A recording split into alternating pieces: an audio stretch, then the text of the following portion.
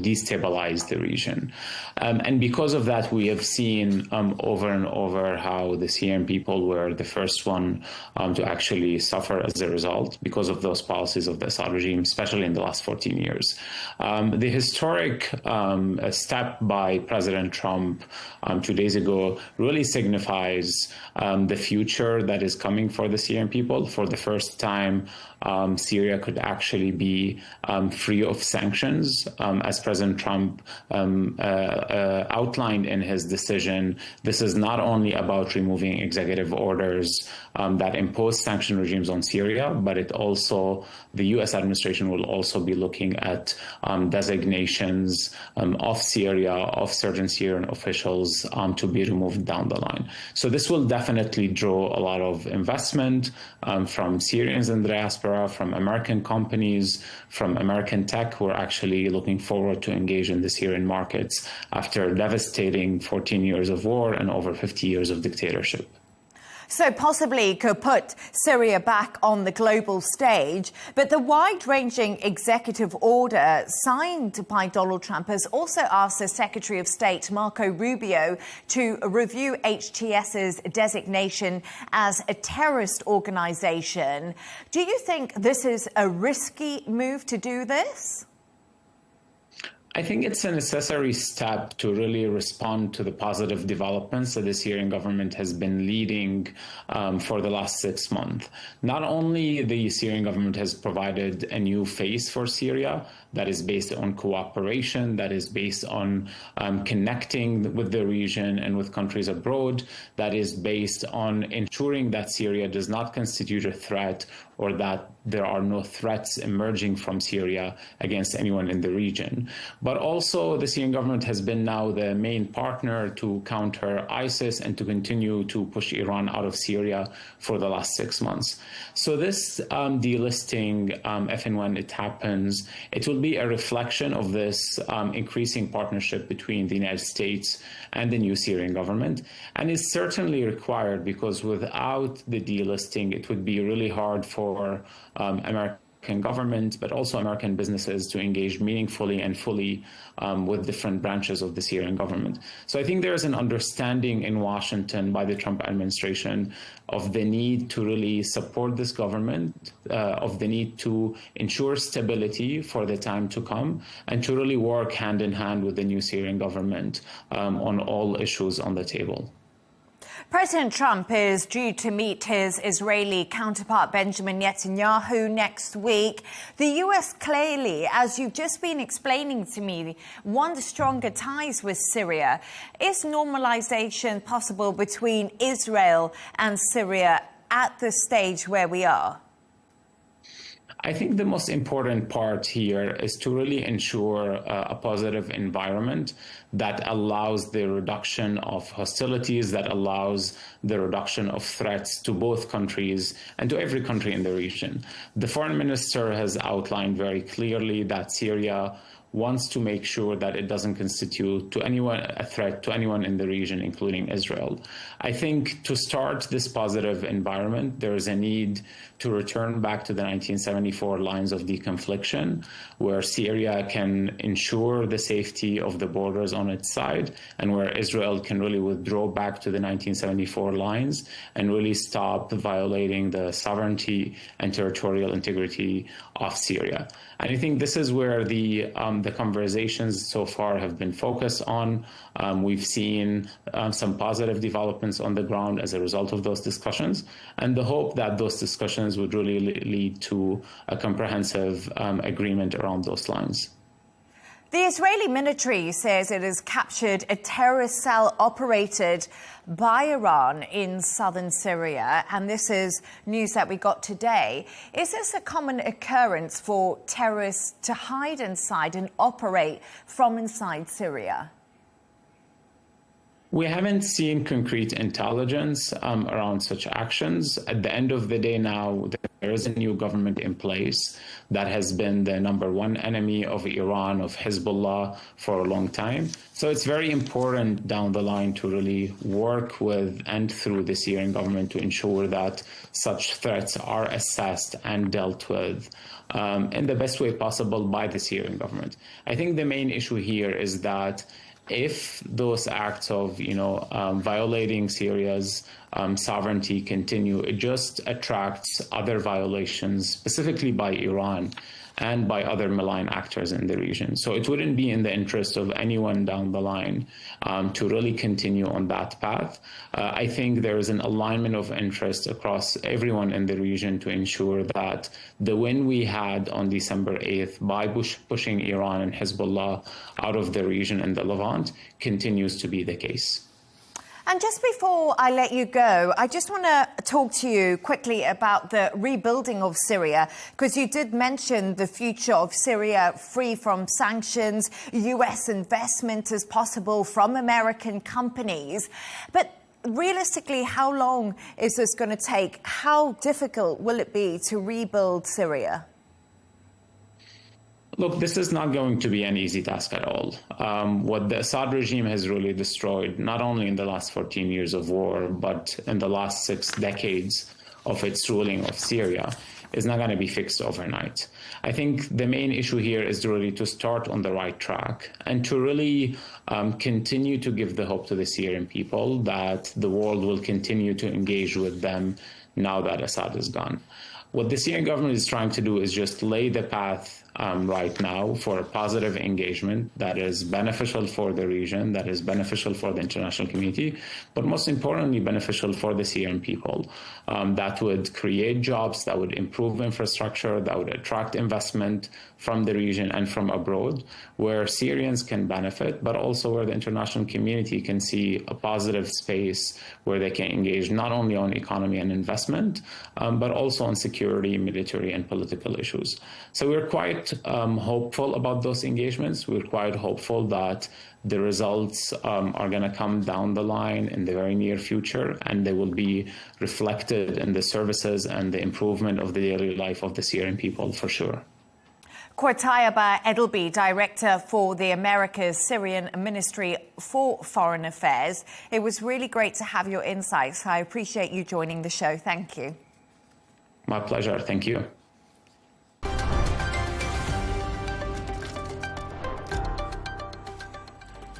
Let's take a look at some of the other stories making the headlines today. The US has paused weapon shipments to Kyiv. That's despite President Trump discussing air defenses with Ukraine's President Volodymyr Zelensky at the NATO summit last week. The White House said the decision was made to put America's interests first following a review of US military support and assistance to other countries. One Ukrainian MP has called the move painful and very unpleasant. Now, Japan has been rocked by an earthquake off the coast of Kagoshima. It measured 5.5, as reported by the Japanese Broadcasting Corporation, NHK. No tsunami warning has been issued. Qantas customers may have been affected by a cyber attack which targeted the airline's third-party consumer service platform. Earlier this week, the company picked up unusual activity used by the contact center, which stores the data of 6 million people. Qantas say they took immediate steps and contained the system and is investigating the full extent of the attack. Oh, and fancy this, a stowaway snake managed to delay a flight in Melbourne, Australia after being found in the plane's cargo hold. Passengers were held for 2 hours after the reptile was discovered during boarding.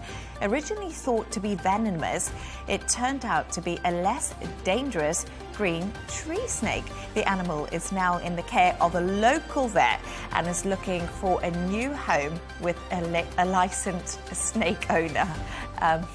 If you want a snake, it's there.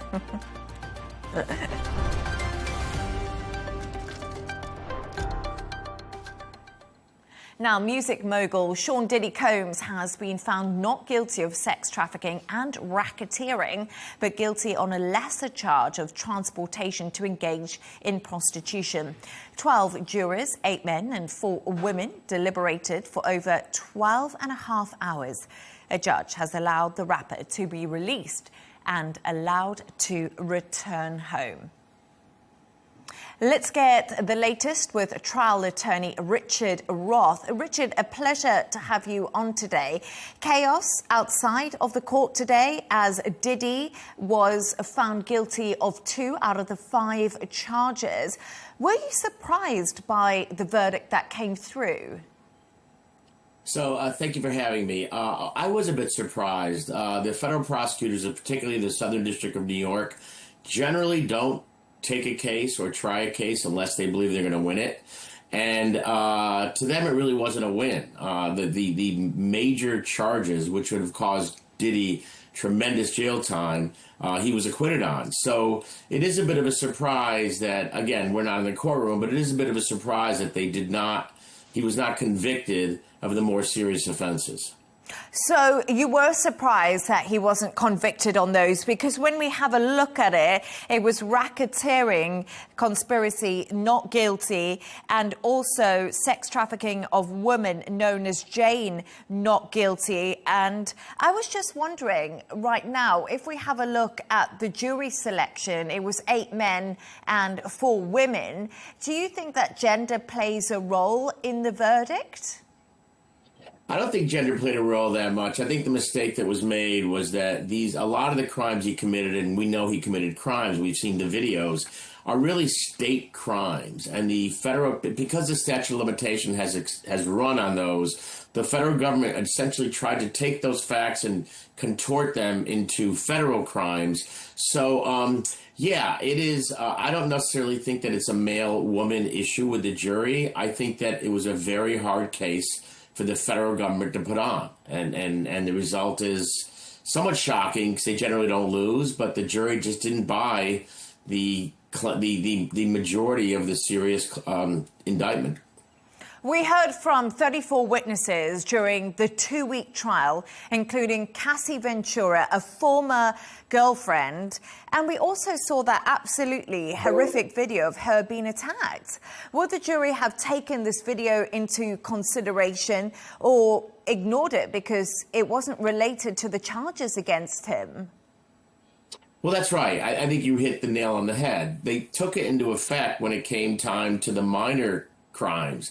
But when it comes to RICO's a very complicated federal statute, fraud-based, which essentially says that a group of individuals, an enterprise, conspired to do things. And as horrific as that video was, and as strong as the testimony was, it didn't really fit in the RICO conspiracy box because it was just him acting. So I think that it was very compelling, and it is horrific what he did. But it just did not amount to some of the crimes he was charged with, and he's a very fortunate man. Indeed. Diddy has been acquitted, as we said, on 2 of the most serious charges. But he could still, Richard, face up to 10 years in prison.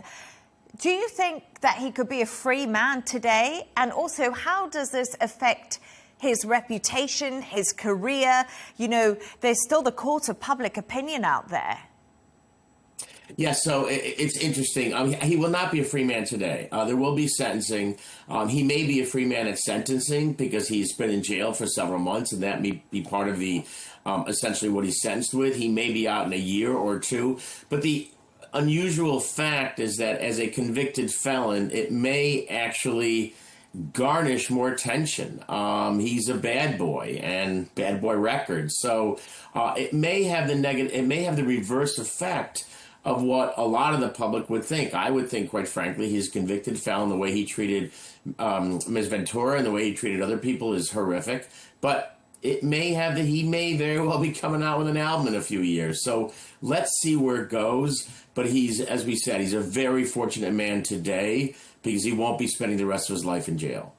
That's an interesting point that you just said there. You know, it could actually boost his fame. But this isn't the end of Diddy's legal journey, really, is it? He still has some civil cases to face. So what happens now with Diddy? So, yes, you're right. The civil cases he has to face are very different because, number one, the standard is lower for a civil case than it is for the criminal. But more importantly, those can be resolved with money. It's not about his liberty. It's not about him doing jail time. It's about paying money to people who are suing him. So it's nowhere near as serious as what we have now. And what Diddy could very well be doing is he could very well be figuring out what his next move is, what he does on the PR front, what he does in the entertainment front, resolve the litigations as best you can. He certainly has a lot of money, so he hopefully will be able to resolve those. And he may very well turn the corner and continue his entertainment mogul status that he had before this indictment. So we don't know yet, but it could he like we said, he could turn the corner, and it could be he's very lucky and very fortunate that they went after him for charges that they couldn't nail him with. Just one quick question before I do let you go, Richard. Large crowds continue to grow outside of court. I must admit, I've watched a lot of trials of celebrities over the years, and nothing seems to have attracted a crowd like this. Why do you think this is the case with the Diddy trial? So it's very interesting you said. I happen to have been walking by. I was outside the courthouse yesterday when they were waiting for a jury. I happen to have been in the same courthouse, but for a different matter. And Diddy is, listen, number one is he's a spectacle. He's an entertainer. He's a celebrity. Number two, he's very controversial. There are people that love him and love his music and love how he advanced the black cause, the entertainment cause. But then there's a lot of people, especially after that video came out, that just don't want to have anything to do with him. So I literally saw people arguing over Diddy when I was there yesterday, and it's attracting a big crowd because it's very controversial. I think, quite frankly, that someone who did something like that certainly deserves a lot of jail time, and there are a lot of people in my corner, but a lot of other people think the opposite. They think that what he did was inappropriate, but that he still is famous and he should be let go for his, if you will, sins. So, Richard, yesterday, what was the atmosphere like outside the court? You said you were there and people were arguing. Has it just become a really big, heated debate over in the States? It is. People who are big fans of his sort of try to excuse his behavior, which I don't understand. But then there's a lot of people there that are saying, we don't care what he goes to jail for. The man should be in jail. You don't treat a woman the way you treated Ms. Ventura or the other women. I mean, there's a lot of things. He put a car on fire. He really did he engaged in a lot of criminal behavior. The problem is that because the statute's gone on the state law, the federal government tried to nail him on that, and that it just didn't stick. It didn't stick as much as they wanted it to. Richard Roth, thank you so much for joining us. A fascinating window there into the P. Diddy story that I'm sure will continue. Trial attorney Richard Roth, once again, your thoughts have been much appreciated on the show.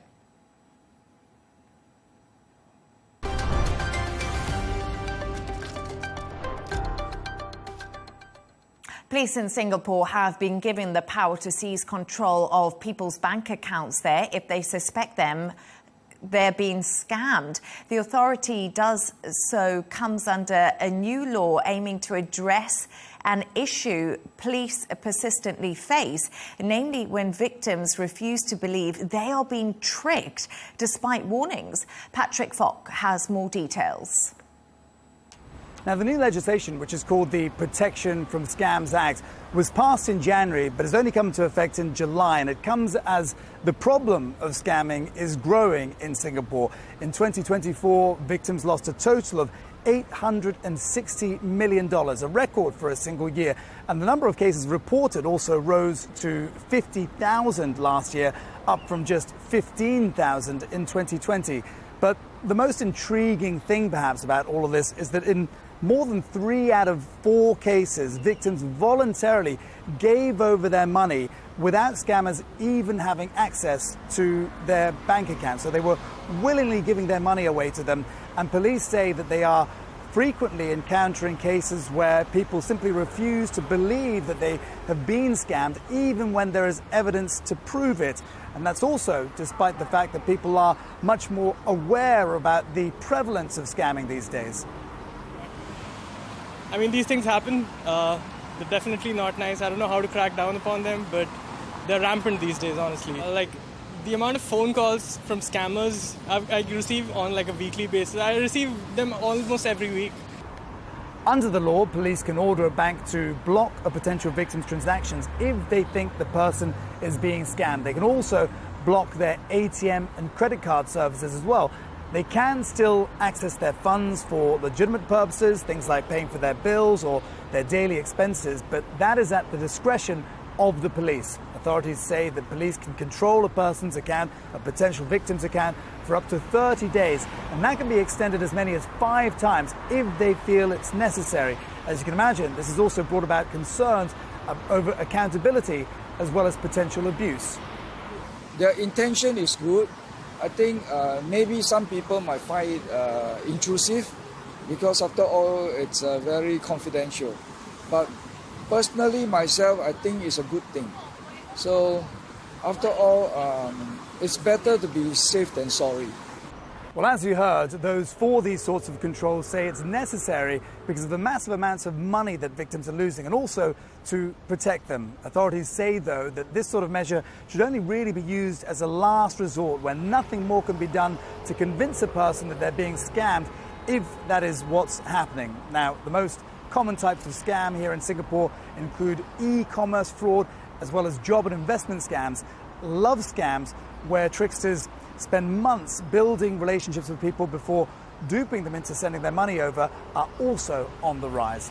Patrick Falk, Al Arabiya, Singapore.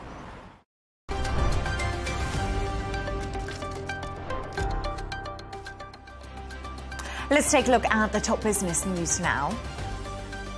President Trump has threatened Japan with tariffs of up to 35% if no trade deal is reached before the July the 9th deadline. Current tariffs on Japanese goods stand at 10%, but could soar, especially on vehicles and metals. Japan remains firm, refusing concessions on agriculture. Trump has criticized Japan's rice imports and expressed doubt about reaching an agreement. Now, the Bank of England is launching its first major banknote redesign in over 50 years, inviting public input on new themes such as nature, innovation, and key events in history. While historic figures may remain, the redesign could feature British birds, landmarks, or cultural icons. The public can submit suggestions until the end of July, with final decisions made by the bank's governor. Let's get all the sport now, and after a strong start, British tennis hopes dimmed as only 3 of 9 home players advanced on day 2 of Wimbledon. However, day 3 sees renewed British involvement in singles and doubles. Novak Djokovic overcame illness to progress, while Jannik Sinner also cruised through. Top seed Aryna Sabalenka, Carlos Alcaraz and Emma Raducanu headline centre court today as cooler weather does arrive. And Borussia Dortmund has defeated Monterrey 2-1 in the Club World Cup last 16. However, midfielder Joab Bellingham will miss the quarter-final against Real Madrid due to suspension from accumulated yellow cards. As a result, he will not face his brother, Jude Bellingham, who plays for Real, but who also beat Juventus in the last 8.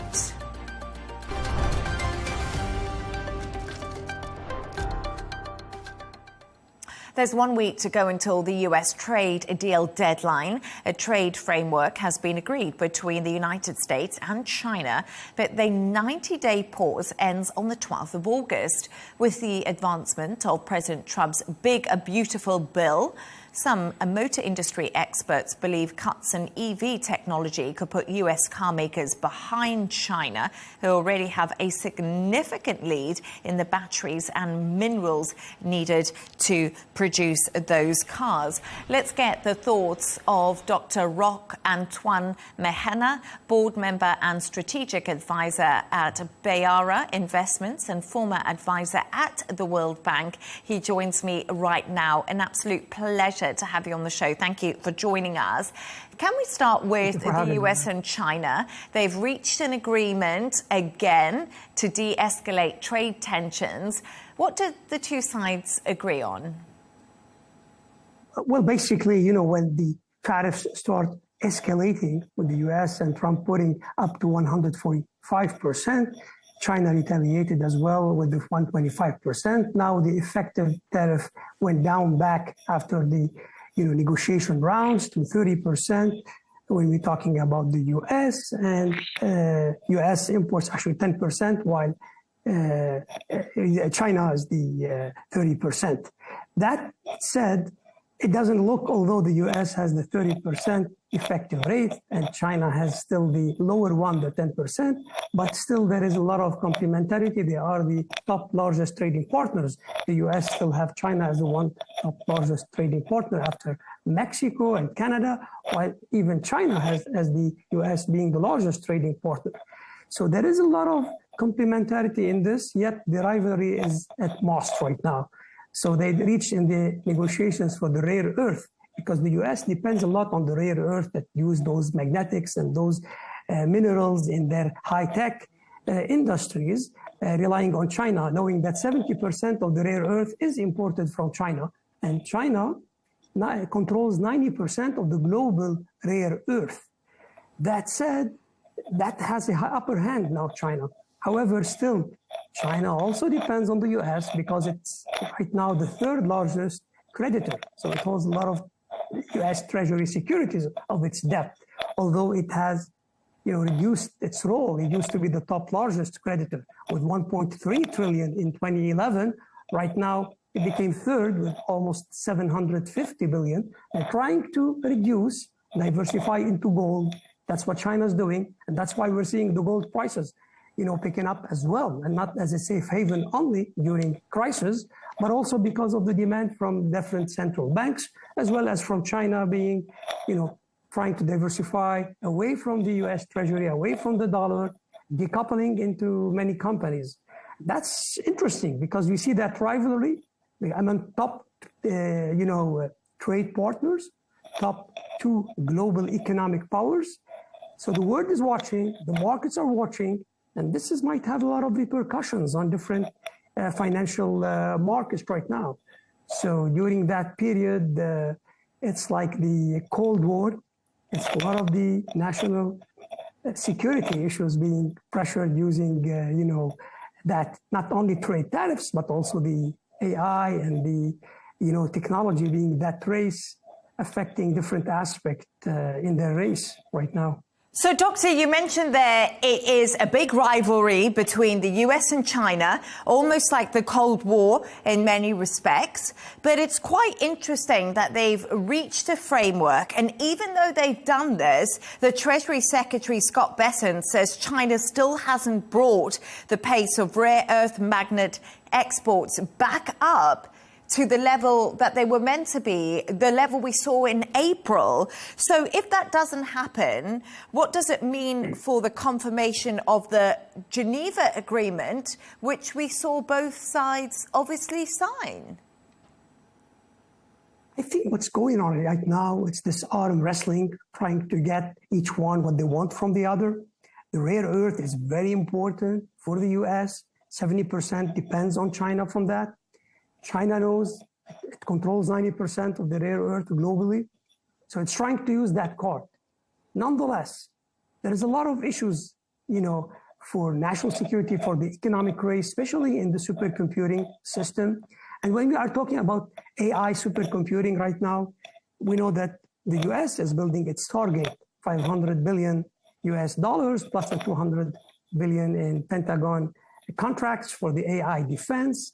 That actually creating a lot of, intensity and the competitiveness in this role, it's, spreading all beyond the tariffs. So there is a kind of package. I think they're working on that. They're also looking at the decoupling. We know recently that actually 30% of U.S. companies are being relocating from China to Vietnam and India. And that's double the rate since 2020. And Doctor, that's China.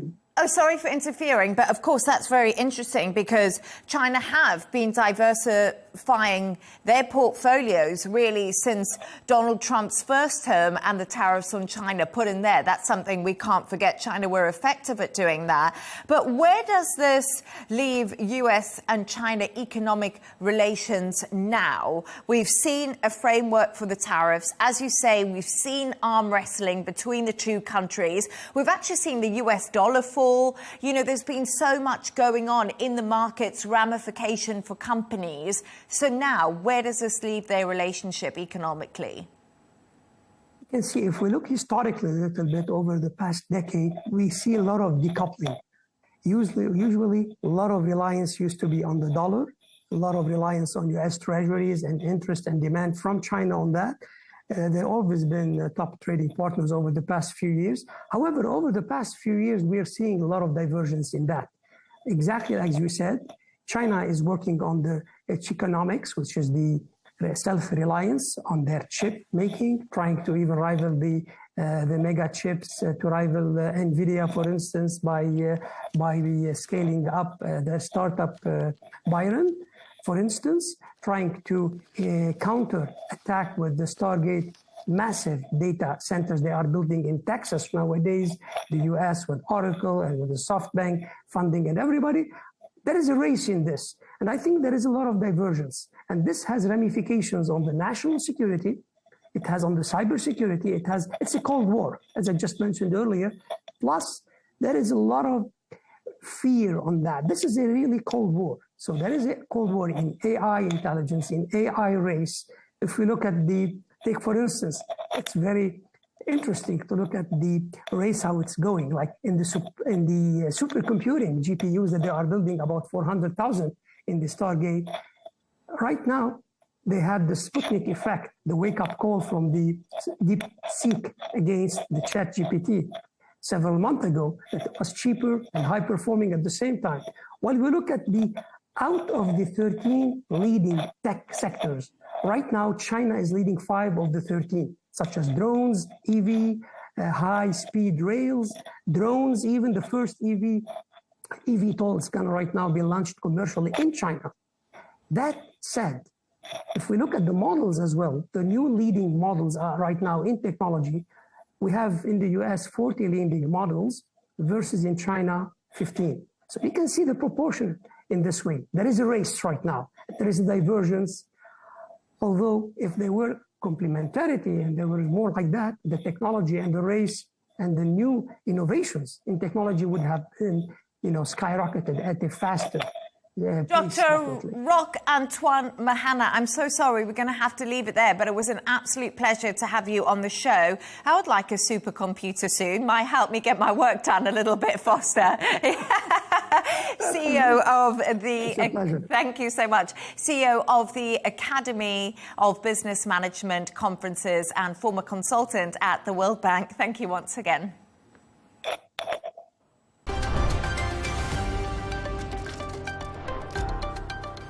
A reminder of our top stories.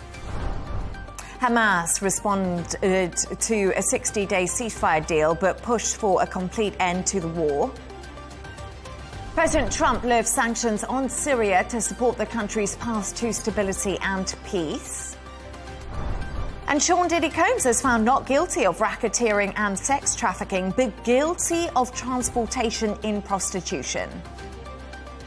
And that's all from us on W News. Don't forget to subscribe to our YouTube channel and, of course, follow us on X. Counterpoints with Melinda Nucifora is coming up next. Plus, we'll be back in a couple of hours with W News Extra. Goodbye and thank you for joining us.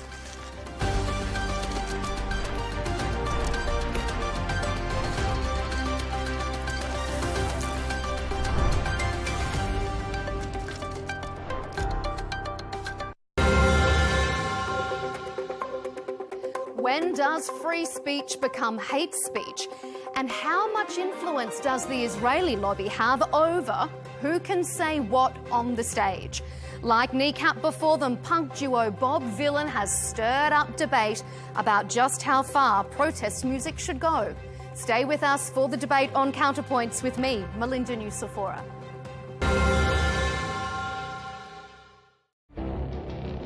It feels like decades are passing by in a matter of weeks. Seismic shifts in the world order. Never, ever will be part of America. With so much happening and so much noise. Whether it's political upheaval, Canada has been ripping us off for years. Economic shifts or social movements. And no one wins from tariffs. I think America can be more friendly to the rest of the world. For in-depth analysis and all the latest developments across the globe. To have an inclusive policy together. The meetings with Hamas gave me some hope. We're in another nuclear arms race. The most important development straight to your screen. Welcome to the dressing room. I'm on my own. I need backup. And an insightful look at the issues shaping our world today. It was not going to happen, that war, and it happened. Join us on Arabiya News, where the world talks.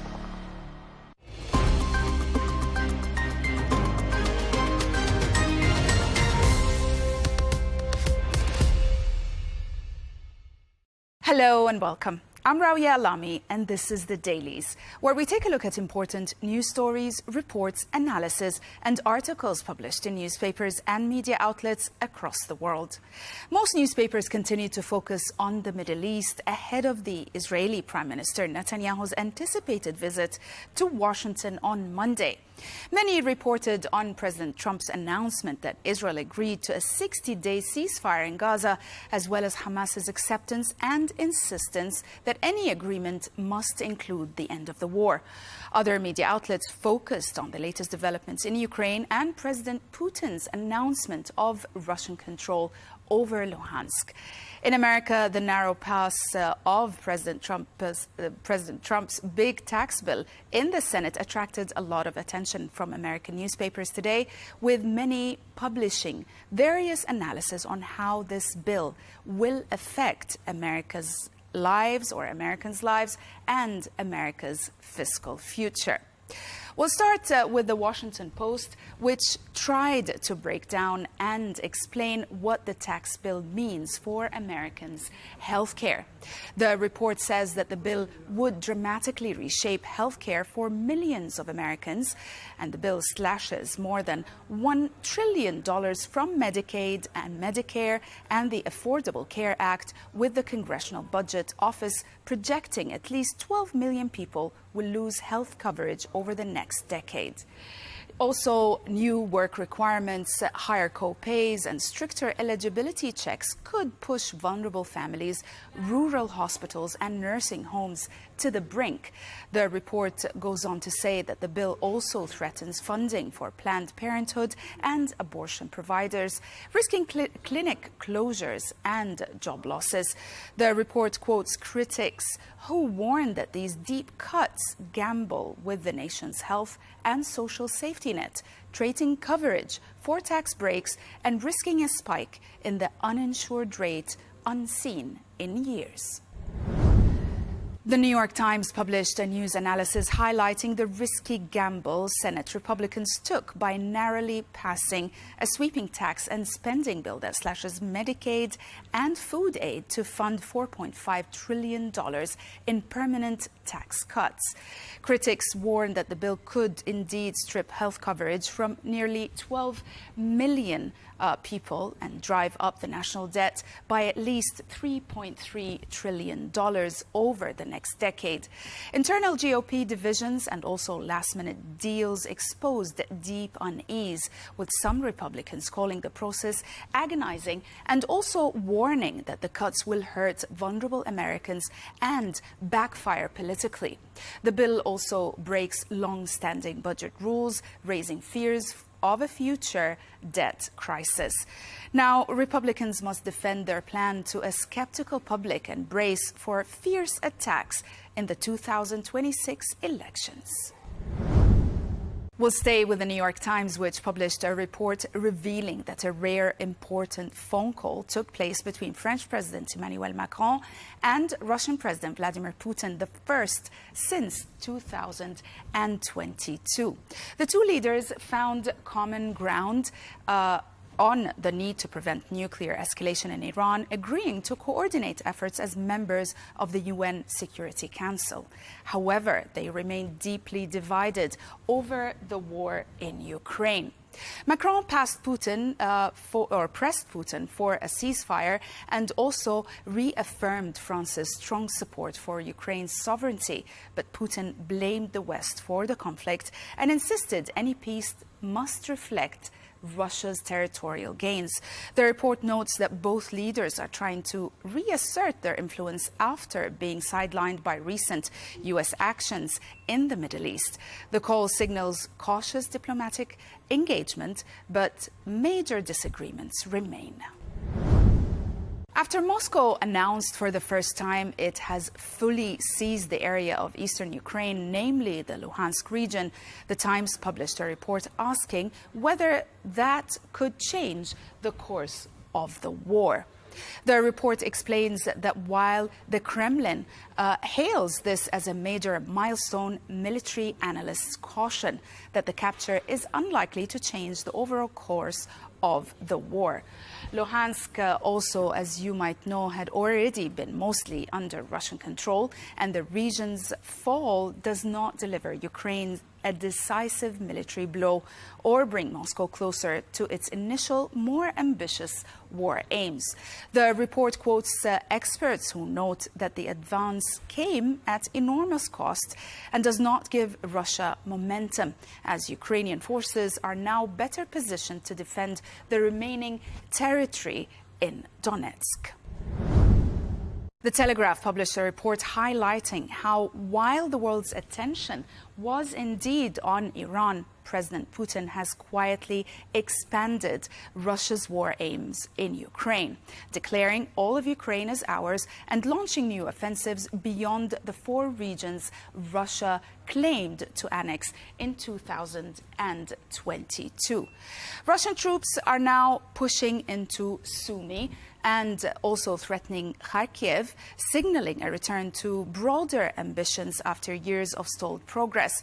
Analysts note that despite some recent territorial gains, Russia's advances remain slow and costly, and Ukraine's defenses are still holding in key areas. Peace talks have stalled, with both sides far apart on terms. While Putin's rhetoric and wider campaign raises the stakes, most experts say these moves are unlikely to deliver a quick breakthrough or fundamentally change the war's grinding nature. To the Financial Times now, where Melinda Nucifora wrote an opinion article highlighting the urgent call from Gulf leaders for a new approach to peace in the Middle East after Iran's attack on Qatar and years of regional conflict. Lana, by the way, is Assistant Minister for Political Affairs and Special Envoy of the UAE Minister of Foreign Affairs. The article points out that at an emergency summit, the UAE and its partners stressed that military force and extremist ideologies have failed to bring lasting security. They urged President Trump to build on the Abraham Accords and push for a permanent ceasefire in Gaza, warning that the region is at a crossroads. The author argues that only bold diplomacy, economic integration, and a just solution for Palestinians can end this cycle of violence. The UAE calls for all regional players, including Israel, Iran, and Arab states, to lead a new era of stability and prosperity, emphasizing that the time for a comprehensive deal is now.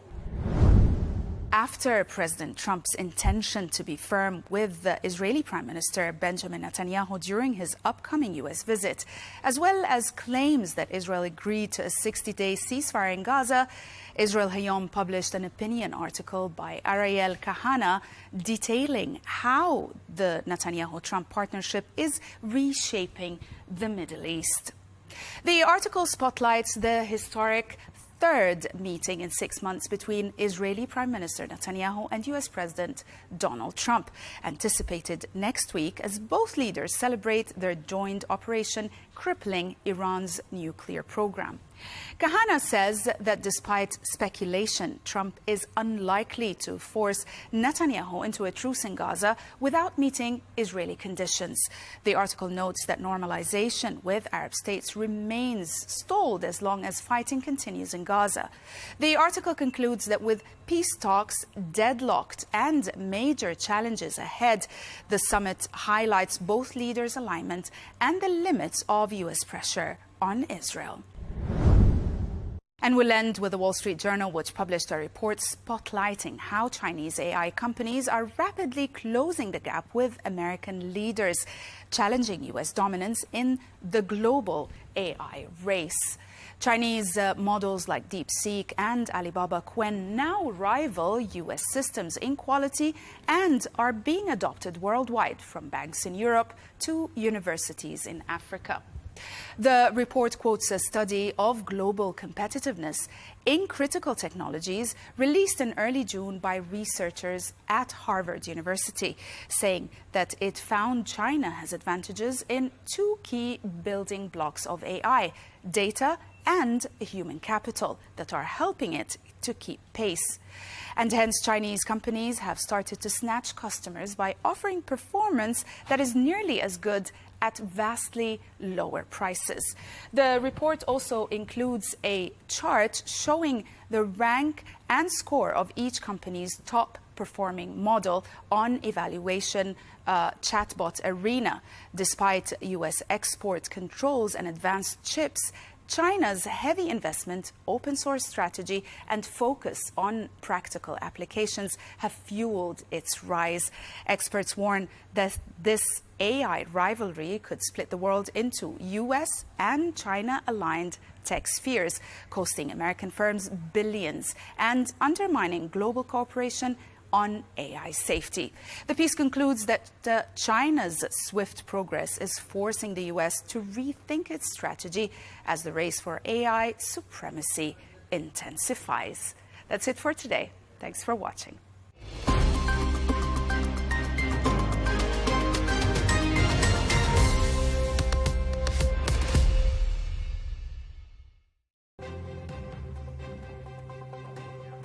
Maybe he will. Maybe he won't. He'll make up his mind at the last minute. President Donald Trump makes waging war sound like a simple, everyday decision. Is direct US military involvement in the Israel-Iran conflict the only way to force a lasting resolution? While Trump mulls war, European foreign ministers talk peace with their Iranian counterpart. But has Europe left its run too late? It's up for debate here on Counterpoints with me, Melinda Nucifora.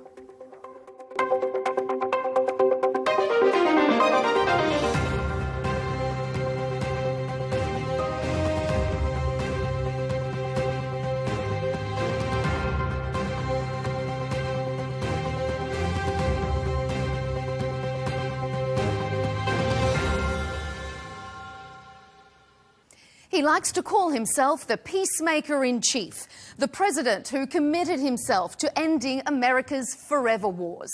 Now, that same president is considering dropping a bomb on Iran. I have ideas as to what to do, but I haven't made a final. I like to make the final decision 1 second before it's due, because things change. I mean, especially with war. Things change with war. It can go from one extreme to the other. Israel and Iran's tit-for-tat bombing campaign has entered a second week and, without a circuit breaker, could continue to grind on indefinitely. So, would a definitive US strike force an end to the conflict, or would it just be the start of another broader regional war? Iran says it's no longer willing to negotiate with the US. So European governments have stepped in to try to broker a deal. UK, German and French foreign ministers are meeting their Iranian counterpart in Geneva. But does Europe hold any cards here? They've played second fiddle to the US on Middle East affairs for so long. Have they lost their leverage? On this episode of Counterpoints, we'll debate, is a US strike needed to force an end to the conflict? Does Europe have the power to broker a deal with Iran? And has Israel overplayed its hand and taken its regional fight too far? Well, to discuss the conflict between Iran and Israel and the prospect of the US becoming embroiled in the fight, I'm joined by Ambassador David Satterfield, a former US ambassador to Lebanon and until last year was President Biden's special envoy for humanitarian aid for Gaza. Also on our panel is German diplomat Martin Kobler. He's held various ambassadorial posts across the Middle East and was formerly a UN special envoy for Libya. And rounding out our guest list this week is Colonel Richard Kemp, a former British military officer who has worked in operations both in Iraq and Afghanistan and in addition various other roles in the British Ministry of Defence. Gentlemen, thank you for your time here on Counterpoints. It's pretty clear now that Israel can't achieve its operational objectives in Iran without US intervention. It can't take out Iran's underground nuclear base without US weapons. So instead, it's targeting infrastructure and civilians above ground. But to get enough damage done, it's going to have to keep up that bombing campaign for weeks, if not months. Meanwhile, Iran says it now more than ever is insistent that it won't relinquish its nuclear program. So both sides are digging in, and this conflict could now just grind on for months. That means more civilians on both sides will die. So is a circuit breaker needed? Ambassador Satterfield, let me start with you. Should the US strike Fordo and get involved more openly in this fight to make that circuit breaker, or will that make the situation worse? Well, I would challenge many of the assumptions contained in your opening remarks, which ignore almost completely the Iranian agency in all of this. Iran's active work on highly enriched uranium, designed whether or not weaponization occurs to provide the threat of weaponization as a tool for advancement of its ambitions in the region, as well, of course, as its support for proxies who have the blood of every country represented on this screen and many others on their hands. But your question as to what is to be done now, there's a window. There's a window of opportunity still for a non-kinetic, a non-military resolution to this. I think it's very clear that President Trump has concerns over the question, first, of the effectiveness of a U.S. strike or series of strikes to truly end the enrichment program in a definitive fashion. Secondly, what the consequences of such a strike would be with respect to U.S. interests in the region. And finally, how to avoid all of this becoming another prolonged conflict, which is something that he and many Americans, and I think not unlike Joe Biden at the end of his administration, want to avoid. It isn't inevitable that there is a strike, but to make it not inevitable, Iran is going to have to come to the table. Iran was at the table, though, before Israel launched its strikes a week ago. So they were at the table. For 8 weeks, they were at the table refusing to agree to an end to the enrichment program. So, yes, they were at the table, but the table produced nothing. And the circumstances now would dictate that Iran must recognize, and I hope in the European meetings taking place today with Iranian officials, there's a consistent message. You have a chance, but you need to take it now. Martin, what's your take? Should the US get involved? Do you think they will get involved? What kind of conflict would it become if they did? Well, I would like to add on what David said, not to lose out of sight the Iranian behavior. I mean, in addition to what David said, Iran has been consistently threatening Israel with extinction. So this is really a problem of survival of the Israeli state. Now, if this comes together, that Iran has been threatening Israel with destroying, with annihilating the whole country for 30 years now. I mean, this is a philosophy. This is on the genes of the PR machine of the Iranians. If this comes together with a high enrichment of uranium to make a bomb possible, I mean, this, I think, justifies what we are seeing right now. But coming back to your question, whether the Americans will or will not intervene here, Trump has a strategic ambiguity here. He says, I know, I don't know, or maybe not. So let's wait. However, I only can encourage those who are now sitting together, like the 3 European foreign ministers. I hope they're coordinating very intensely with the United States here in order to prevent the American intervention here. I think it's very important to give diplomacy a chance. You are right that there were already talks going on. However, they were not fruitful. And now we have the situation of the Israeli-Iran war, so to say, and it's extremely important that these diplomatic talks go on. Now, all those who have experience in negotiating with Iranians know how this is done, how the procrastination is done. So you see, it's of little importance whether they were sitting together before. How are they behaving now with the circumstances we have now? Richard, what's your read on it? I think the first thing I'd say is I think the worst possible outcome of this would be a diplomatic solution. War is obviously a terrible thing, but sometimes there are things worse than war. And I think if there was any kind of an agreement between Iran and the United States or any other country, it simply wouldn't be worth the paper it's written on. We'd just be back to square one if Israel wasn't able to finish the job that it started. Let's not forget that when President Obama's JCPOA came into force, numerous times the Iranian regime cheated on that agreement. It didn't honor the agreement. It hasn't honored its undertakings under the Nuclear Non-Proliferation Treaty, and it won't do so. I think that it sounds good, and we're all accustomed to a diplomatic solution's best, but I don't think in this case it is. I think the answer is to, as far as it can be possibly done, is to destroy the Iranian nuclear program, or certainly as a minimum set it back by many, many years, which I think has partly already been done. And preferably to bring down the regime. Now, that clearly has to be done from within, and I don't know. I know there are a number of opposition groups in Iran. I don't know if any of them has the capability or indeed the courage to actually topple the regime now. But clearly this is an ideal opportunity for them to do so. They've seen the weakness of this regime. They've seen it exposed both in the offensive operations by Israel and their own attempts at offensive operations against Israel. I think the reality is, you've spoken about this war going on for maybe weeks or months.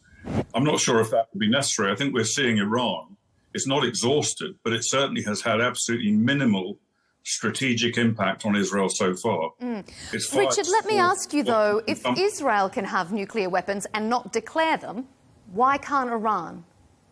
Here's why, and let me be very blunt on this. Iran is a bandit regime, a rogue regime, a terrorist regime. For 46 years, it directly and through proxies has threatened, has killed, has murdered, has challenged virtually everyone in the region. It has attacked directly its own neighbors. It has indeed, as Martin has said, proclaimed for decades that the annihilation of the Zionist entity, as it calls it, is its objective. It is a different matter altogether between Israel's reported possession of nuclear weapons and the threat that Iran, even now, without a weapon, but the potential to develop a weapon, poses. Richard, when I asked that question, you had a bit of a giggle. What's your take? I mean, if Israel's allowed to, Why isn't Iran? Well, I think you've just had that question partially answered. Israel is not a terrorist state. It's not a dictatorship like Iran is. It's a democratic country with democratic processes. And I think that the prospects, Iran has made it very clear it intends to annihilate the Zionist state, and it created this network of proxies around the region to do exactly that. We have no reason to believe that a nuclear-armed Iran would not carry out its threats. Israel has made no such threats against anybody. And I think you can illustrate, I think the kind of the rationale can be illustrated to an extent by the fact that Israel has allegedly, and I don't think they've admitted to it, but Israel has allegedly had a nuclear weapons capability for many decades now. Iran is getting closer, has been getting closer to nuclear program for a long time. To my knowledge, no country in the region, with the exception of Iran, has sought nuclear weapons out of fear of Israel's nuclear program. But there are a number of countries in the region, not least Saudi Arabia, which has been actively looking towards acquiring its own nuclear capability if Iran gains its one. So it really, I think that shows what certainly the view in the region is of Israel's nuclear weapons program, and or potential alleged nuclear weapons program. And it shows the fear of Iran gaining nuclear weapons. Martin, let me take you back to something that Richard said in his first answer, that diplomacy would be the worst possible outcome and that Israel should be able to finish the job. What do you make of that? Well, first of all, let me comment on the strong words of David. I wouldn't use such strong words in a situation. Also, I totally agree in substance if I want to sit together with the regime. So, I mean, if I were about to negotiate with the Iranians, I would accept them as a partner, as a difficult partner, as a partner now under military pressure.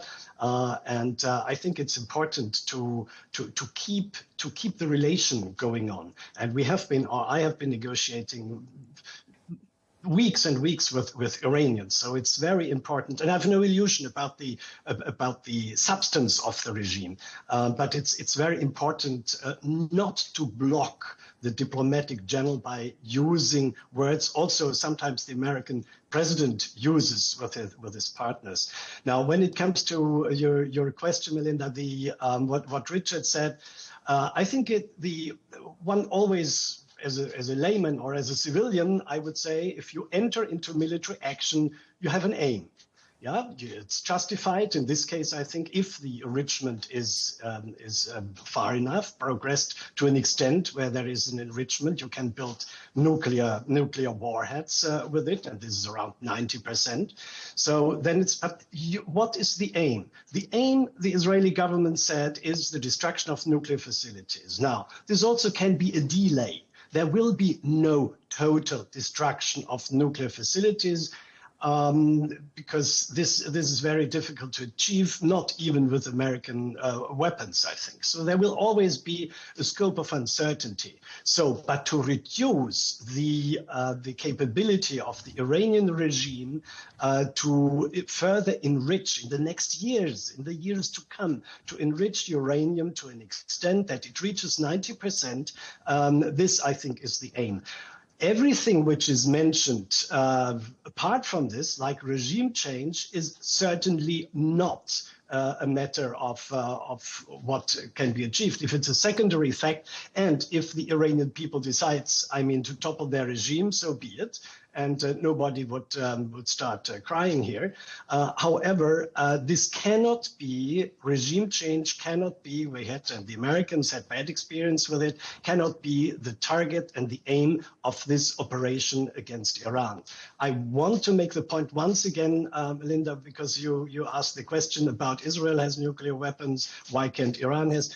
I only can agree with those who say Israel doesn't threaten other countries with annihilation, and Iran does. Imagine the United Arab Emirates would be threatened, or Germany, or any other country.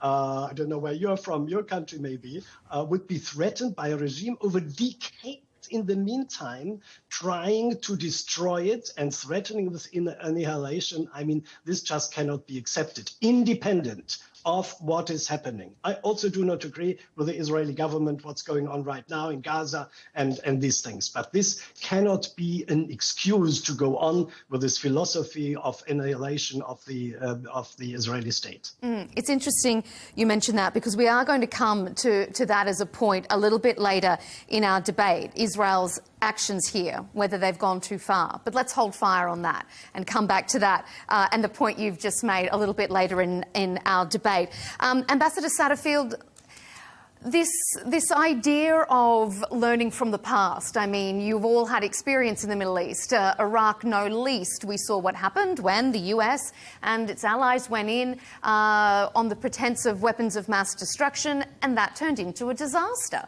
Can you bomb your way to peace?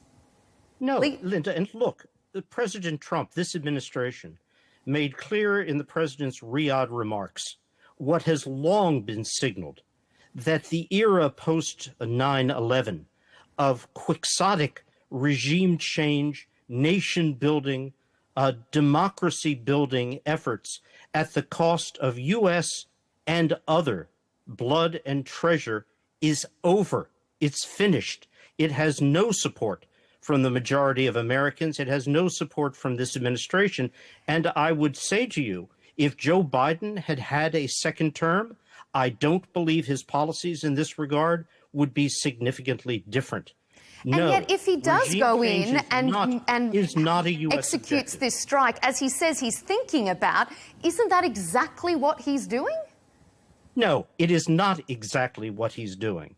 He has made clear his efforts. Whatever rhetoric comes from various individuals in the Israeli government, and there's a spectrum of expression, his objective is the enrichment program itself and bringing this to a close.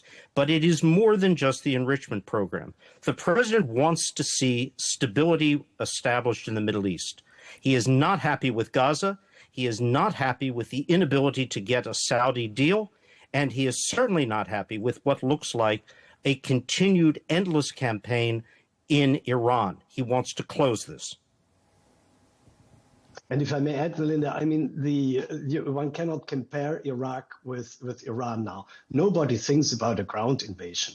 I mean, Iraq was a ground invasion. In our view, it was not legal. It was contrary to international law because it was done without the Security Council approval. Others see it differently. However, 150,000 American soldiers and others invaded the country.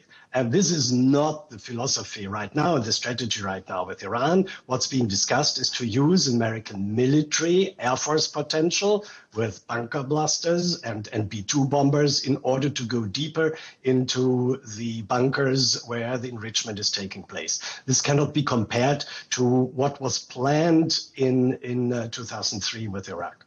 Mm-hmm. Just one other go ahead. Observation I'd like to put in here is, in your opening comments, you made the assertion that Israel cannot complete its objectives in Iran without American assistance. I don't think there's any real basis for that. I do believe that American intervention using its bunker buster bombs would certainly do a very successful job on Fordo.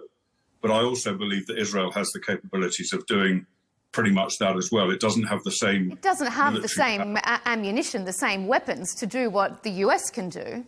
There are other ways of doing it, and we don't know. I mean, I don't know, and you don't know what Israel's capabilities are on Fordo and what their plans are on Fordo. I would suggest that the Prime Minister of Israel would not have launched this operation without a clear plan as to how he was going to deal with it, which probably did not, unless he has an agreement with President Trump that we're not aware of, which probably did not include having US involvement as a prerequisite. So we'll have to see what happens about that. I'm not suggesting that it would be a bad thing for the United States to deal with Fordo if President Trump's inclined to do so, but I don't think we should assume either that Israel can't deal with Fordo. If it could, though, wouldn't it have done it by now? Well, I think there are many considerations, and Israel's only been carrying out this operation now for just about a week. It's also had other priorities as well as dealing with the nuclear program, because let's not forget one of its top priorities is defensive against the Iranian ballistic missile attacks and has expended a huge amount of air power on dealing with that. Iran's ballistic missile attacks have been largely ineffective. They've resulted in something, I know it's a terrible thing, I know, 25 deaths, but only something like 25 deaths with something like 500 ballistic missiles fired. The deaths are terrible, but it's not a strategic impact. And Iran appears to be potentially running out of power on its offensive operations. But that's because Israel has devoted so much energy both to destroying launchers and missiles on the ground, but also to intercepting them in the air with US assistance, I might add. Let's turn to our second segment. If we are looking to move away from conflict towards diplomacy, let's turn our attentions to what's happening in Switzerland. We know that the foreign ministers from the UK, France and Germany, along with the EU's top diplomat, have been in talks with their Iranian counterpart in Geneva. They're trying to coax Iran back to the negotiating table, something Tehran says it's not interested in while it's under attack. Europe was effectively sidelined during the original negotiations led by the US, and people close to the Geneva talks, it's reportedly, are saying that expectations there are low. Ambassador Satterfield, let me ask you, does Europe have the power to broker a deal with Iran, or does that power rest solely with the United States? No, Europe does not have the power to broker a deal with Iran. What Europe does have the power to do is, given the significant weight these three ministers hold, their countries hold, is to reinforce a single consistent message that you have an opportunity now to preserve yourselves, whatever we think the wisdom or ill wisdom is of the Iranian regime. You have the ability to preserve yourselves from further violence, further kinetic action, but it's a window for preservation that is closing rapidly. Europe does have a critical role here in that regard, and I would hope there is a uniform message. What do you think about it, Martin? Do you think Europe holds any cards here? I think Europe has mentally, I wouldn't say good relations, but psychologically, I think they are closer to Iran. When President Trump won, just threw away the JCPOA, Europe continued in a way to save the JCPOA in a marginal way.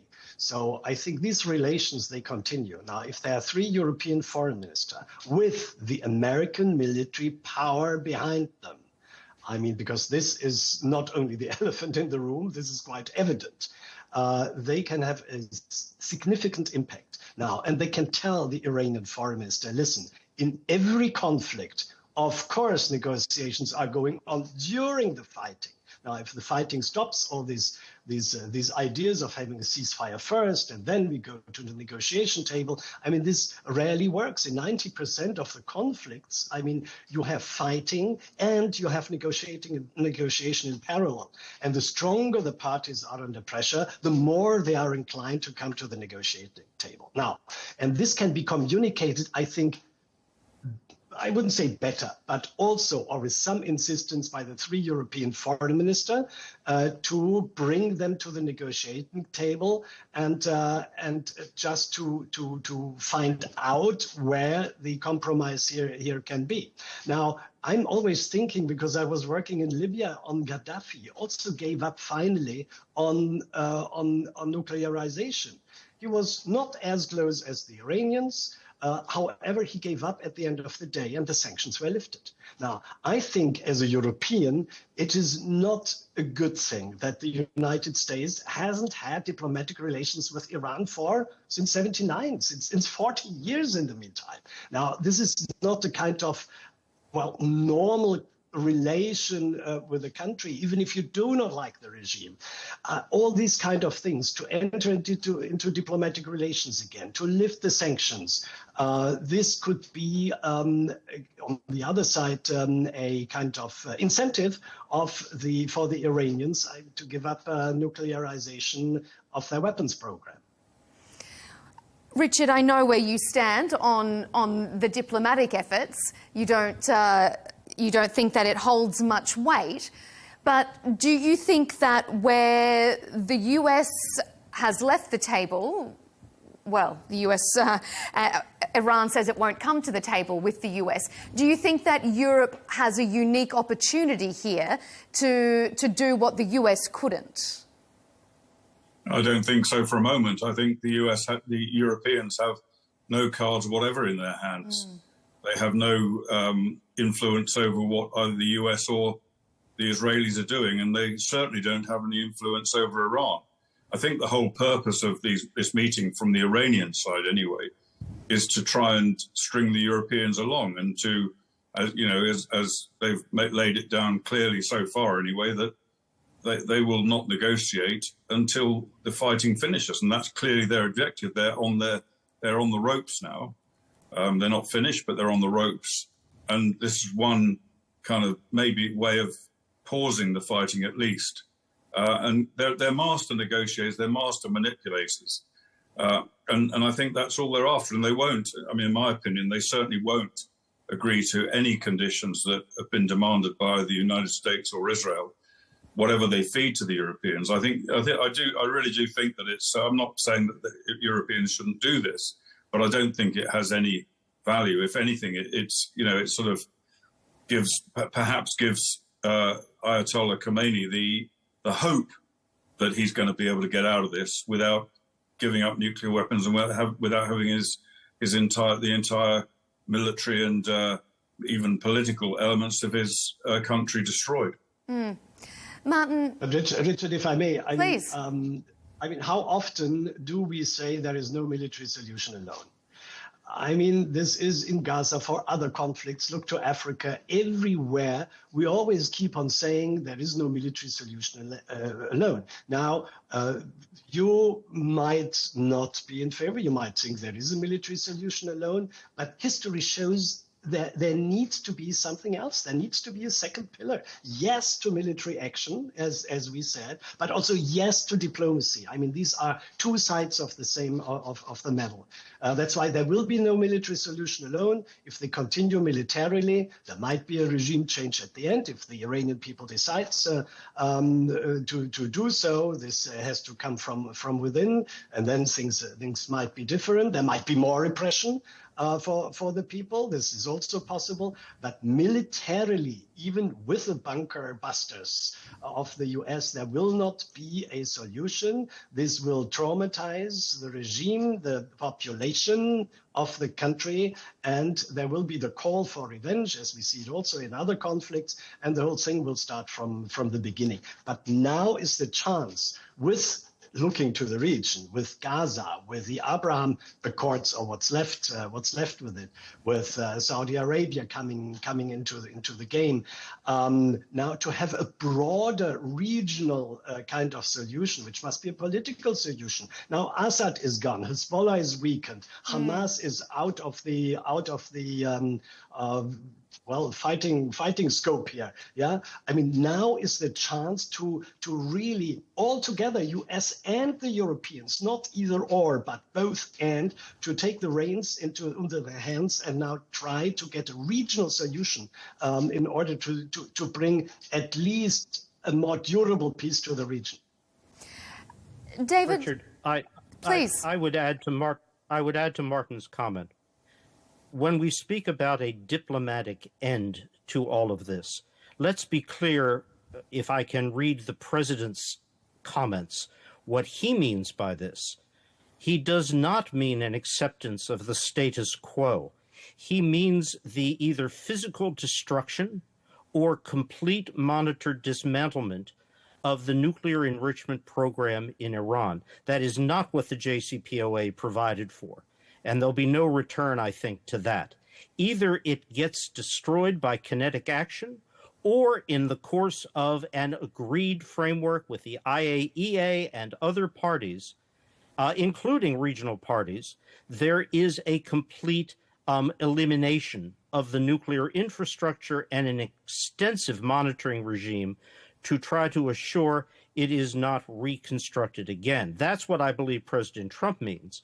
But I think he is quite exceptional in terms of his desire, based on his own unique background, to see a more normal relationship with a post-nuclear enrichment Iran and a post-ballistic missile threatening Iran. The proxy issue is a different story and a much more difficult one. But I certainly don't believe the president believes that regime change, having watched the debacles of Iraq, Afghanistan post the initial operations against the Taliban, and Libya, is a model that he wishes to be associated with. Martin, Europe was very quick to condemn Russia's actions in Ukraine, but they've been relatively quiet until very recently regarding Israel's actions in Gaza, despite the ICC issuing arrest warrants. Now they're backing Israel in this conflict too. Has Europe, and the West maybe more broadly, relinquished its role as this standard bearer of the rules-based order?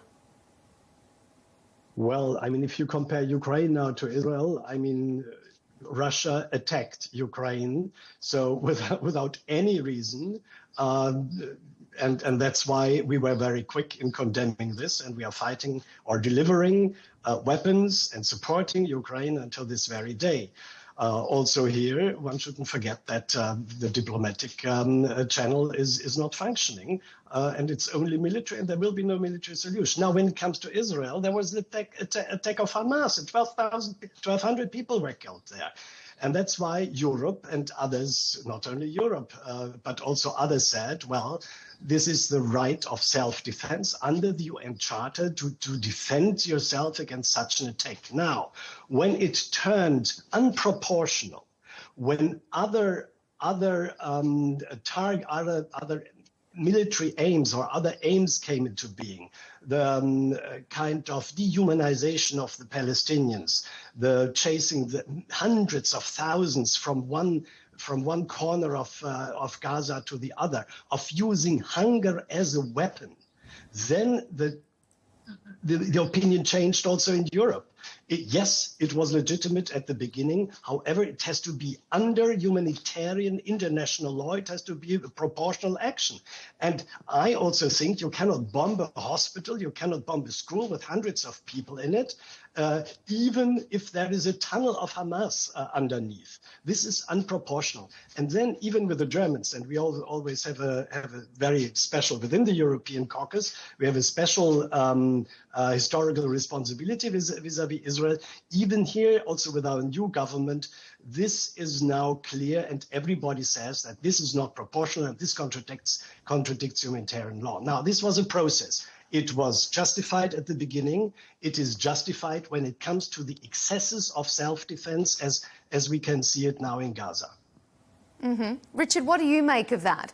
I mean, why would Iran rush back to the table when it feels like it's the one being attacked? Does Europe and the West, have they relinquished their rules-based order crown? I think in relation to Gaza, I don't see that as being disproportionate. I see it as being very, very terrible, very horrific devastation. What I would like to hear from somebody, and I've not heard it from anybody yet, and I'm not talking about in this discussion, but in the broader sense, how you would deal with the situation that Israel's facing in Gaza, where it has a terrorist entity still holding on to a significant number of Israeli hostages, and a leadership that continues to threaten to repeat 7th of October again and again and again. Now, you have one of two options. You either continue to attack those terrorists until they've been eliminated, or at least taken from any form of offensive capability or control of Gaza, and you release the hostages, or unfortunately many of the hostages may die in the process, or you simply say, well, we'll just leave Gaza, we'll stop fighting Hamas, we will allow them to rebuild themselves as they see fit.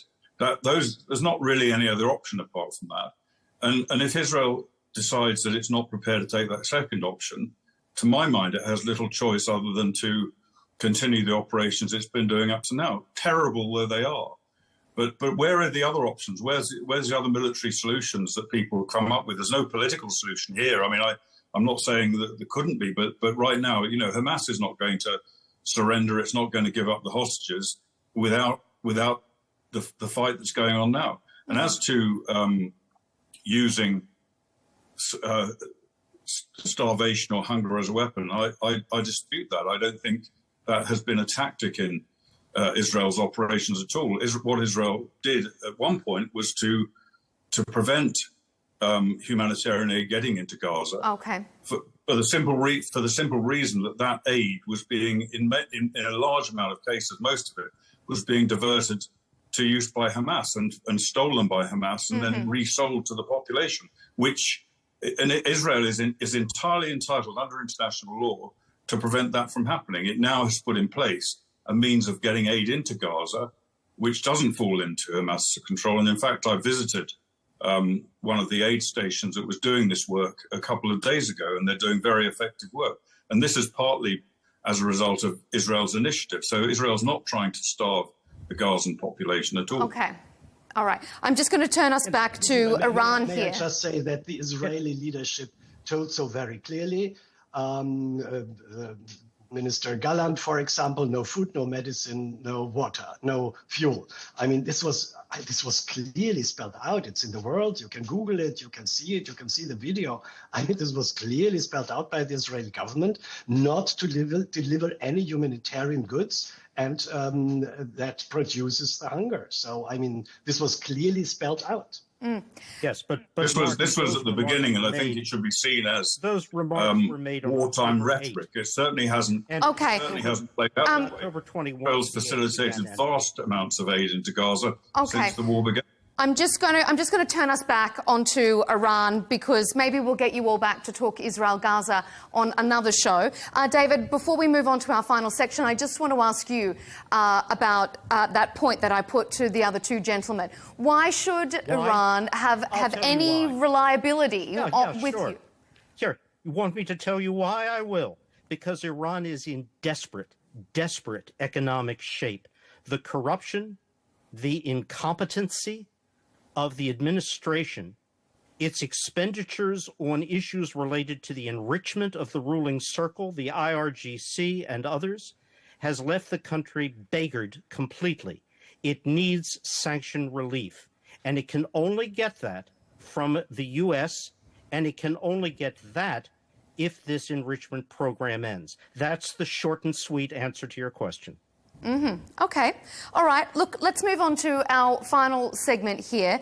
I mean, Israel launched these strikes saying that they were preemptive strikes. They are aware of the fact that even though, as some of our guests have said, perhaps they can take out Fordo on their own, it's going to be much harder without US support. There is no guarantee that that support is forthcoming or that it will even work. Even President Trump himself has reportedly questioned the ability of these bunker busters to take out Fordo about 100 metres underground. So could we be seeing boots on the ground now, maybe tactical nuclear weapons used if some reports out of the US are to be leaked? Let me interrupt. Go ahead. This is speculation that goes beyond the bounds of any realistic prospects. There's not going to be U.S. boots on the ground. No, Israeli boots. I'm not saying U.S. boots on the ground. I'm saying that Israel may need to send I suspect boots. Israel already has shoes and boots either there or able to be there, but not for an invasion purposes, for tactical operations, as Richard referred to, correct? Indeed. But absolutely, that if they're going to take out Fordo, they're going to need to do it differently. They're going to need a different strategy.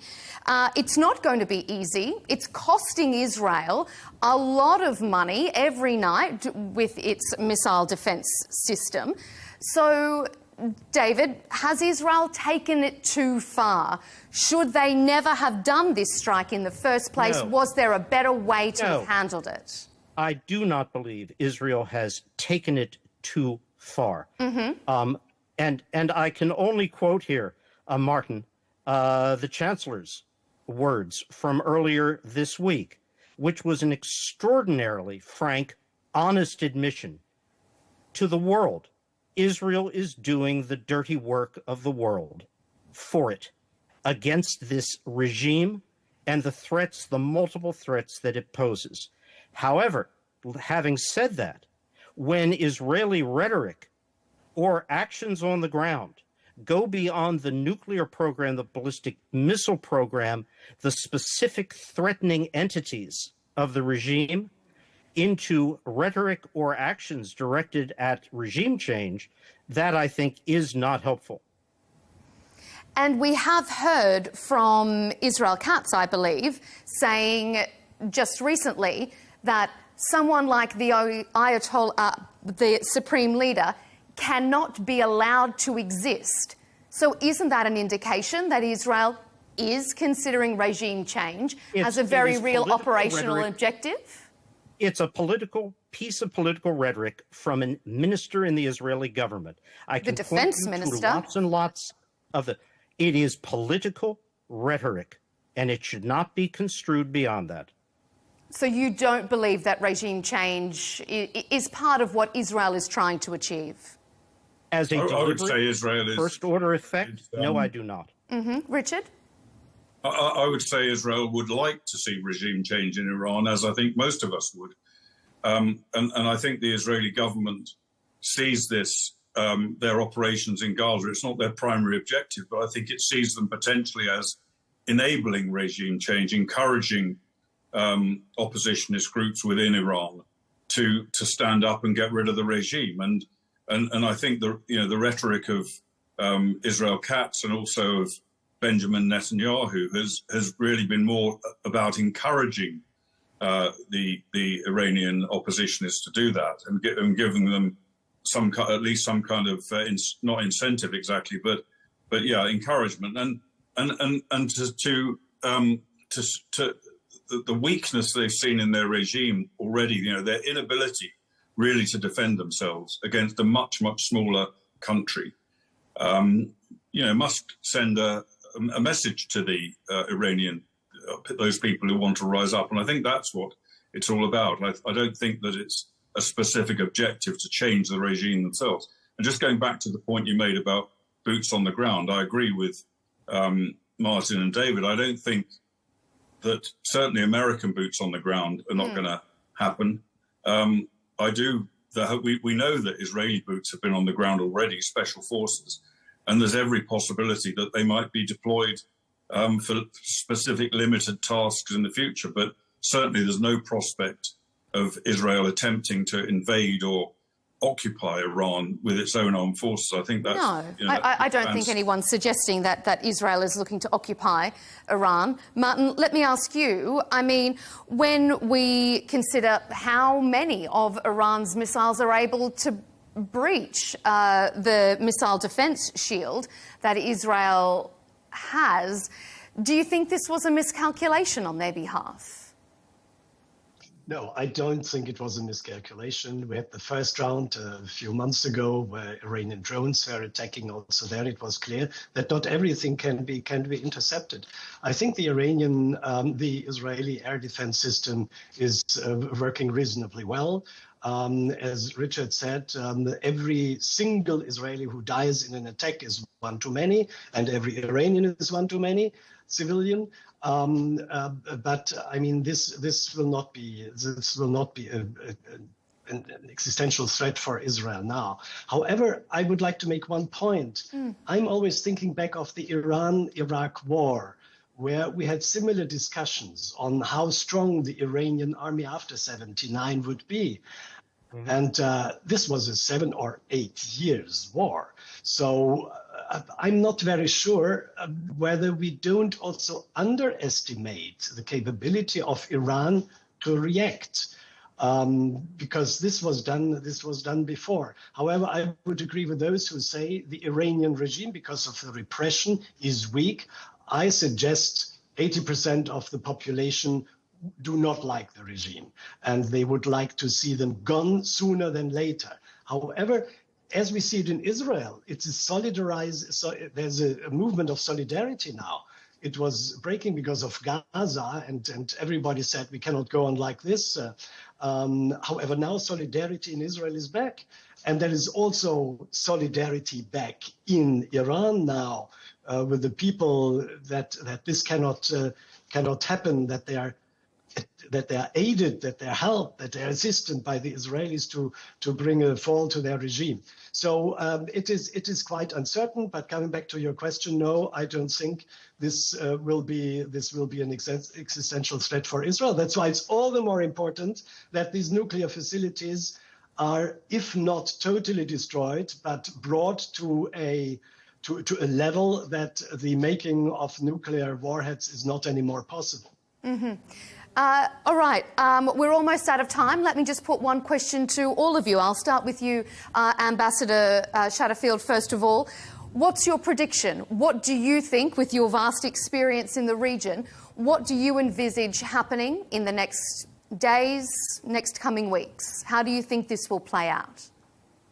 It's very difficult for my crystal ball any longer to be precise on this. But if you ask me to opine, it is that the threat to the revolutionary regime by making a concession, even a concession that preserves it from the U.S. entering this combat, is probably, in the view of the Supreme Leader and those around him, the worst of the two options.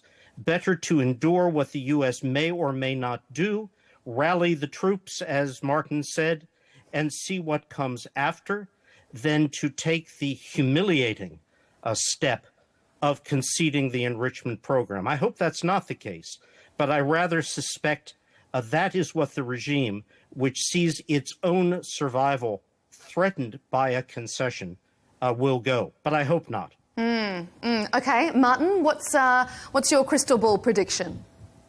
Well, I agree. The survival of the regime is of utmost importance. It is weak, and they feel it is weak. So the repression will go on probably.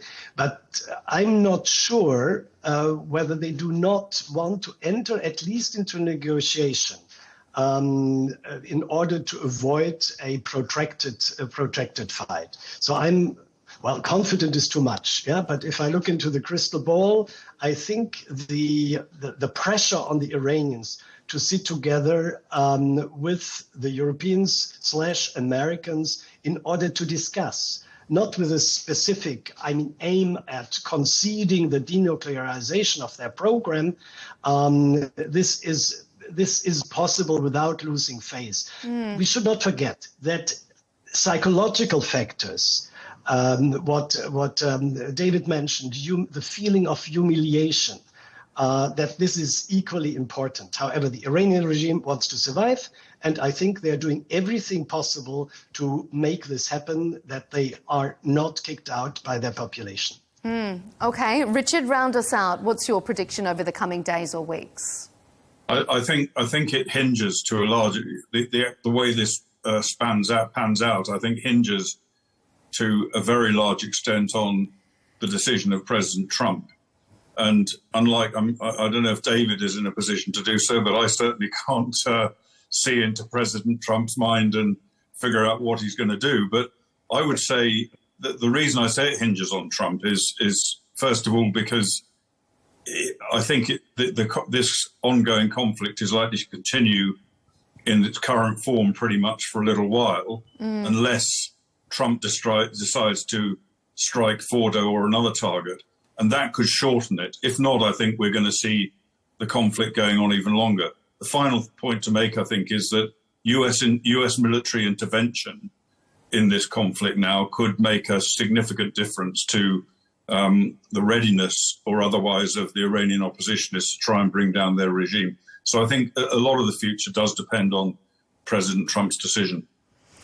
As always, we turn our eyes to the White House or maybe social media to see what the president is going to do next. Gentlemen, I wish we had more time because I've really enjoyed all of your thoughts and analysis on this, but unfortunately we have to leave it there. So thank you very much to Ambassador David Satterfield, a former US ambassador who worked as President Biden's special envoy for humanitarian aid for Gaza.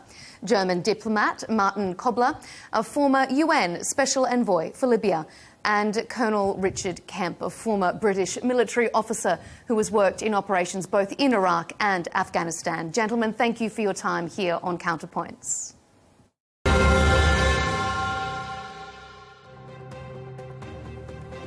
And thank you to you at home for watching Counterpoints on Al Arabiya English. To tune in to our latest debates and interviews, and of course avoid missing out on all of our content, subscribe to Al Arabiya English on YouTube and be sure to follow us on X and TikTok. We'll see you next time.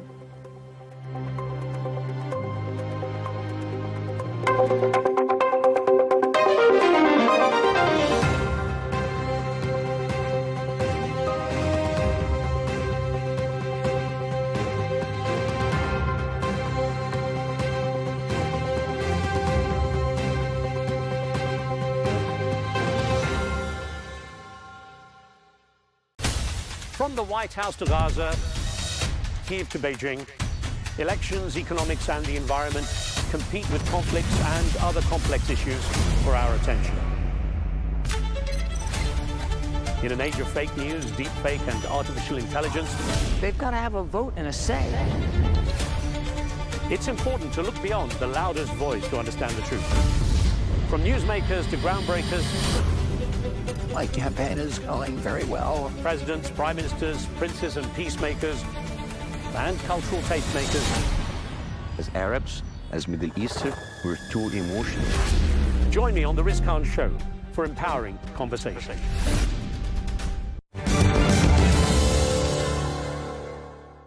There has been a proposal on the table for decades now.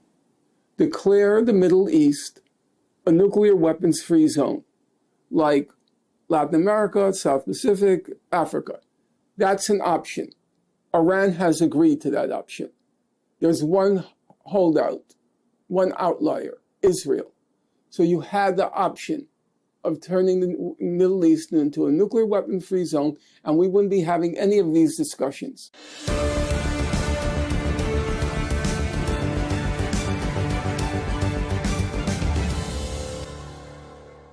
American political scientist and activist Professor Norman Finkelstein giving, as ever, his very direct perspective on the issues behind Israel's conflicts with its Middle Eastern neighbors. Hello and welcome, I'm Riz Khan. In the 13 months since I last spoke with him, the regional clashes have reached new levels, most recently with Iran and Israel trading missiles.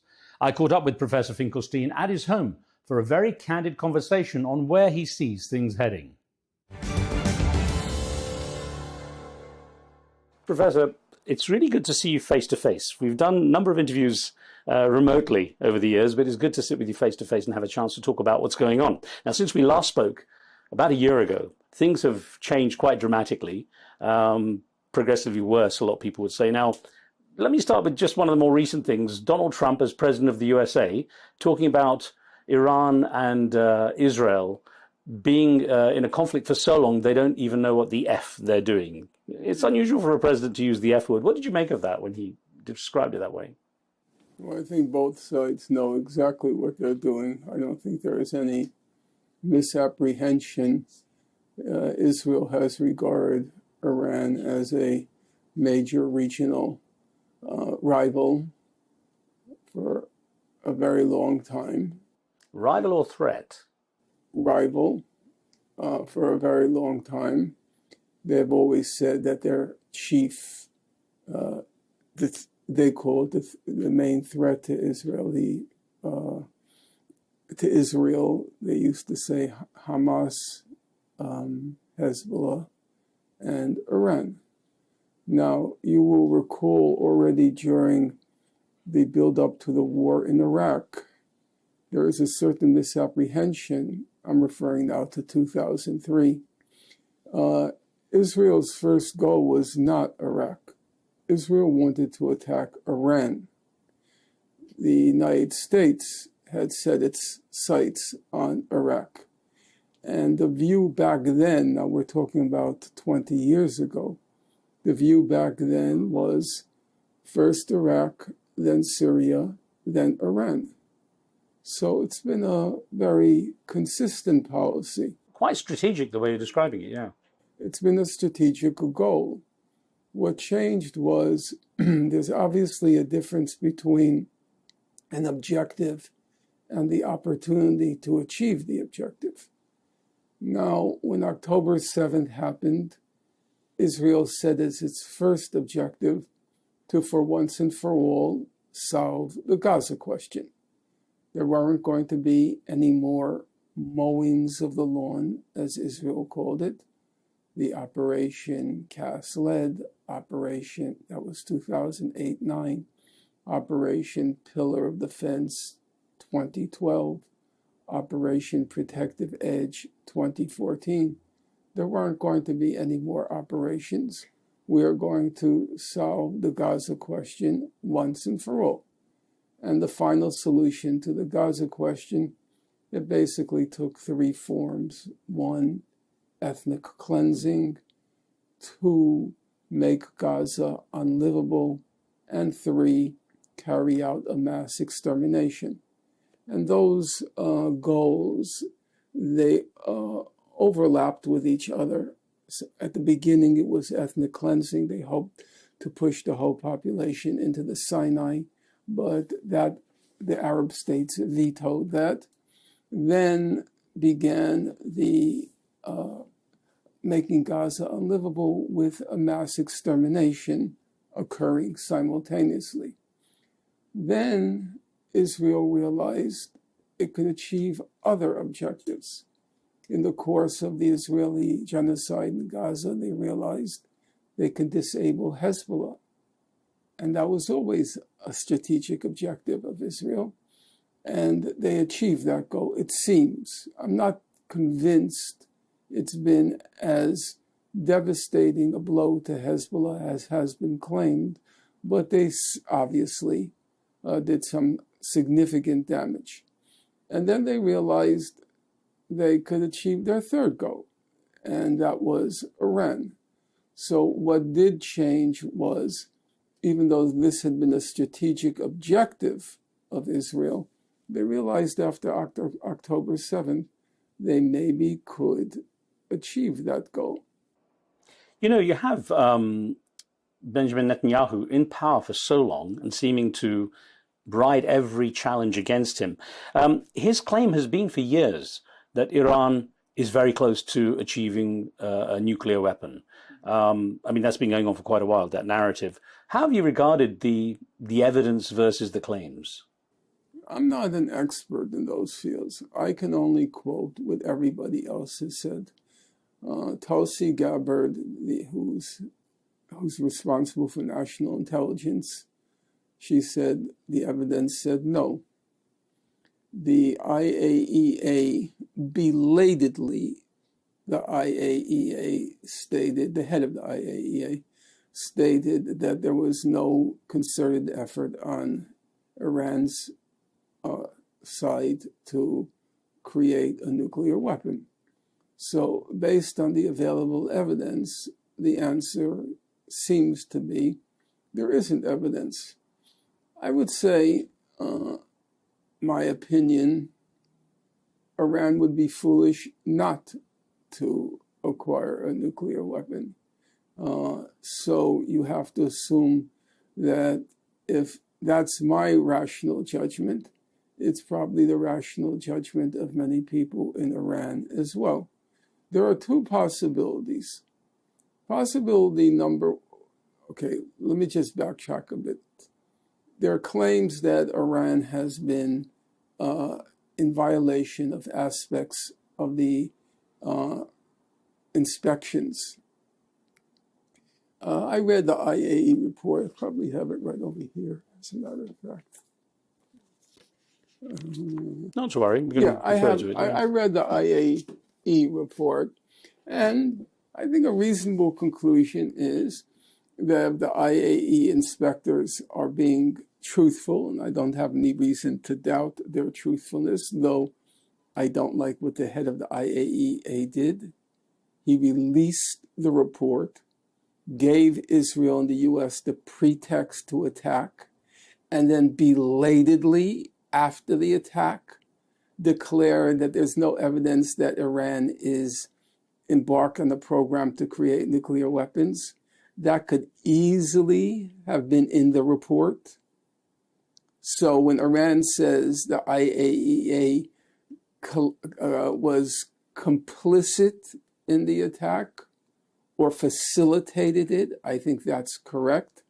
In any event, it seemed plausible that Iran had carried on some enrichment that wasn't revealed to the IAEA, or they tried to conceal it from the IAEA, that the expression is sanitized, which basically means destroyed some evidence. Yeah, I think those things are all plausible. However, having said that, we have to be clear about basic facts. First of all, everybody is in violation of the Nuclear Non-Proliferation Treaty.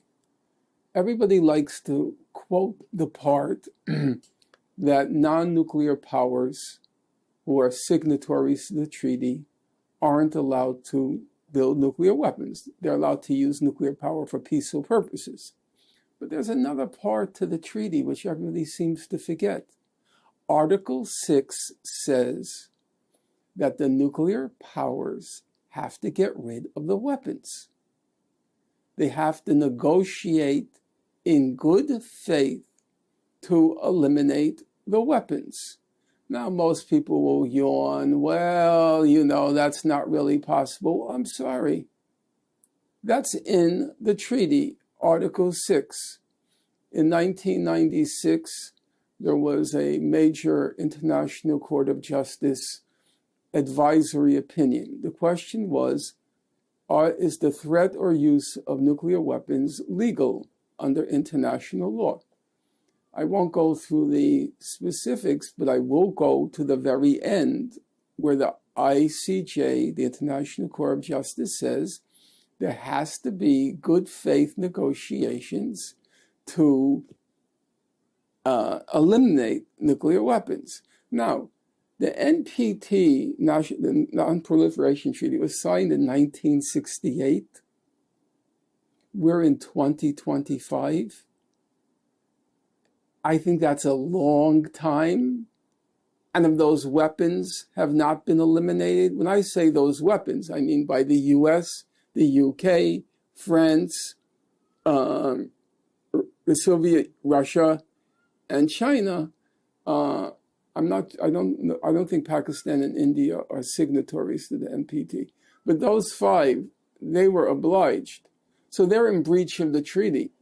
Who are they to lecture Iran about being in breach of the NPT when they're in breach of the NPT? That's the first point. The second point is, I'm just going to give you a historical, not so much an analogy, coming before. Since somebody mentioned that on my screen, there's Professor Chomsky on my computer screen, I'll tell you a small anecdote, okay?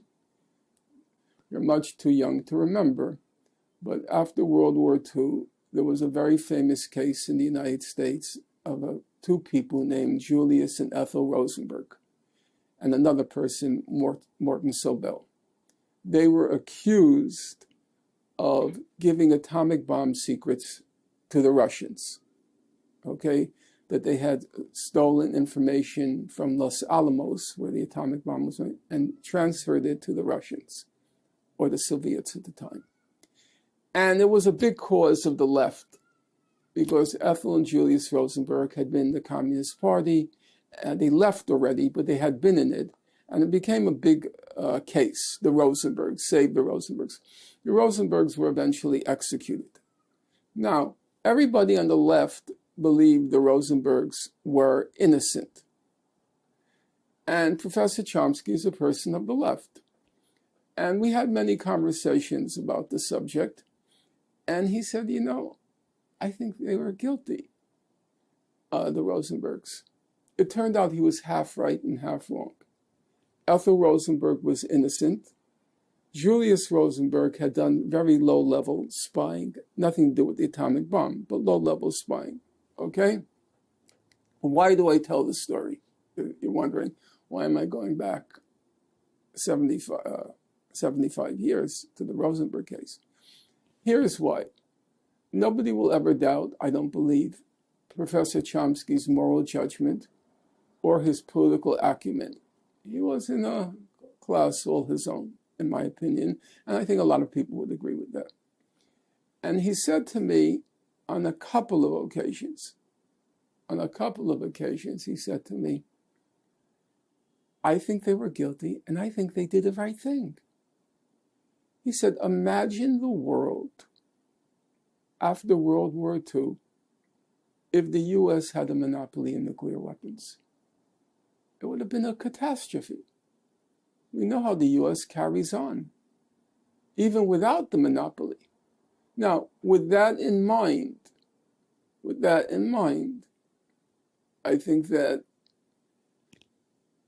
there are two possibilities. One, as you might know, there are many regions in the world which declared nuclear weapons-free zones. There is the Treaty of Tlatelolco for Latin America.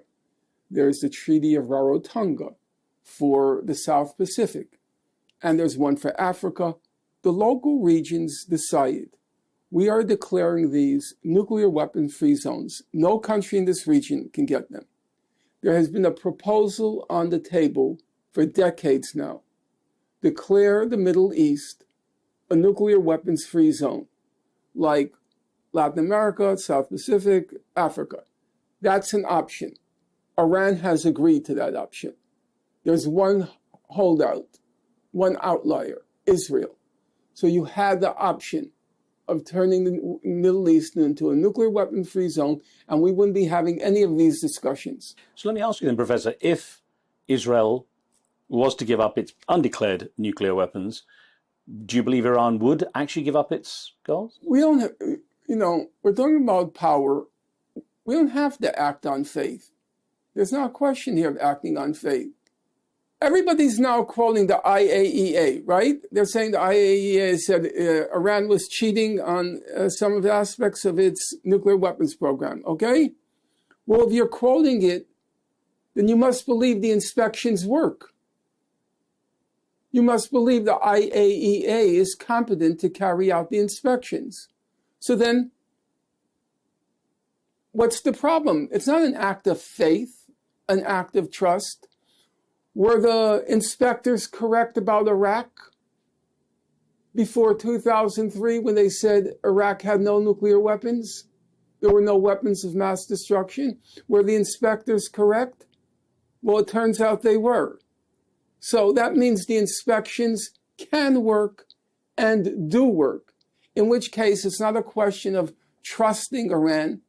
Speaking of trust, do you have any concept of how Israel acquired its nuclear weapons? Was it by acts of good faith and trust?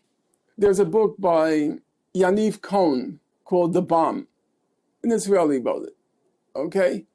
And he describes in excruciating detail all the chicanery, all the spying, all the crookedness that Israel engaged in order to acquire the bomb. So it's not as if Israel's record is clean and we can trust it any more than we can trust Iran. I don't believe you can trust any state. So I'm going to ask you, Professor, what do you think Iran would do with a nuclear weapon if it had one? I think it would use it as a deterrent because I don't think it's a suicidal state. It knows fully well that if it were ever to use the nuclear weapon, it would be incinerated in the blink of an eye.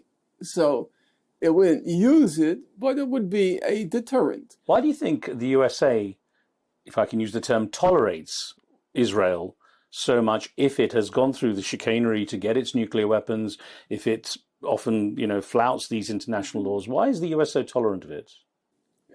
Look, that's all. That's like what you call one of these age-old questions, whether it's the dog wagging the tail wagging the dog. I think it's a combination. Obviously, let's take the current situation. Uppermost in Trump's mind, President Trump's mind, is the deal with Saudi Arabia. He keeps calling it the deal of the century. Okay? And for the Saudis, it would be a good thing to defang Iran and to neutralize Iran. So it serves a U.S. interest. It serves a U.S. interest broadly, and it serves a Trump interest narrowly. He wants that deal with Iran, with Saudi Arabia.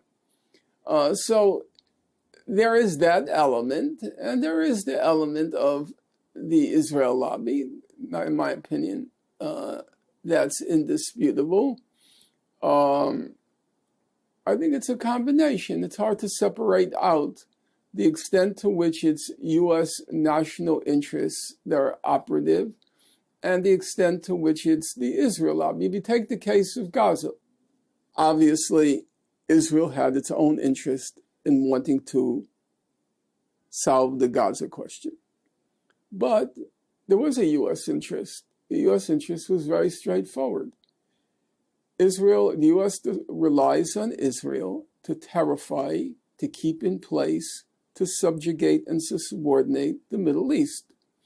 October 7th appeared to reveal a real weakness in the Israeli intelligence, Israeli technological capacity. It revealed a major weakness. And obviously, after October 7th, the thought started running through the heads of many Arabs, hey, maybe Israel isn't as invincible as we thought it was. This ragtag Hamas army, maybe they can be defeated, Israel, if Hamas could do it. So there is a thought that starts to percolate in the Arab world that maybe there's a military option against Israel after all. And for the United States, that means its main regional surrogate of U.S. power, it has to be restored. Its deterrence capability has to be restored.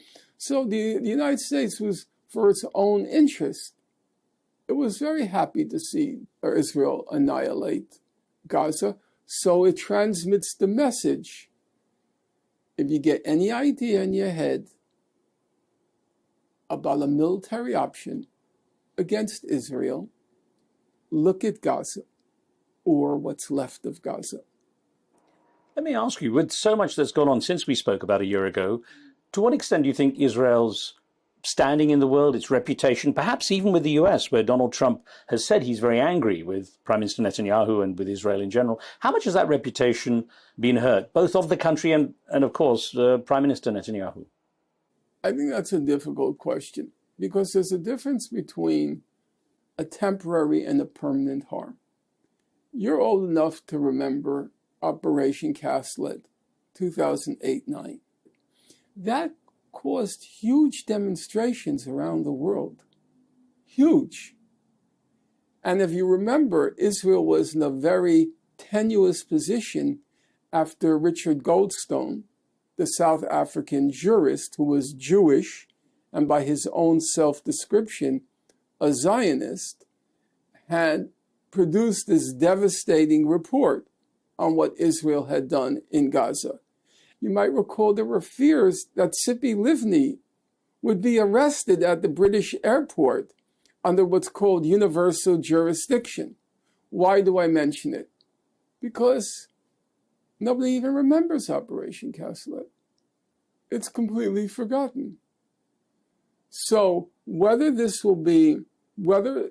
current horror will have a permanent impact or it will prove to be a transient impact, I can't say. Remember, for my generation, growing up, for our generation, the defining political experience was the war in Vietnam. Right? Now Vietnam is one of the U.S.'s main allies in Asia. You know, it's interesting that there is a speculation that Benjamin Netanyahu wants to continue the conflicts, wants to keep everything on edge and in flux in order to avoid prosecution himself for various things he's been charged with, as well as, of course, to stay in power. How do you regard that kind of perspective? You know, I'm very skeptical of these arguments for a very simple reason. There's a complete consensus across the Israeli spectrum on wanting to annihilate Gaza and being embracing the attack on Iran and Hezbollah, obviously. These attempts to kind of home in on Mr. Netanyahu as if he's the source of the problem, I just think that's completely wrong-headed. Every few years you hear these predictions. Netanyahu's term is over. It's over. I mean, you can probably fill a book now with these predictions, okay? But that's not what happened. Netanyahu is the mirror, is the embodiment, the incarnation of Israel society. The whole of society? He's an obnoxious, self-righteous Jewish supremacist. An obnoxious, self-righteous Jewish supremacist. When Israelis see Mr. Netanyahu, they see themselves. That's why he keeps winning the elections. So, but sorry, what about the protests against him? The protests against him have to do with things like separation of church and state in Israel, preserving the alleged independence of the judiciary, the policy on the hostages. But that's not what we're talking about. I said regarding Gaza and Iran. And there's a broad consensus. If you look at the polls, just take, Israelis are probably the most polled people on earth. You know, every morning we have to know what Israelis think, you know. It's so important to the future of humanity to know every morning whether an Israeli had 1 egg or 2 eggs, whether it was a boiled egg or an omelet. You know, everything about Israelis are polled because they're so important. So, what do the polls show?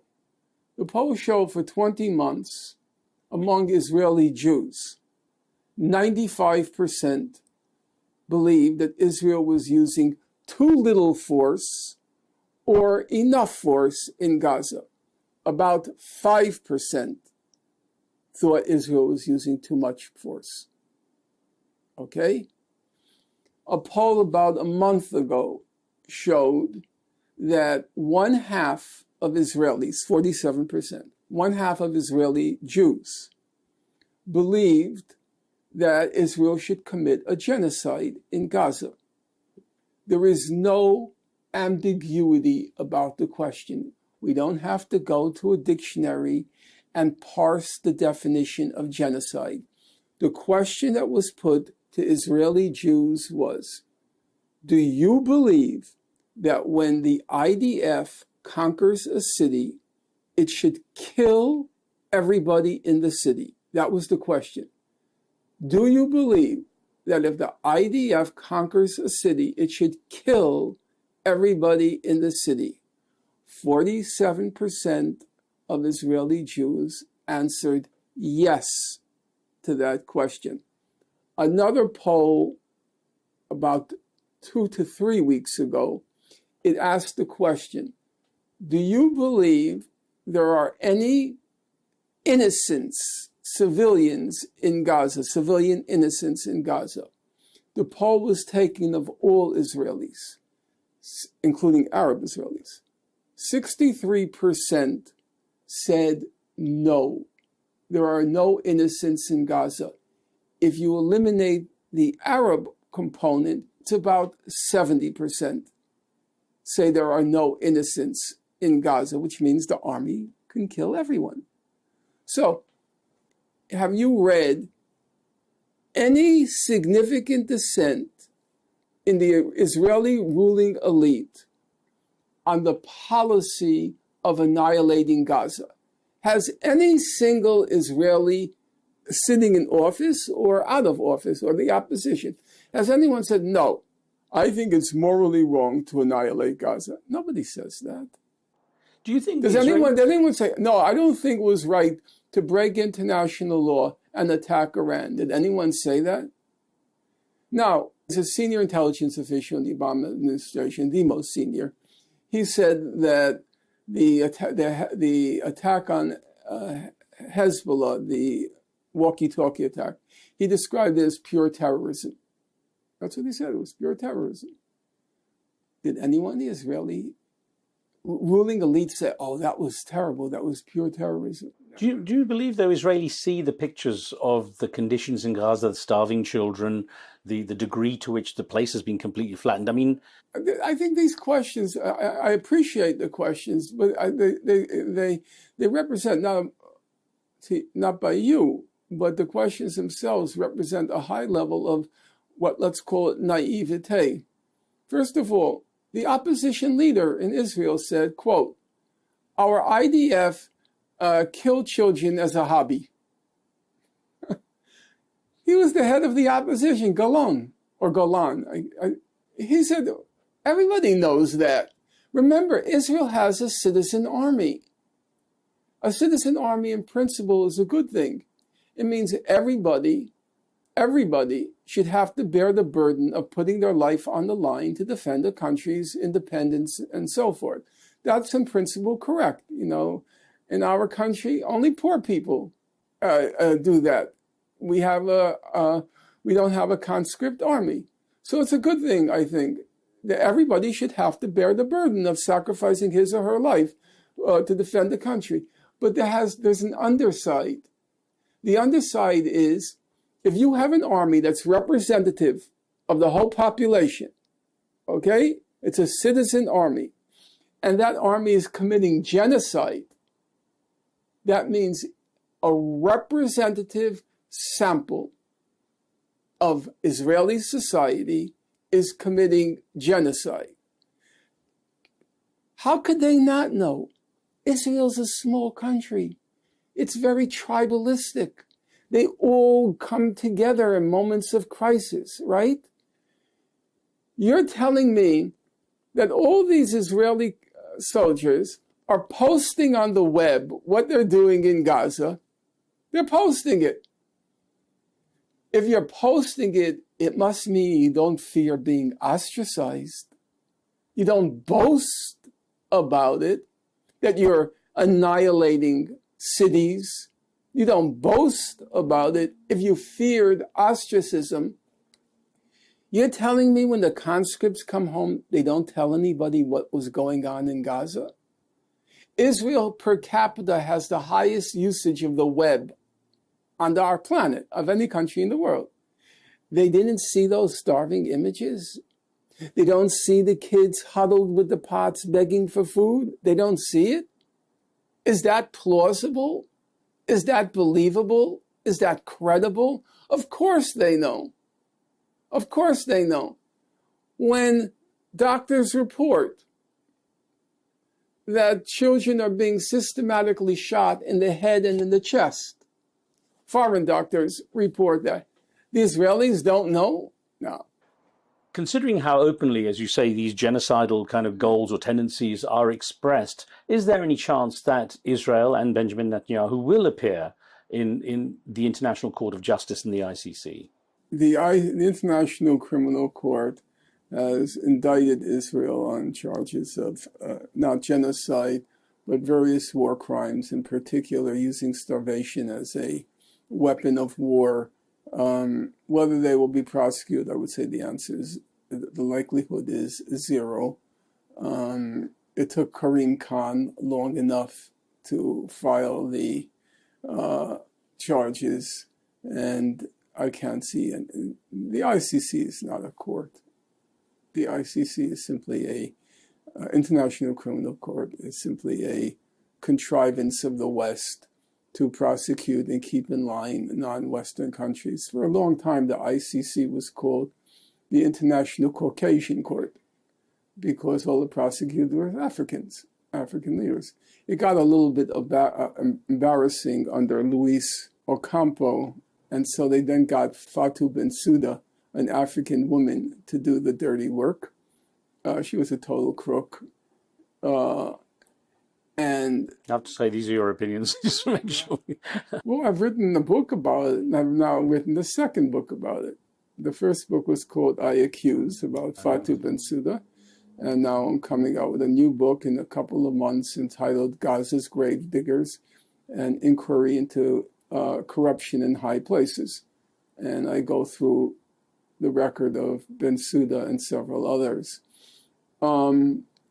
So the ICC, a very distinguished international lawyer whose name I can't reveal because he'll cause him grief, he said it's not a court.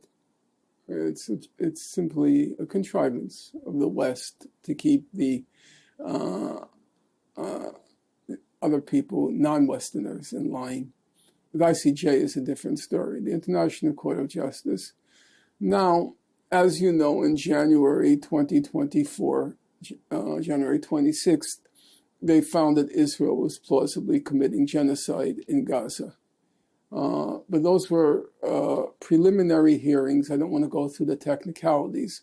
The case hasn't actually been heard. The full case hasn't actually been heard. I think there's a reasonable possibility. It all really depends on the composition of the court, because it's a nation-state-based court. Who's going to be the president? Who's going to be on the court? Right now, they have a complete crook as the vice president of the court, Julia Sabatindi from Uganda. In my forthcoming book, I have a 100-page chapter on her. She's a complete and total crook. They're afraid, everybody knows it, but people are afraid to say it because she's the first African woman on the court. So, you know, because of wokeness, you're not allowed to call a woman a crook, let alone a woman of color a crook. Well, guess what? She's a woman.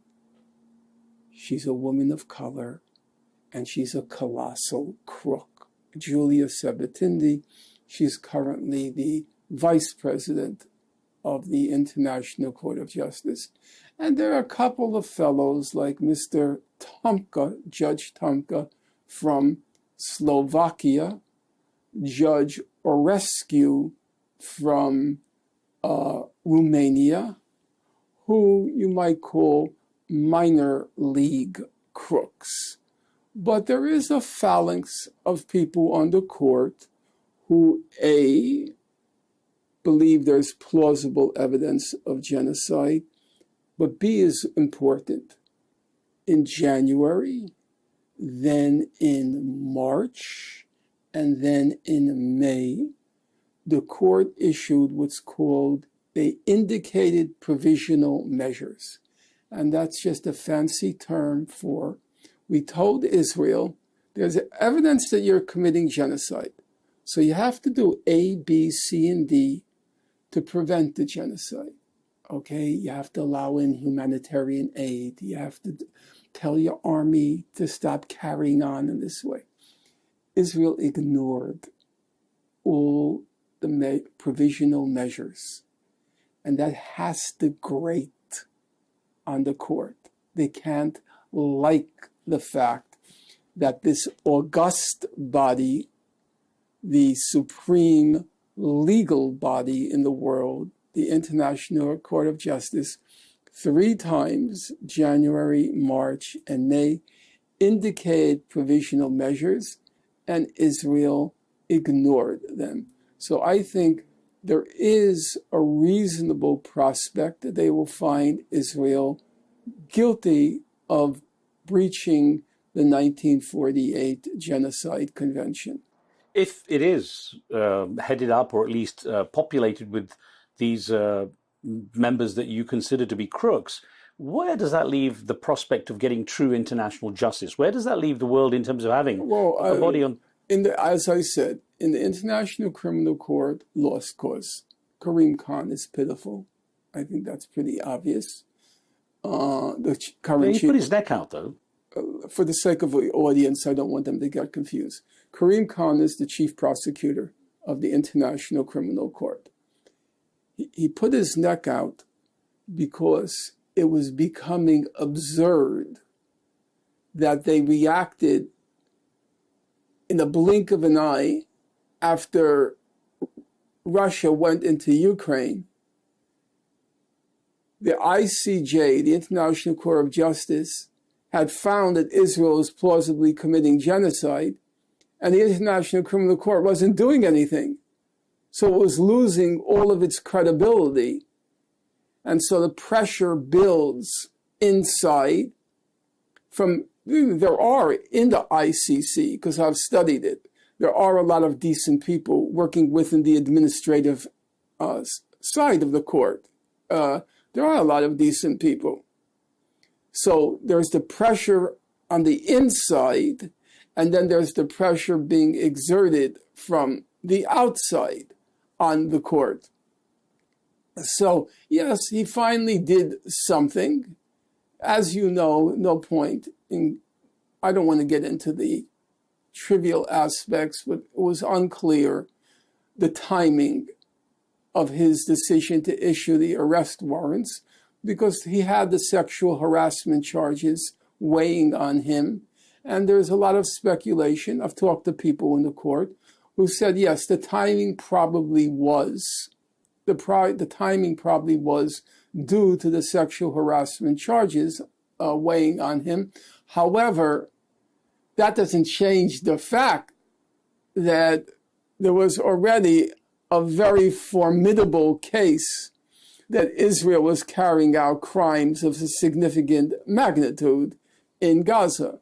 I want to get your take on something that has been put out there too. South Africa is considered pretty brave for having taken on Israel by going to the ICJ with the genocide case. There are those who believe that South Africa is now a target for the USA, and that this whole white farmers issue was a way to kind of punish South Africa, the treatment of Cyril Ramaphosa. What's your view on that? Yeah, first of all, if I were in the South African delegation, I would be terrified if there was even one skeleton in my closet. You know, those folks, beginning with the senior member, John Dugard. I know Professor Dugard, a really impressive guy. You know, he's 89 years old. And he was kind of like, had an uneasy gait as he came up to the podium. I don't want to sing his praises because it might sound sycophantic, and that's not my nature. But he was the lawyer for the Nelson Mandela family when Mandela was in jail. He was Bishop Tutu's lawyer, and he's a white South African. I should have clarified that. He's a white South African. And the Israelis have always had him in their crosshairs because he was the UN Special Rapporteur for the occupied territories. And if you read his reports, they were really meticulous.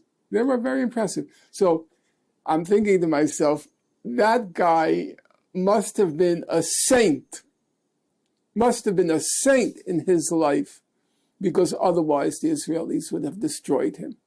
And it's a large delegation, as you remember. I think it's about 7 people. So far there have been no cracks. So far. I spoke with the former South African ambassador to the US, Ibrahim Rasool, while I was in South Africa recently. And he said, you know, the idea was that South Africa feels the obligation, having been through apartheid, having seen extremes when it comes to situations for oppressed people, to stand up and support the idea of true diplomacy and speak out. Of course, he was expelled as a result from South Africa. So it seems at least there is maybe the starting of a movement that might question the world order in that way.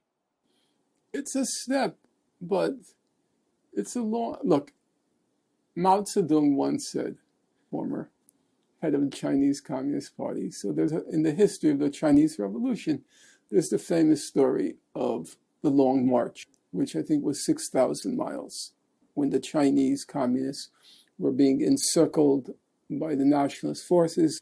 And Mao Zedong famously said to traverse, I think it's 8,000 li, L-I, if my memory is right. To traverse 8,000 li, you have to take the first step. And so South Africa took, in my forthcoming book, I devote a large portion of the introduction to honoring the South African delegation. I sent it to Professor Dugard, and he thought I was over the top. But really, it was a riveting moment. I was sitting in front of my computer screen watching it. I showed it to my class because I was teaching a course on the laws of war. It was a riveting moment when the South Africa, it wasn't just a court case, because the South African delegation, it really was a rainbow delegation. It was old white men like John Dugard and Professor Lowe. I think he's from Oxford. It was African men, South African men, a South African Indian woman, and then there were South African white men. But it was a beautiful, a beautiful projection of the future. So it's a first step, just like the victory of Zoran Mamdani.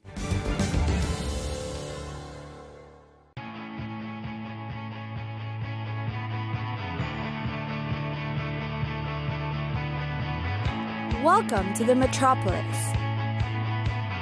the big city. This is where tech, trends, and culture meet. Meet the people. See the sights. Walk the city streets. And experience the lifestyle.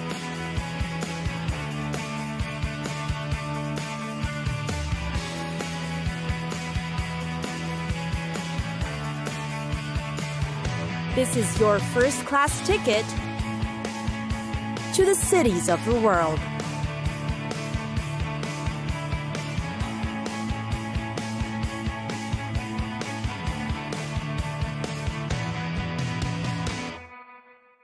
Delhi.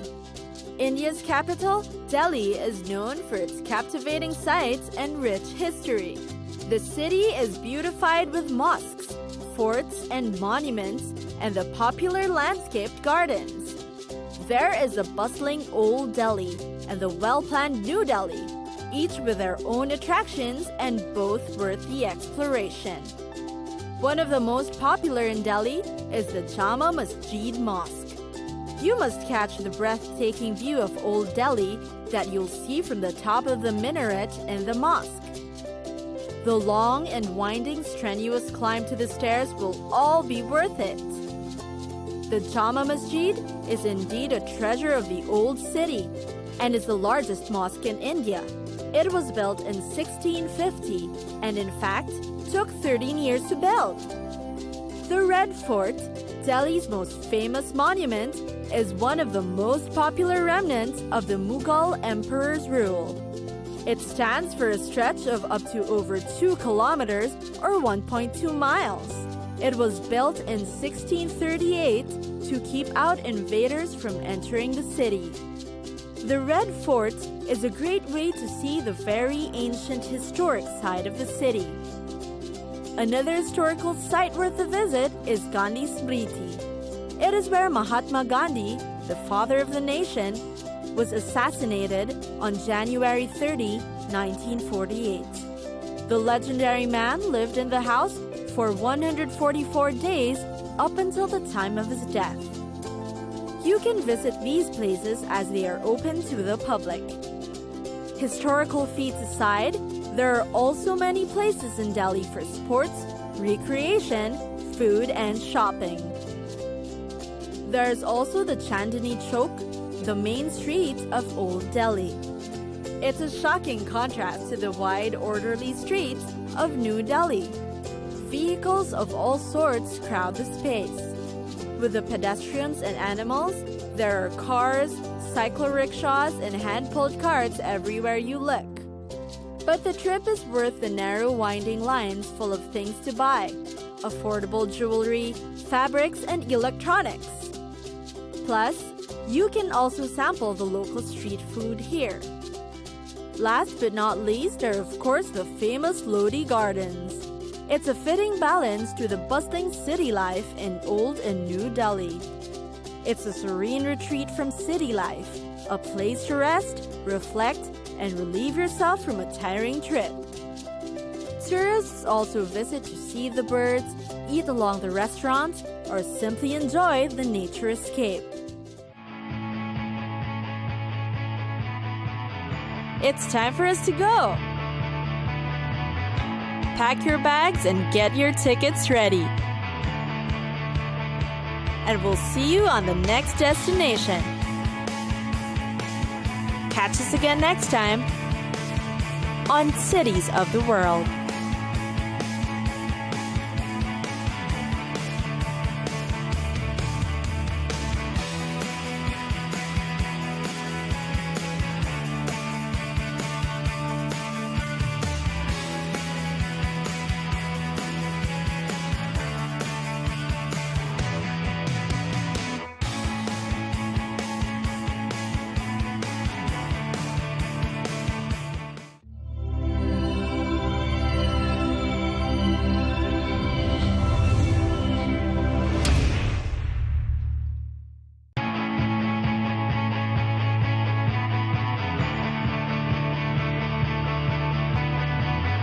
Welcome to the metropolis,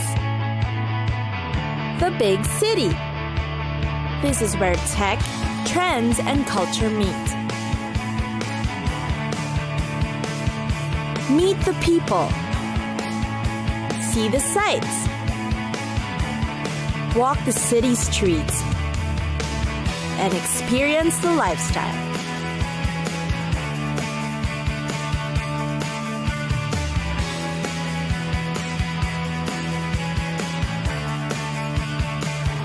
This is your first-class ticket to the cities of the world.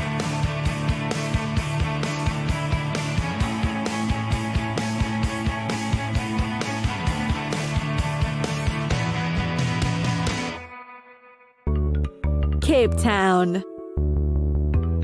See what nature and culture have to offer in Cape Town. Cape Town is the second largest city in South Africa and the southernmost city of the African continent. It is home to the famous Cape of Good Hope, where you'll get a thrilling glimpse of where the Atlantic meets the Indian Ocean. The city is also known for the Castle of Good Hope, with its extensive William Fair collection of art and military memorabilia. Another iconic destination is the Robben Island, which offers visitors a first-hand experience of the imprisoned history of leaders like Nelson Mandela and Walter Sisulu. The prison not only holds important historic significance, it also allows for a beautiful half-day ferry ride across the sparkling waters of South Africa. Over 20 million tourists also visit the Victoria and Alfred waterfront each year. It is known as the city's working harbor, where you can have plenty to do in terms of dining, shopping, and sightseeing. One of the 7 magnificent botanical gardens of the world, you should also have a look at the luscious and rare flora of Cape Town at the Kirtenbosch Botanical Gardens. You will definitely come across impressive rows of rare African plants. It's a great place for botanical education. There are also a lot of marine life to see in the city. Cape Town offers a rare and up-close glimpse of these underwater animals while in their natural habitat. Table Mountain is the greatest and most popular landmark of Cape Town. It's one of the famous places in the city that features an incredibly unique and varied ecosystem. It's also suitable for leisurely walks or morning jogs, and great for hiking up to the summit. You can enjoy a hearty meal while at it, or simply take in the magnificent view. There are also many vineyards worth visiting in Cape Town. Along the endless stretch of hills and valleys are the vineyards that make the best wines in the world. Heavy with local culture are the colorful streets of Bo-Kaap. It is popular among the visitors of Cape Town, offering a lively glimpse into the culture of the Muslim descendants who created these enchanting streets.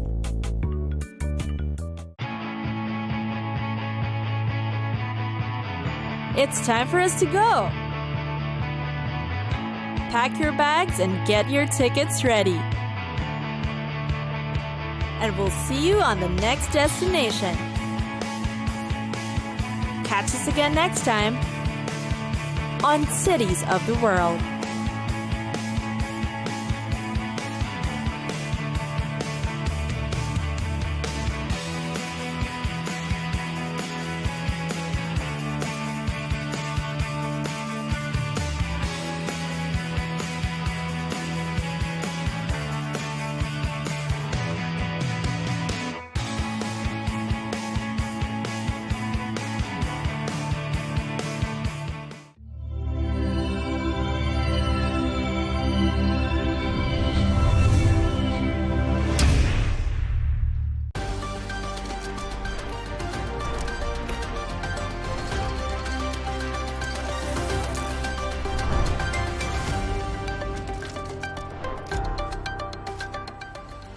Hello and welcome. I'm Leigh Ann Gerrans and you're watching W News Extra, broadcasting live from the Al Arabiya headquarters. These are our top stories. Hamas respond to the 60-day ceasefire deal but push for a complete end to the war. President Trump lifts sanctions on Syria to support the country's path to stability and peace. And Sean Diddy Combs is found not guilty of racketeering and sex trafficking, but guilty of transportation in prostitution.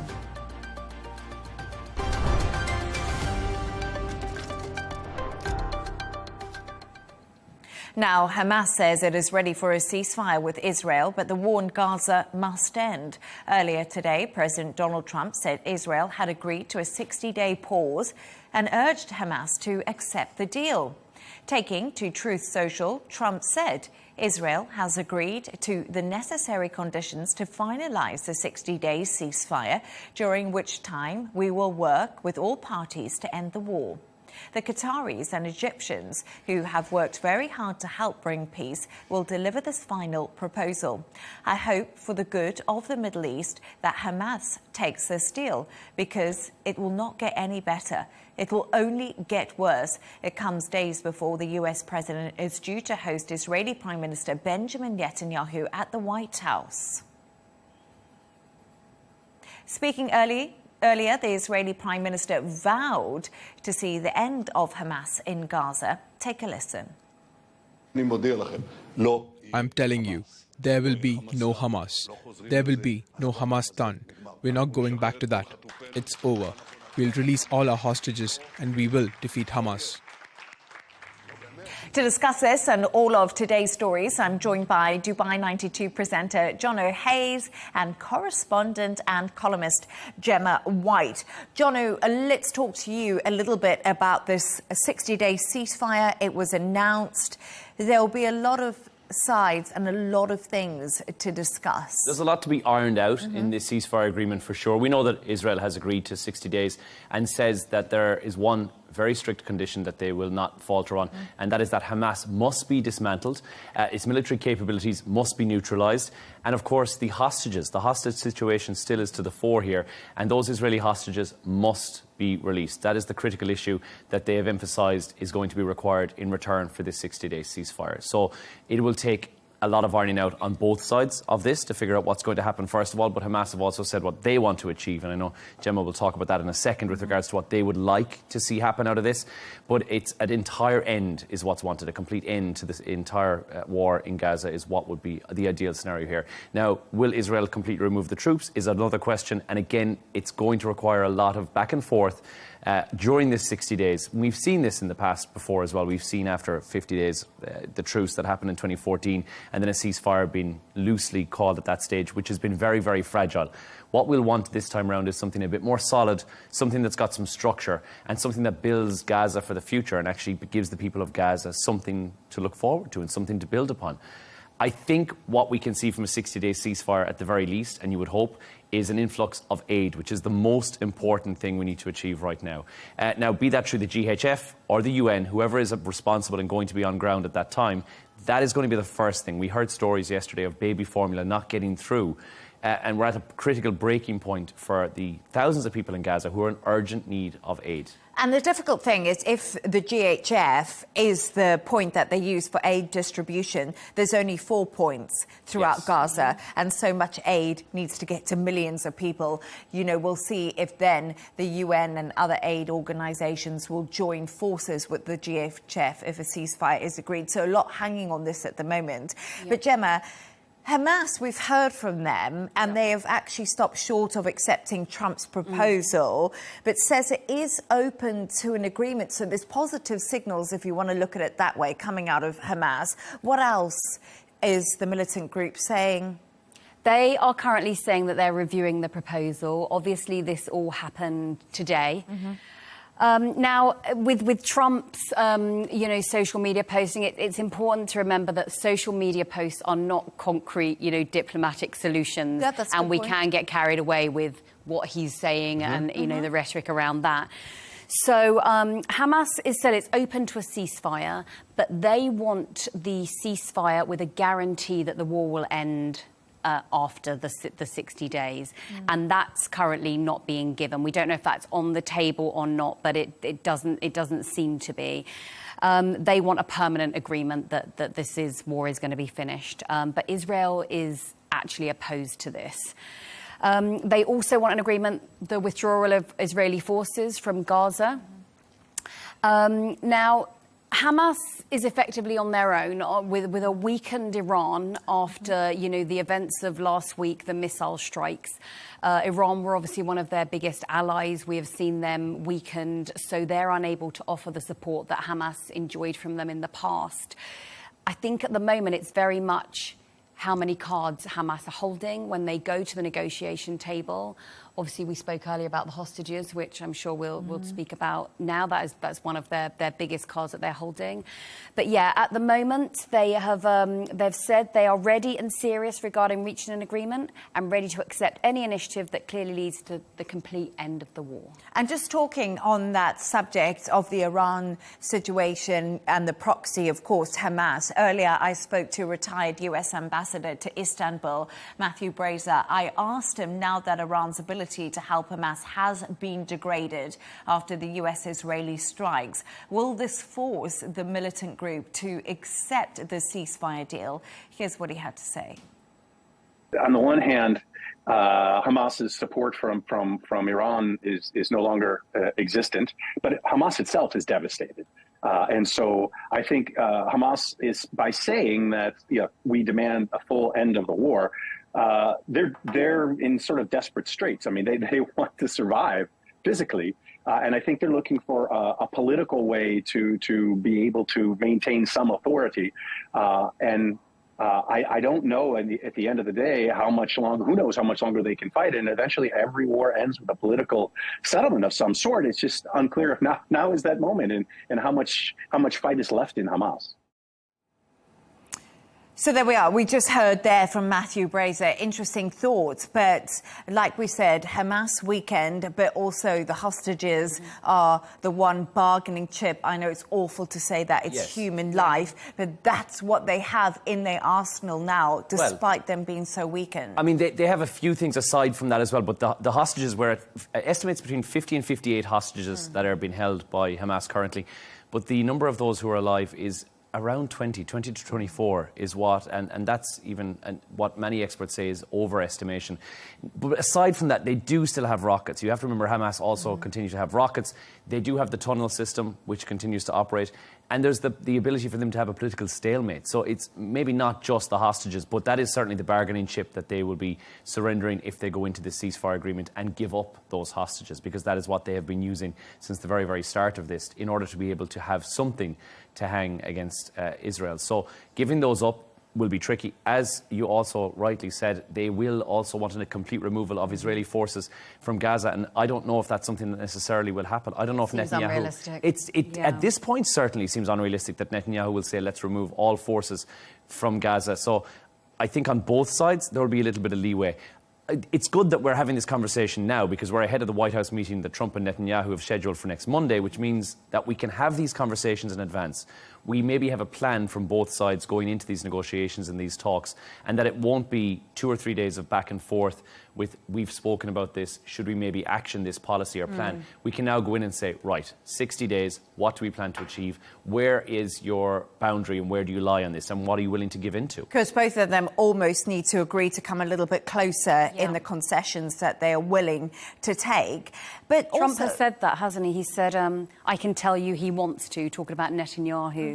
He said, I think we'll have a deal next week. So he's pushing that as well, that this is what Netanyahu wants. Yeah, he's kind of laying the groundwork for that as well. Yeah, absolutely. And also, I just thought that right now it's an interesting position for the Israeli Prime Minister Benjamin Netanyahu to be in, because he's agreed to the 60-day ceasefire. They're going to get Hamas to come to the table. But we do know that the right wingers of the coalition in Israel, their desire is for this war to continue. So Netanyahu has to please those within his coalition, has to please Donald Trump and try to bring Hamas to the table. So it's actually a tricky situation for him too. Because the last thing he wants is his government to collapse and his support to collapse. Of course. But again, Netanyahu may selfishly go into this meeting and request some things of his own. There'll be certain things that he'd want to avoid when this war is at a culmination, which we've heard that he will stand trial for many of the atrocities that we've seen. That may be part of the conversation that will take place as well. And again, it's just speculation, but to be a fly in the White House wall on Monday would be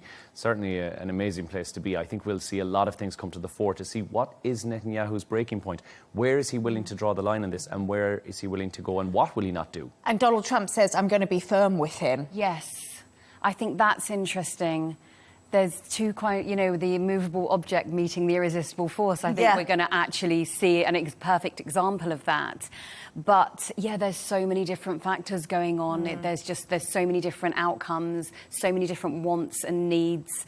Yeah, as you say, it will be fascinating. It will. And look, what we don't need is a repeat of 2014 where we have something that's flimsical as an agreement. We don't need something like the Oslo Accords from between 93 and 95 when they were signed, which again is a stopgap solution. That's not what Gaza needs. That's not what the Palestinians need. They need something that is a permanent fixture that sees this war not just temporarily solved or patched over, but something that is a resolution. And I think we can agree, worldwide can agree, that that is what is required right now. Because it's the rebuilding now, if we do get to the ceasefire, which is the next step. But it will be fascinating to see Donald Trump and Netanyahu together at the White House on Monday, their third meeting. Let's see if Donald Trump is firm. Stay right there as we move on to another story now. Staying with the US and the Middle East now, as President Trump has signed an executive order to end American sanctions against Syria. The White House says this will support Syria's path to stability and also peace. The US had imposed the sanctions during the Assad government's rule, which was overthrown in December. Trump promised to lift the sanctions back in May when he met with the country's new president, Ahmed al-Sharaa, in Riyadh. Earlier, I spoke to Qutayba Edihab, Director of the Americas Syrian Ministry for Foreign Affairs. Here's what he had to say. U.S. sanctions have been in place for a while now on Syria, on the Assad regime, because of the Assad regime's foreign policy, whether in the region or abroad, because of its support for terrorism, and because of its efforts to destabilize the region. And because of that, we have seen over and over how the Syrian people were the first one to actually suffer as a result, because of those policies of the Assad regime, especially in the last 14 years. The historic a step by President Trump 2 days ago really signifies the future that is coming for the Syrian people. For the first time, Syria could actually be free of sanctions. As President Trump outlined in his decision, this is not only about removing executive orders that impose sanction regimes on Syria, but the U.S. administration will also be looking at designations of Syria, of certain Syrian officials to be removed down the line. So this will definitely draw a lot of investment from Syrians in the diaspora, from American companies, from American tech who are actually looking forward to engage in the Syrian markets after devastating 14 years of war and over 50 years of dictatorship. So possibly could put Syria back on the global stage. But the wide-ranging executive order signed by Donald Trump has also asked the Secretary of State, Marco Rubio, to review HTS's designation as a terrorist organization. Do you think this is a risky move to do this?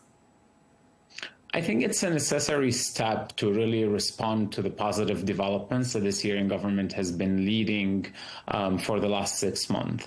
Not only the Syrian government has provided a new face for Syria that is based on cooperation, that is based on connecting with the region and with countries abroad, that is based on ensuring that Syria does not constitute a threat or that there are no threats emerging from Syria against anyone in the region. But also the Syrian government has been now the main partner to counter ISIS and to continue to push Iran out of Syria for the last 6 months. So this delisting, if and when it happens, it will be a reflection of this increasing partnership between the United States and the new Syrian government, and is certainly required because without the delisting, it would be really hard for American government, but also American businesses to engage meaningfully and fully with different branches of the Syrian government. So I think there is an understanding in Washington by the Trump administration of the need to really support this government, of the need to ensure stability for the time to come, and to really work hand in hand with the new Syrian government on all issues on the table.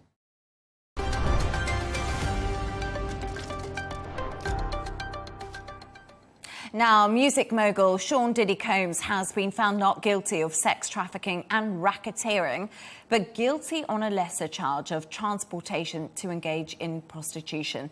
12 jurors, 8 men and 4 women, deliberated for over 12 and a half hours. Gemma, this was absolutely...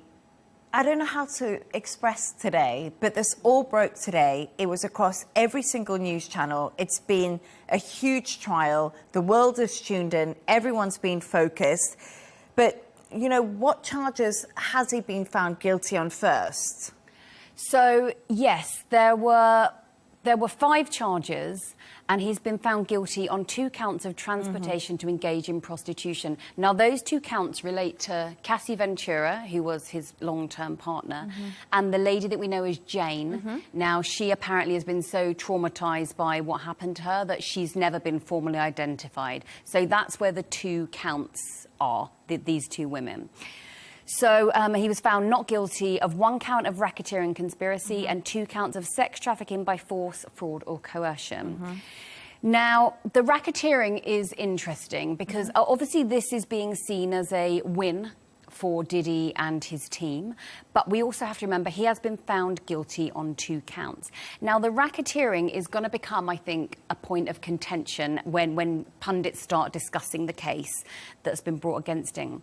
But racketeering allowed the prosecution to bring in all other factors about the case. They could show about Diddy's lifestyle, the power that he held in the music industry and beyond. They could bring in his anger issues. They could bring in a lot of evidence that they hoped would then, go towards the guilty verdicts. Now, with regards to sentencing, each of the counts carries a maximum of 10 years. So there's a maximum of 20 years on the table here.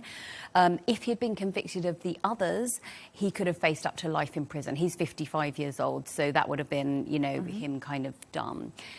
But yeah, at the moment, the defence has asked the court to release him on bail. The prosecution is against that. And we've just seen big scenes outside the courtroom, haven't we? Quite emotional. Different factions of his fans as well, not almost coming to blows, but emotions are very high. Yeah, absolutely. And I did speak to a lawyer a little bit earlier, and he was really interesting because he's saying there's been big fights outside of court because Diddy has been so divisive. We can't forget this. He was one of the biggest entertainers. He's been a music mogul. He set a lot out for rap music. He's had a very prominent career. So some people saw the videos of Cassie Ventura, him beating her in the lobby, and then other people see him as a rapper and a mogul and someone that they've grown up with. So it's been very emotional. But, have we heard more about how Diddy did react to the sentencing in court? Because we haven't obviously seen inside the court. There's just been images, but what's Diddy's actually been up to? I think this is the court case that everyone wanted to see inside. I mean, Amber Heard and Johnny Depp was the last time we had a court case of this magnitude in the celebrity world that we got to see inside the courtroom. But this one, we're basing it on diagrams. Now, we know that from witnesses who were in the court that he pumped his fist and mouthed thank you to the jury. His family and lawyers looked on as well. Now, his lawyers have requested a bail, so $1 million is the bond, and says, well, look, there's a partial acquittal here, which technically is true, there is.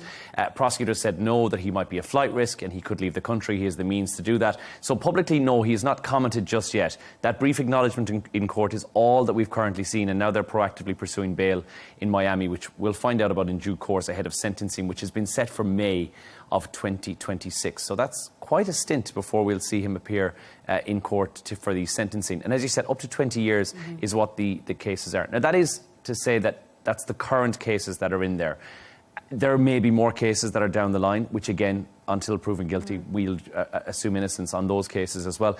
But this is a crossroads for the artists now. And we've seen this with many artists in the past before, where their incarceration or even their conviction of a crime can in fact catapult their career into something that was unexpected. We saw this similarly with Tupac, who was in prison when he released his album in, I think it was 1993. I think he released an album while he was still in prison at the time. So we've seen this before, where it can catapult a celebrity and give them this status that they didn't have before they served a period of incarceration. And interesting, that's what the lawyer said to me.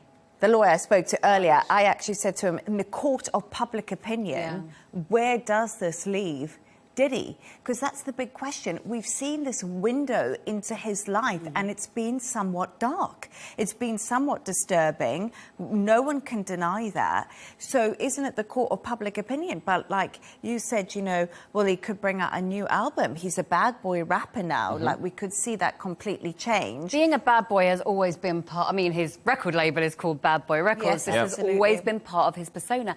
And he was named in relation to the Tupac shootings. So he's been around for a very long time. He has got probably a lot of information on a lot of people. And we saw with Chris Brown, who was with Rihanna and he assaulted her. His career has come back. His fans never seem to abandon him. So, yeah, irrespective of what happens legally, people are still going to buy his albums. And as we've seen outside the court, they are still going to support him, irrespective of what the law finds. But it's quite interesting because, it's interesting when we look at this because everyone said it was a real surprise that Diddy was just, got 2 charges out of the 5 that were guilty. And a lot of that is because of the success rate of the Southern District of New York court, the success rate for the prosecutors is normally 93%. So they normally don't take a case to court unless they think they've got a really good chance of it being a complete success. But I think, once again, it just proves how difficult it is to prove beyond reasonable doubt. And that's it. And that's it, right? And we know that there was a situation by the jury where they couldn't reach a full verdict on that, and they were almost forced into a corner where the minority had to sway their opinion to side with the majority. So we know that that was the case to find a unanimous verdict. And that was going on. And 12 hours deliberation is not that long on a case that went on for 7 weeks. 12 hours is quite a quick turnaround. We don't know exactly what the transcript of the court case was. We'll have to wait for the Netflix TV show that inevitably is on the way, because this has caught the attention of the public. Books that the jurors write. Every single one of those jurors will inevitably write and go on interview and public record to discuss. We need to know what was in there, what was said in that case, because we've heard the speculation, we've heard the public rumours, because until they've been brought in front of a court, they are rumours of what we've heard has happened. But what was the real story? What actually came to the fore in front of the jury is the big question. And this could make or break. The PR machine that is behind P. Diddy now has to work overtime and spin this, because there is almost 12 months of appeals and legal challenges and negotiations that could narrow this down ever so slightly, and also have a leniency clause in there that he may not serve anything close to the 20 years which he could face for these crimes, and be out in a number of years on these charges alone, pending further charges coming towards. Who knows? I think the post-trial, the crisis management will probably be studied in public relations for years to come. It's going to be an absolute study in crisis management for an A-list celebrity. But as you said, there's civil lawsuits to come. This isn't the end of it. This isn't going away now. But civil lawsuits won't necessarily be as detrimental. It won't give you prison time, but it could dent him financially. And it keeps it going, doesn't it? Keeps it in the public sphere and keeps it in the public but I arena. think the public are so, and we're obsessed with stories like this, regardless of what had P. Diddy been in response to a very, very serious charge, or something that was a heinous crime of a murder, or GBH, we would still be obsessed with this. And we've seen this previously with murderers, with mass murderers, with serial killers. The public obsession with somebody who is perceived to be that bad boy, so to speak, it's daunting to see that. And we know the support from outside the courtroom has shown just that. These people may not always have been Diddy fans, but now they are, and they're showing up in their droves to support him. O.J. Simpson.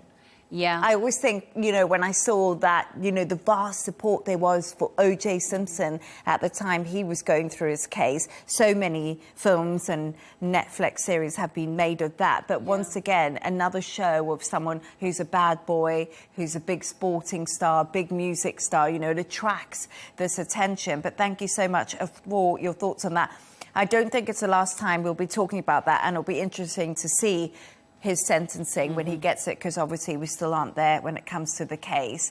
Now we're going to go to another story. Police in Singapore have been given the power to seize control of people's bank accounts if they're suspected they are being scammed. They now have the authority to do this under a new law that aims to address an issue police persistently face when victims refuse to believe they are actually being tricked. Patrick Falk has the details.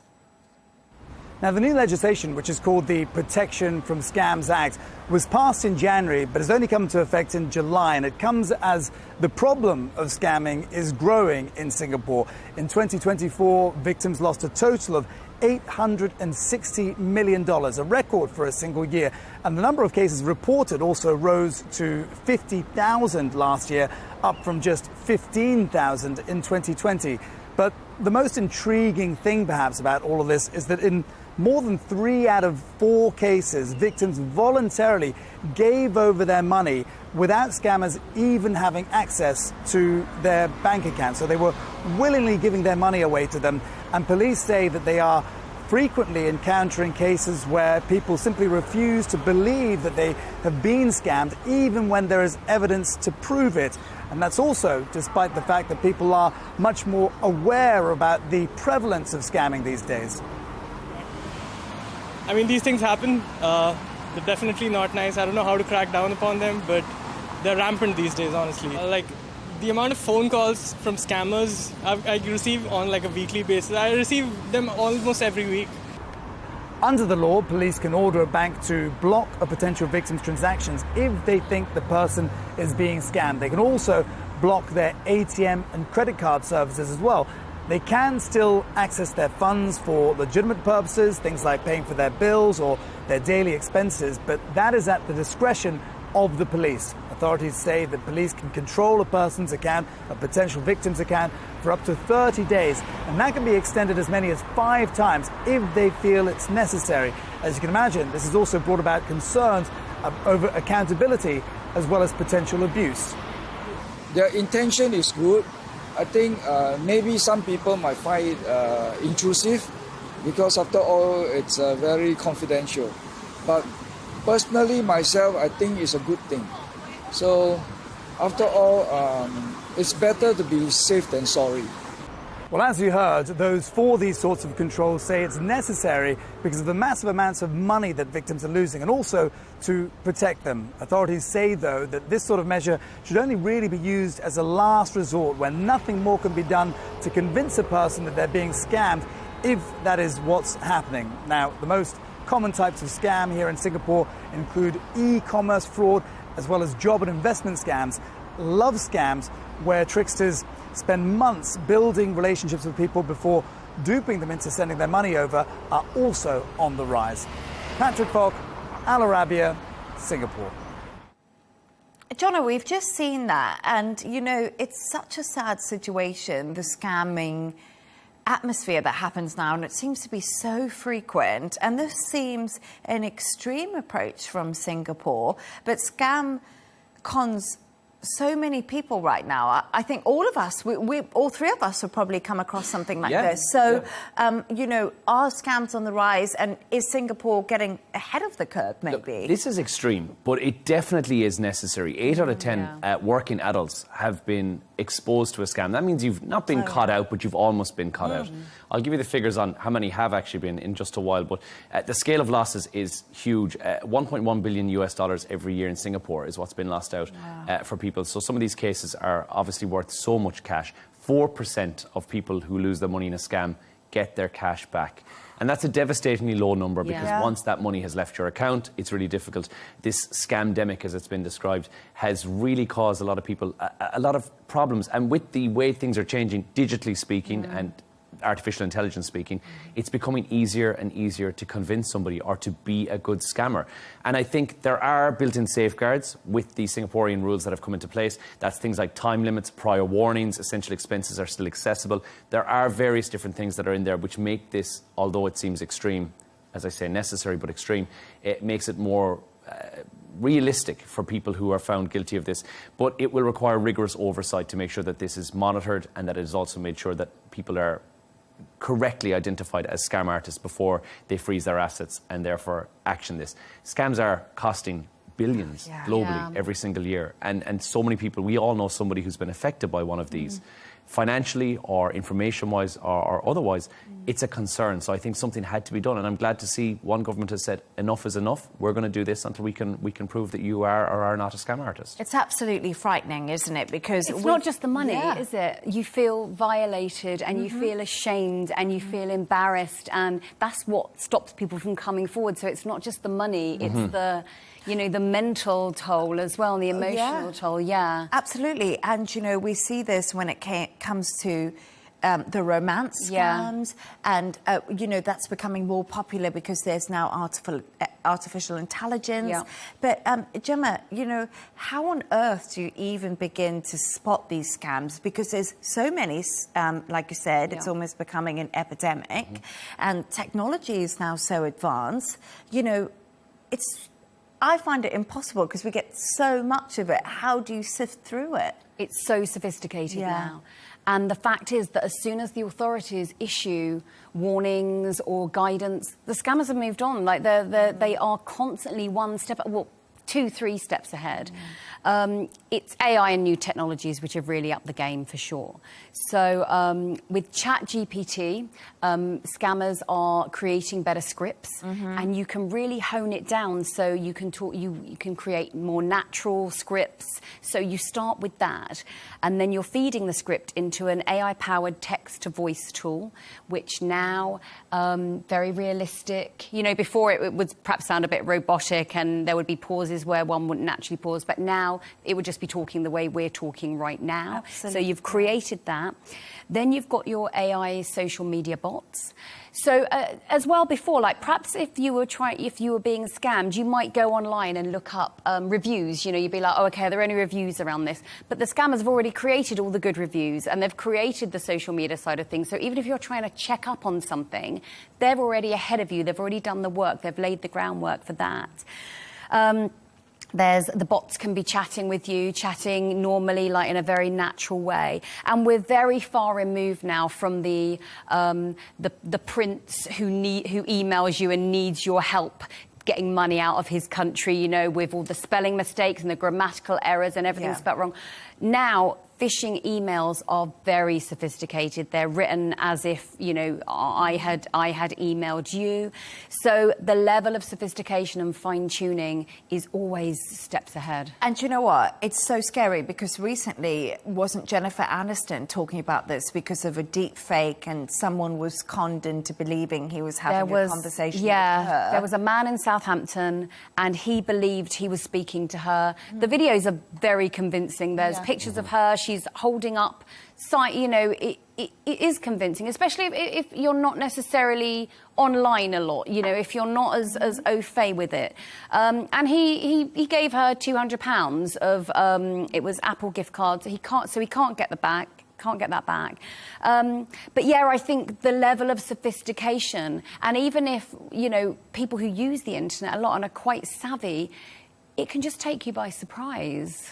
I agree with that. And I think it's a concern, obviously, for every age, because previously this would have been a concern for the older demographic. Yeah. And I think it's less that now. And for AI to be able to do a pretty decent version of your voice, certainly for somebody who works in an industry whereby you may be posting on social media quite a lot, just your stories, it requires just 3 minutes of your voice to be able to form an AI version of you that is pretty convincing and pretty believable. That version can then be used to make phone calls to friends or family members because they can already get access to your contact details in there.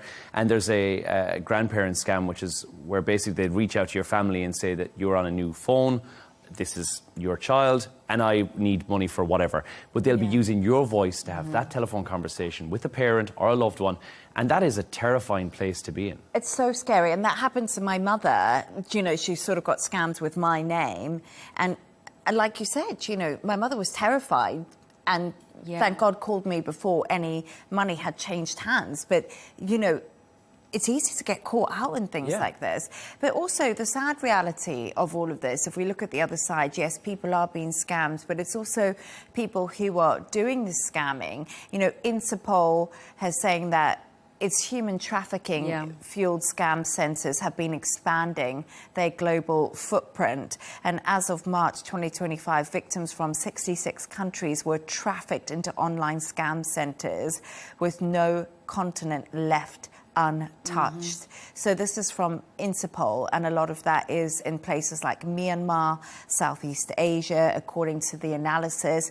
So it's awful on both sides, really, if you look at it. It's awful on the people who are committing it because they've almost been forced into it, and then an awful for the victims. So it seems to be like just a really tragic situation. And it's scams that play into fears, which are the ones that really play onto someone's heartstrings, something that gives you an immediate panic, something that means you have to action it now, i.e. your bank card is frozen, I need you to do this in order to unfreeze it, somebody's in a predicament and needs your help. Those plays on panic are what, it's not just a scam that elderly can fall victim to. Any age group can fall victim to someone who gives you a call and is in a predicament whereby they need some assistance urgently, and that's where it comes down to. So the advent of AI is certainly not helping it's making scammers' jobs a lot easier, And this issue is going to get a lot worse. And I think more regulations, like what Singapore have done, is exactly what we need on a global scale in order to be able to freeze the assets of potential scammers and cut it where at grassroots. Yeah, no, that's such an interesting conversation. And like you said, it can just happen to any of us now because it's so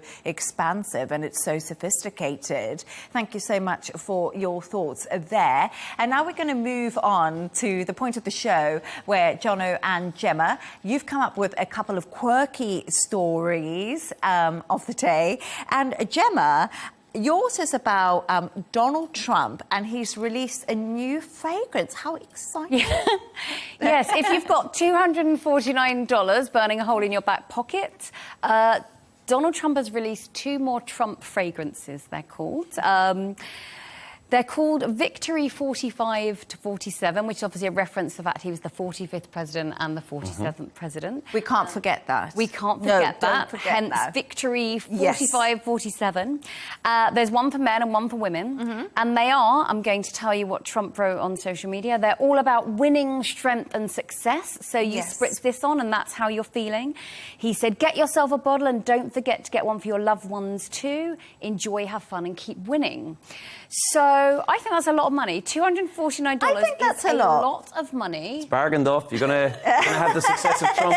You have price. expensive taste, Yes, known as we've we learned discovered that. earlier. So True. this is a bargain for you. But I think what he's doing here is he's selling a product, and call it what it is, but it's merchandise. It's Trump merch. And there'll be people who will think that this is amazing, and I think one of them is an actual gold statuette, as you mentioned, of the top of the Trump. bottle is a gold statuette of him. And there'll be people who will think that this is amazing. This is what they want. Remember, he went to Alligator Alcatraz yesterday, and loads of merch of that has appeared too. You know, with the alligator wearing "Make America Great" hat again. Yep. So there's merch happening here. Springing up all around. The men's scent is woody with warm spices, in case you're I quite like interested. that, actually. And the women's is citrusy with base notes of vanilla. And evidently it's empowering. Yeah. Well, because it's not him he's not selling it directly. So although, yes, his name is on it and his brand is on it, it's CIC, who are the company behind that. They're CIC Ventures, which is Trump Corp at the end of the day. So the money for it, and I think you know where the money goes for, but it's not presidential money, just to be clear. It's 2 separate entities, right? It goes into a trust, which is controlled by his son, Donald Trump Jr. So we have to presume that somewhere along the line it's going to perhaps make its way back into his pocket. Maybe it's inheritance in the trust. Yes, for the kids. Could be. But we're going to just move on because $249. I just want to say that dollars. I think that's quite expensive for a perfume. I do like the gold bottle of the Trump statue, but it's a bit of a lot of money. I don't know. Anyway, Jono, yours is about something completely different. It's about a DNA project. Tell us a little bit more. So this is a company from the UK called the Synthetic Human Genome, or SynthHG project, and they've decided that they would like to create designer babies.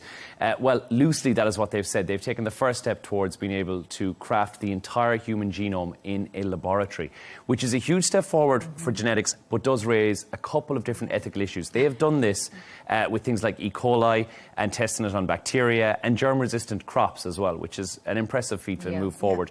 But human DNA, far more complex, but also there's an ethical debate that has to go on behind the scenes here, where you wonder, will it lead to parents selecting which traits they would like to switch on and off in their parents, i.e. in their kids, i.e. would you like them to have X, Y eye colour, what colour would you like them to have their hair to be? And it's led... Experts say that this will be, at some stage, the process where, if you have enough money, you can have a designer baby, where you have picked every single trait, including how predisposed they are to be perhaps interested in the field of medicine or interested in a career that was similar to your own. On the flip side of this, there's also genetic diseases, things like cardiovascular disease, if that is prevalent in your family, pancreatic cancers, which are, again, we know hereditary. If they're prevalent in your family, you can switch that gene off. So there's 2 sides to it. There's taking it to the extreme, or there's a side where you could obviously see the benefit to it. Where does this lead us? It's a whole can of worms, of situations, of ethical debates. I think the disease aspect is very interesting, being able to free people from hereditary diseases. But I think once you start choosing hair colour and eye colour, you're like, oh, and how about this? And how about this? I think we've seen people tend to just keep going and keep going. And it's a brave new world, isn't it? Yeah. So there aren't any. Yeah. We haven't had those big ethical discussions around it. It's basically people making things up as they go along. And I think there obviously have to be. There's no laws currently. It's that you cannot, because otherwise we would have, and we have the ability to clone humans. Yeah. We would have cloned humans by now. There is a law that governs that you are not. There's an international convention that has been signed that says you can't make a human clone. Otherwise, we'd do it. With DNA babies and genetically modified babies and designer babies, the idea behind it would be that the super rich may be able to afford this, because this is going to be a very, very costly process. You can be sure that creating from scratch DNA molecules for any life form is going to be expensive. So it's going to be the super rich. And if the super rich want to have designer babies, this may be their opportunity to do that. There will be natural childbirth for everybody else, but there will be a limited number of people who can afford this. But I also find it interesting that this is happening in the UK, just to wrap it up before we go, because they seem to be ahead when it comes to technology like this and science-based experiments in many ways, if you want to say that, in the laboratories. Because, of course, the UK were the first people to create the AstraZeneca COVID jab, once again, from genetic sequencing. So the UK is and Dolly the clone sheep. Dolly the clone sheep. So actually the UK is an interesting definitely leading globally. Absolutely. Couldn't agree more. Thank you so much for those stories, and that's all from us on W News Extra. Thanks to today's guest, Dubai 92 presenter John O'Hayes, and correspondent and columnist Gemma White. Don't forget to subscribe to our YouTube channel and also follow us on X. GNT with Tom Burges Watson is coming up next. Goodbye and thank you.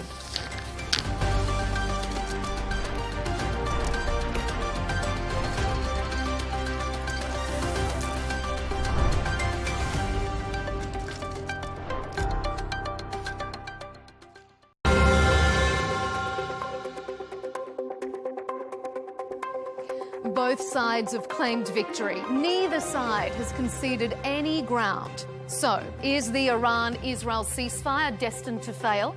Republicans are so sure it will hold, they've nominated President Trump for a Nobel Peace Prize. Is he a worthy recipient? That debate is coming up on Counterpoints with me, Melinda Nucifora.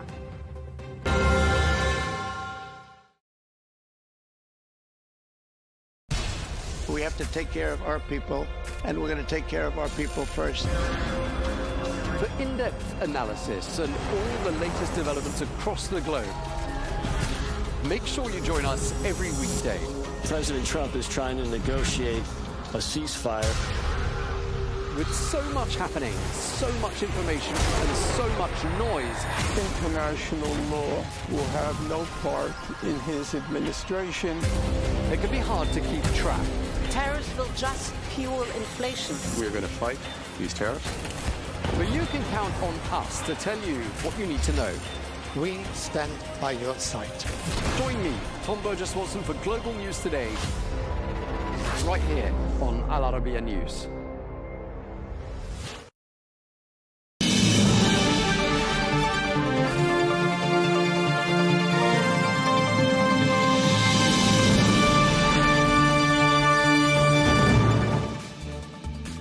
Hello and welcome to Global News Today, bringing you exclusive interviews with leading experts every weekday here on Al Arabiya English.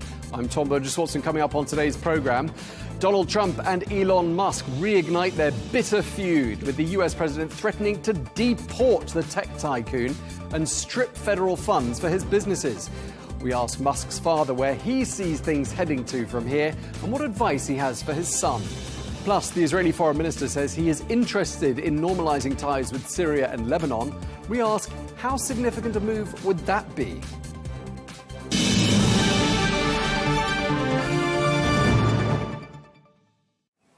Hello and welcome to the programme. The war of words between President Donald Trump and the world's richest man, Elon Musk, appears to be escalating. The former allies fell out some 3 weeks ago when Musk criticised President Trump's tax cut and spending bill, which, amongst other things, would eliminate subsidies for electric vehicle purchases. Well, those subsidies benefited Musk's EV company, Tesla. Well, in his latest comments, President Trump said that Musk was upset about all of this and other things, but in a thinly veiled threat, he seemed to suggest that Musk could stand to lose a lot more than just subsidies. Well, taking to his Truth Social platform, the president also said that Musk had got more subsidies than any human being in history, and that without subsidies, he'd probably have to close up shop and head back to South Africa. Well, let's take a listen now to what President Trump has been saying. I don't know. I think we'll have to take a look. We might have to put Doge on Elon. You know what Doge is? Doge is the monster that might have to go back and eat Elon. Wouldn't that be terrible? He gets a lot of subsidies, Peter. But Elon's very upset that the EV mandate is going to be terminated. And you know what? When you look at it, not everybody wants an electric car. I don't want an electric car. I want to have maybe gasoline, maybe electric, maybe a hybrid, maybe someday a hydrogen. If you have a hydrogen car, it has one problem. It blows up, you know? So I'm going to give that one to Peter. I'm going to let Peter test it out. The hydrogen cars, and when they blow up, it's serious. President Trump speaking there. Well, President Trump and Elon Musk have a history of mutual provocation, and previous rows between the two men have blown over. So will this one, or have things gone too far?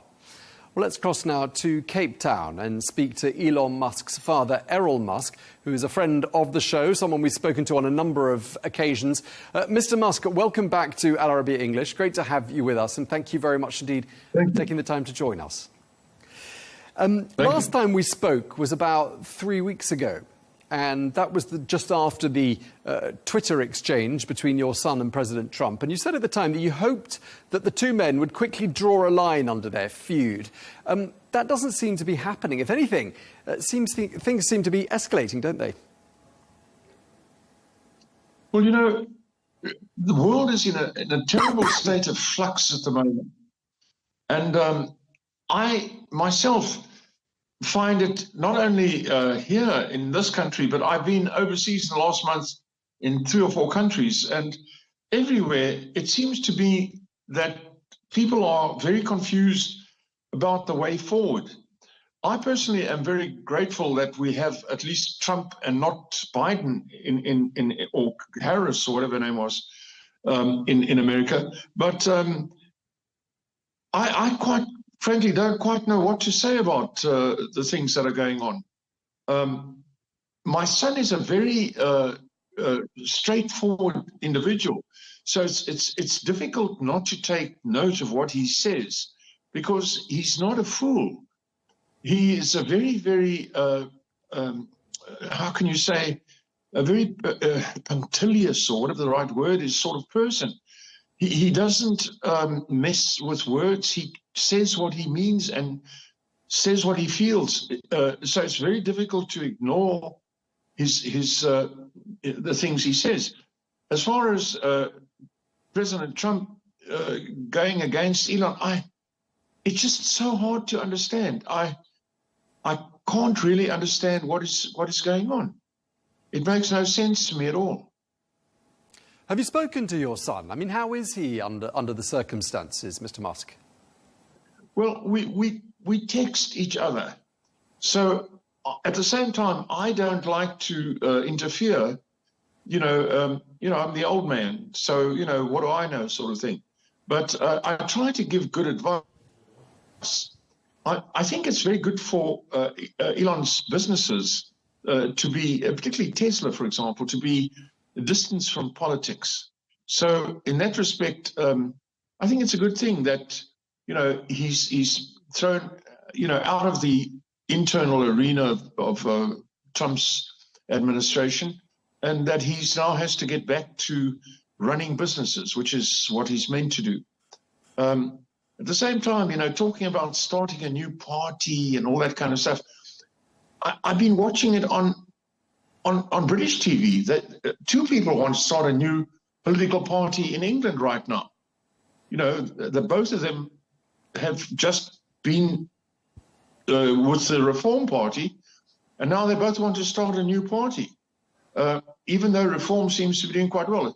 In other words, what I'm trying to say is there seems to be turmoil just about everywhere.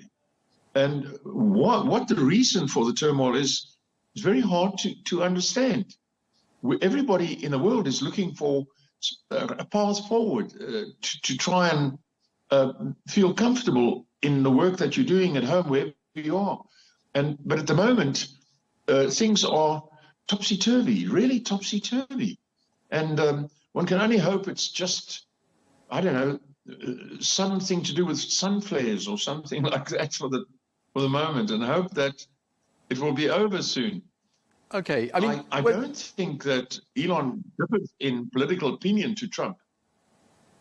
Yeah, when we spoke in June, when we spoke when the feud sort of began in the Twitter sphere, you told me you were going to be telling your son, to put a stop to this. That seemed to be your sort of fatherly advice to him. Yes. This feud needs to come to an end. I mean, he doesn't seem to be listening to you, does he? Yeah. Well, it's very difficult. Human behavior, particularly when it comes to politics, is so complicated. I always use the example of, Churchill seeing England through the Second World War and then in 1945 immediately being thrown out of office. It just makes no sense at all. But all I can say is that people are at it left, right, and center, which is a good thing. Nobody's sitting back. Everybody's trying to have a say or get into the arena. So in many ways, it's probably a good thing. And probably good things will flow out of all of this. But at the moment, it's really something of what I would call turmoil. I personally don't know what to think, and I don't know what to say. I have said to Elon, please stay silent. Please don't encourage this situation. And, in return, I read that he is proposing a new political party, which, quite frankly, I find it hard to believe. I just find it too hard to believe that he would do that.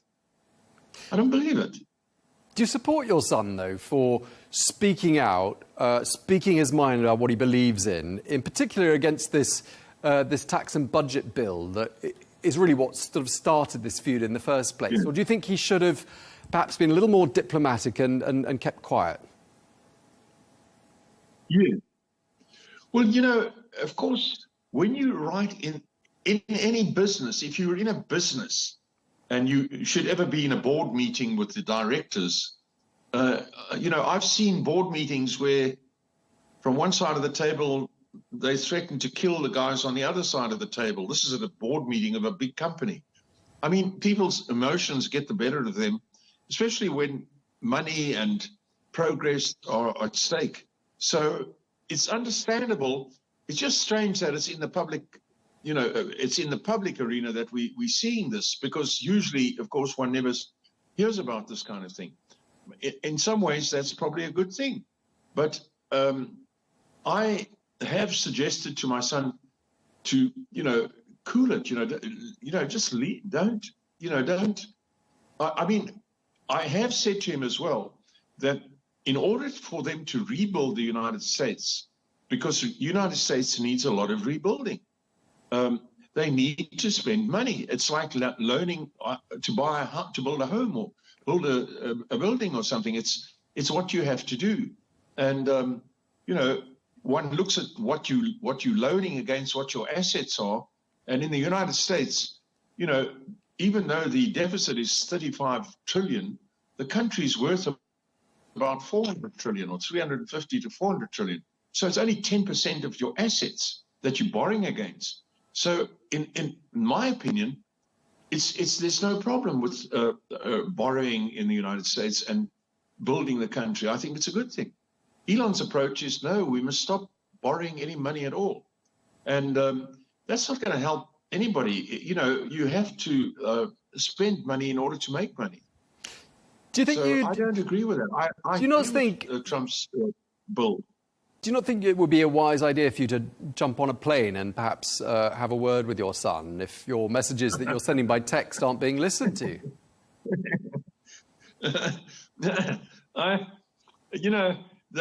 I've always, I've never forced them in any direction, and I've always listened to them. And as I said just now, Elon is, very, very serious person. He's not he's not given to making crazy statements.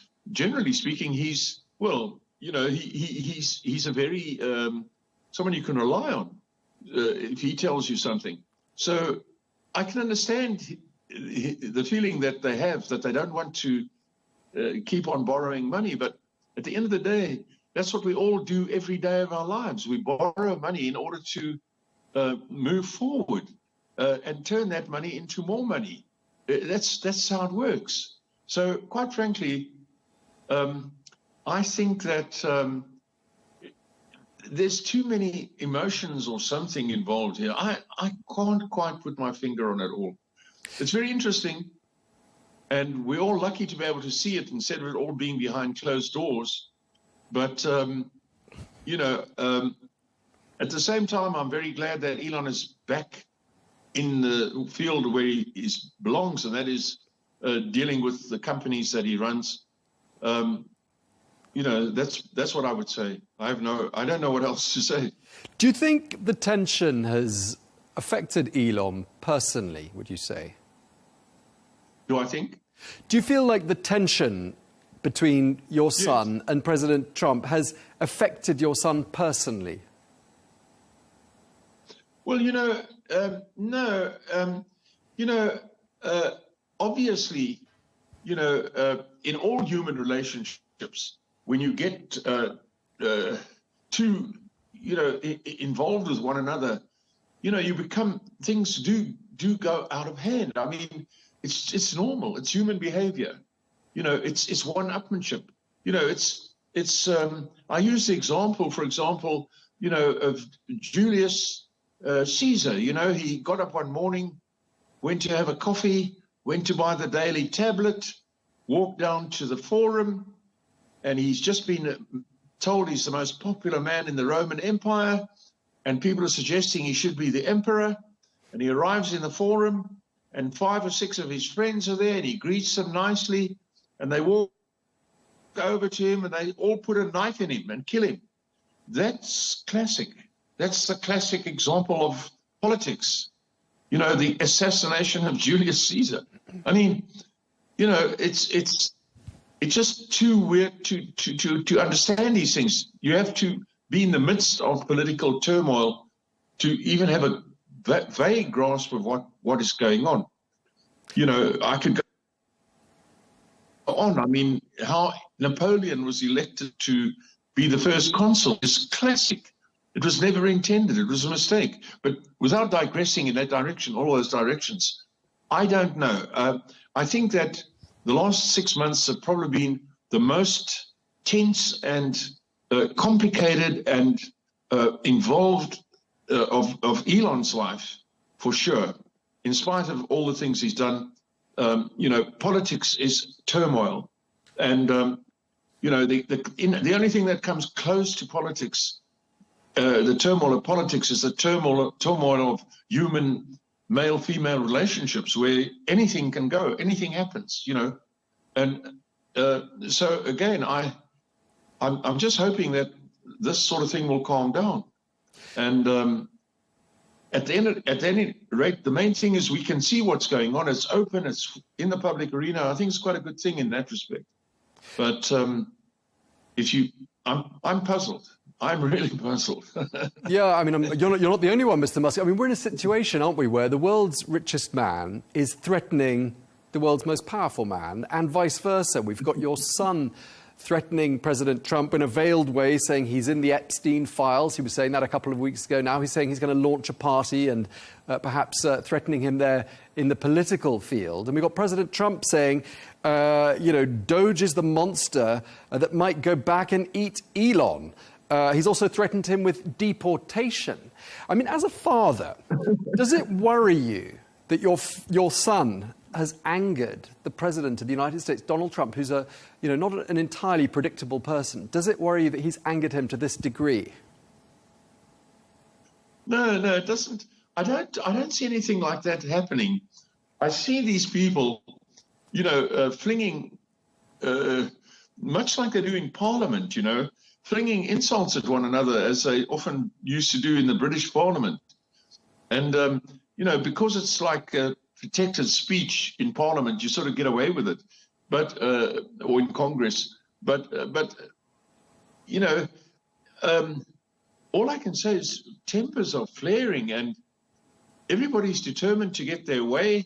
And in some ways, I think it's very interesting, but at the same time, it's also quite worrying. So I would, I'd be more pleased to hear, that they make friends. They can only help each other. There's no question about it. They can only help each other by being friends. And clearly, something is bothering Elon, and it's difficult not to take notice of it because Elon is, as I say, a very practical person, and so it's difficult to simply say Elon is making a mistake. I don't know. I don't think he would be making a mistake. At the same time, I've seen. I was in politics in this country. I've seen tempers flare in, meetings inside chambers. Sometimes public, sometimes not public. Unfortunately, in the political world, tempers flare, and as I say, Julius Caesar found it out the hard way, and so, for example, and I think we are sitting here at an interesting point in time. Something good will come out of all this, I'm sure. I'm pretty sure that something good will come out of this, but we're certainly not back in the days of last year, where people in the US were despondent to the point of wondering where they should go to.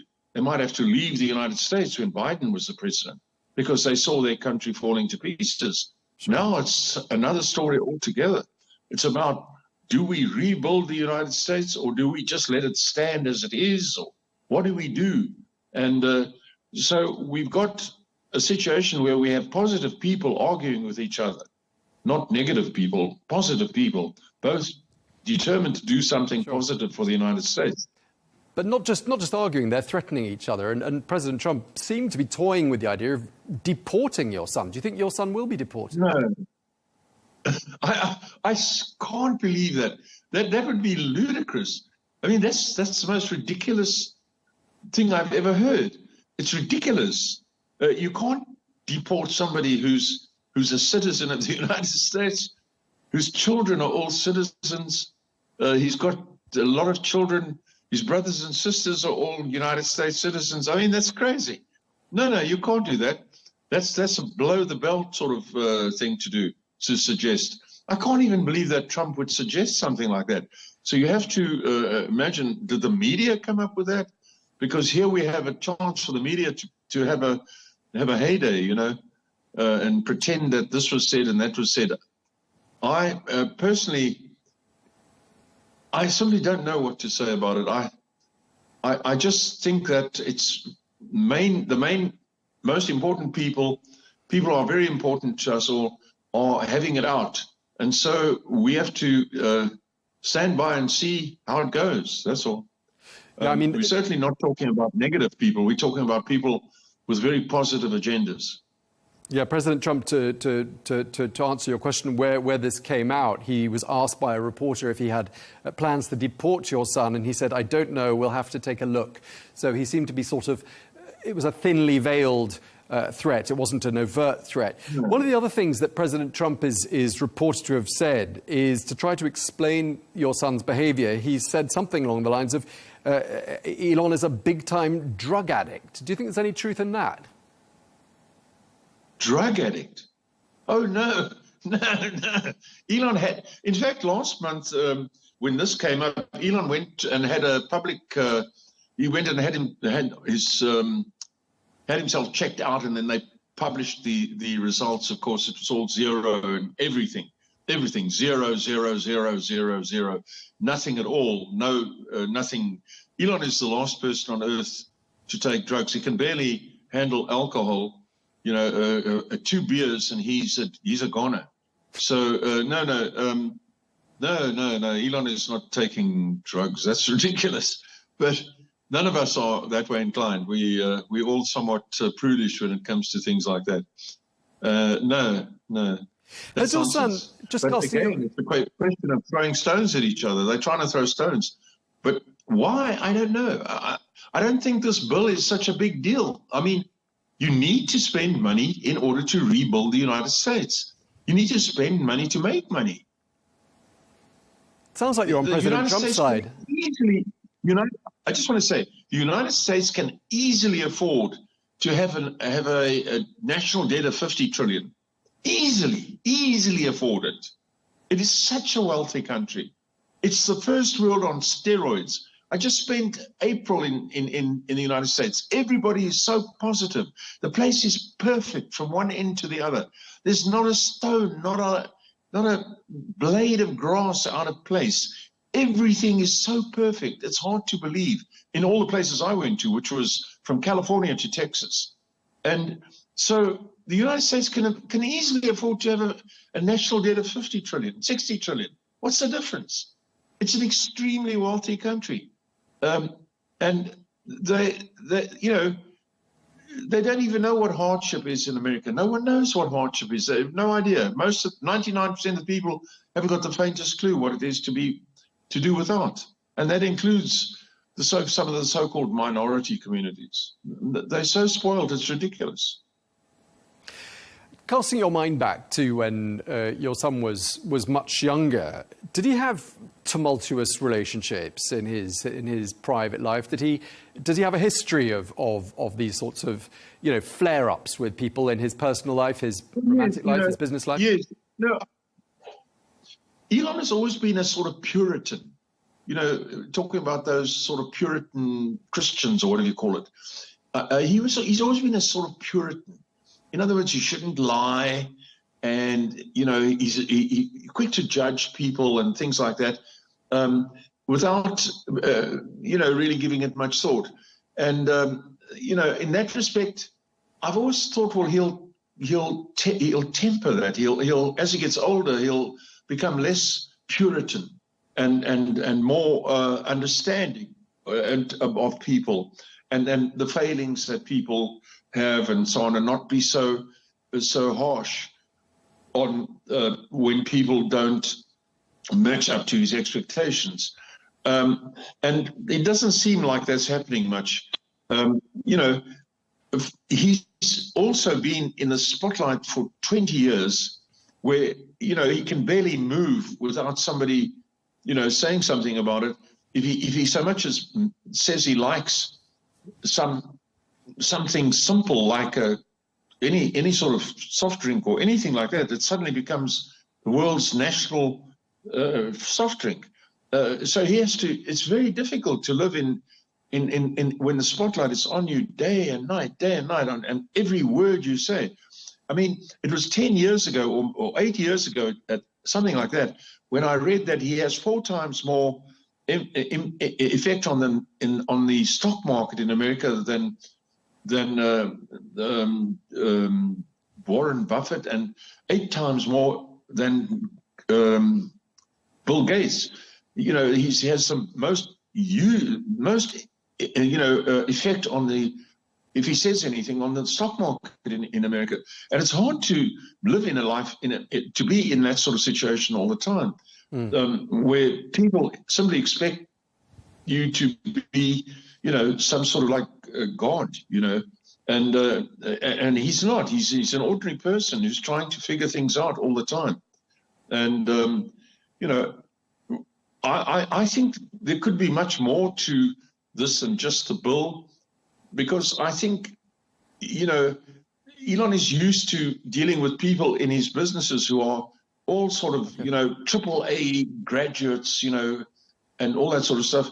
And when you get into the government, unfortunately, the people you appoint to posts around you in cabinet posts and ministerial posts and stuff like that are often not the most capable, but rather the ones that are most loyal. Okay. And so, whereas in business, you appoint regardless, you appoint the most capable regardless, because you know that the salary the person gets is going to shut them up. But in politics, in the world of, the political world, you have to appoint the people who are the most loyal to you and not the most capable. And that would probably annoy Elon no end, because he would want the most capable and not the most loyal. Okay. I mean, just to sort of wrap things up, let me just ask you, if you'd be so kind. I mean, supposing President Trump is watching this program, what would be your message to him? Well, listen to Elon. He's not a fool. Listen to what Elon has to say. Talk it out. Elon is not stupid. But at the same time, he's also not all-knowing. So if things are explained to Elon very, very in a way that Elon would then be able to see things differently, that's the way they should go. They shouldn't be at loggerheads. They should be able to explain it to Elon. Explain why they are doing things. Mr. Besant has said he knows about finance, and he suggests Elon should stick with rockets. Well, there's a lot of truth in that. And so they need to, these are bull elephants, all of them, bull elephants, and they simply don't operate on reason, just like in the wild. Bull elephants don't operate on reason. They operate on instinct. Sure. And I think that's where we are now. They're operating on instinct. And usually that produces good results. So let's see what happens. But certainly I would say to President Trump, and I don't have to tell him this, Elon is a very good person. He's a very, very good person, very, very decent, very Puritan, unfortunately, terribly Puritan, which is good and bad. And, and at the same time, Elon is young. He doesn't have the experience that I have and that, people like Donald Trump have, who are much older and have much more experience. Okay, in the last 10 seconds we have, a very quick message to your son. Well, listen, and instead of talking, listen to what they have to say. Ask them to explain it to you. Ask them to explain themselves to you before you start throwing stones. Ask them to explain to you why they are doing things the way they are doing them, and you're opposed to it. Explain to them why you're opposed to it, so that at least you can come to some sort of understanding where you can move forward. And I no doubt this will happen. I have no doubt this will, in fact, happen. Okay, we're going to have to leave it there. We're out of time. Thank you very much indeed for your time. Really appreciate it. Errol Musk, father of Elon Musk. Thank you for joining us on Arabiya English.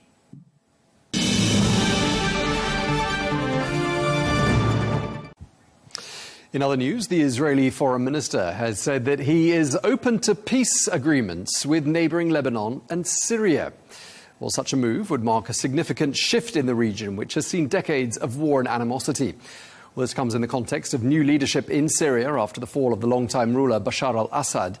It also comes in the context of a significantly weakened Hezbollah movement in Lebanon.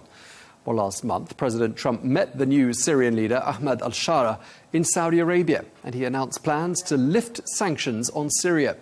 Well, yesterday I spoke to the former head of the CIA, General David Petraeus, and I asked him what he made of these reports and when this might happen.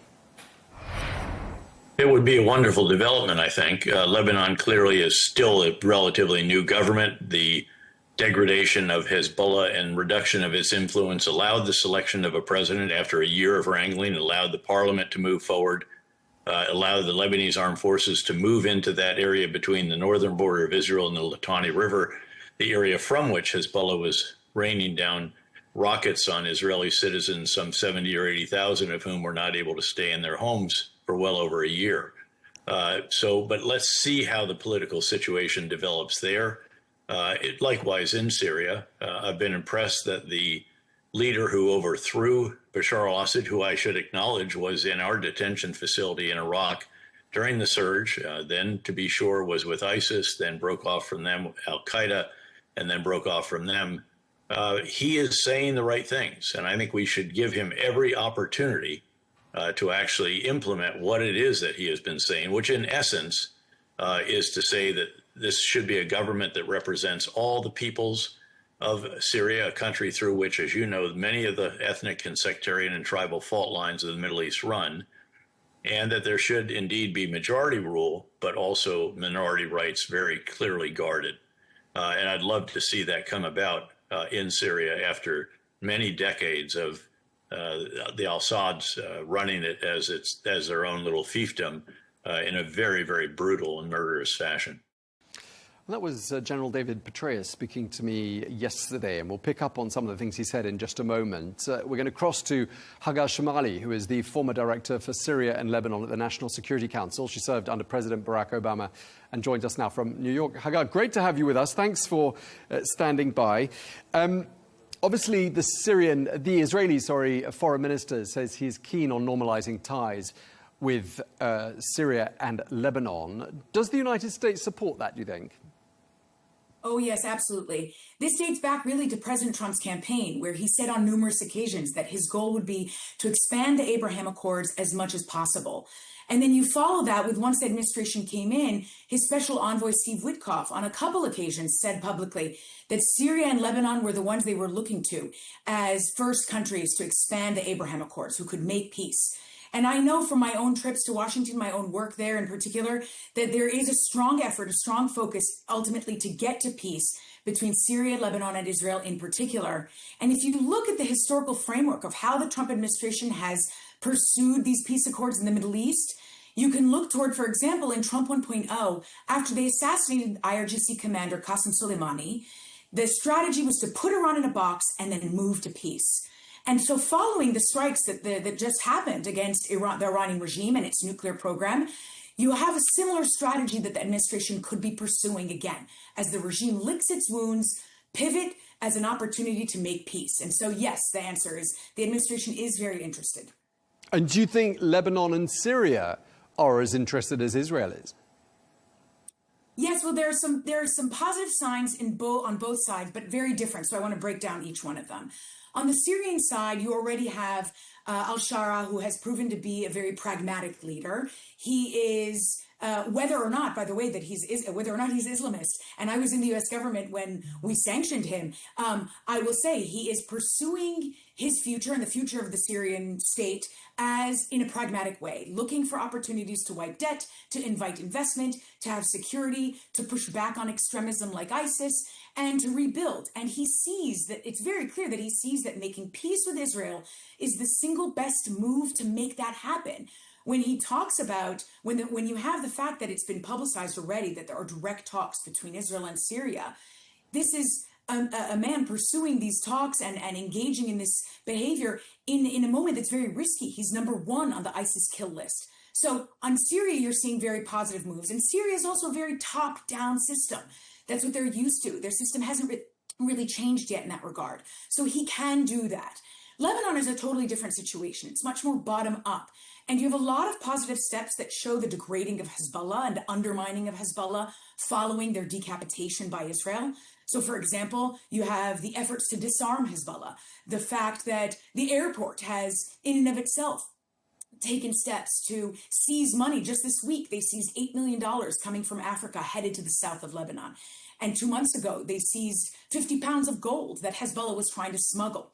You have the effort increasingly by the Lebanese armed forces to control the south. So you have a lot of important and courageous steps in Lebanon. And you also have an increasingly vocal media and civil society who are increasingly slowly, but increasingly showing their support for peace, because they don't want to be under the thumb of extremism and they don't want an independent terror group governed by Tehran to plunge the country into war. So you see the window opening, and in Lebanon, it'll be more of a bottom-up approach.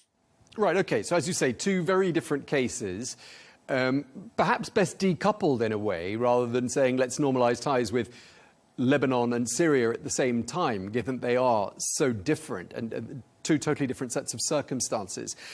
Let's start with Syria, and then we'll talk a bit more about Lebanon. So we heard General Petraeus speaking to me just now, and he says that the new Syrian leader is, quote, saying all the right things.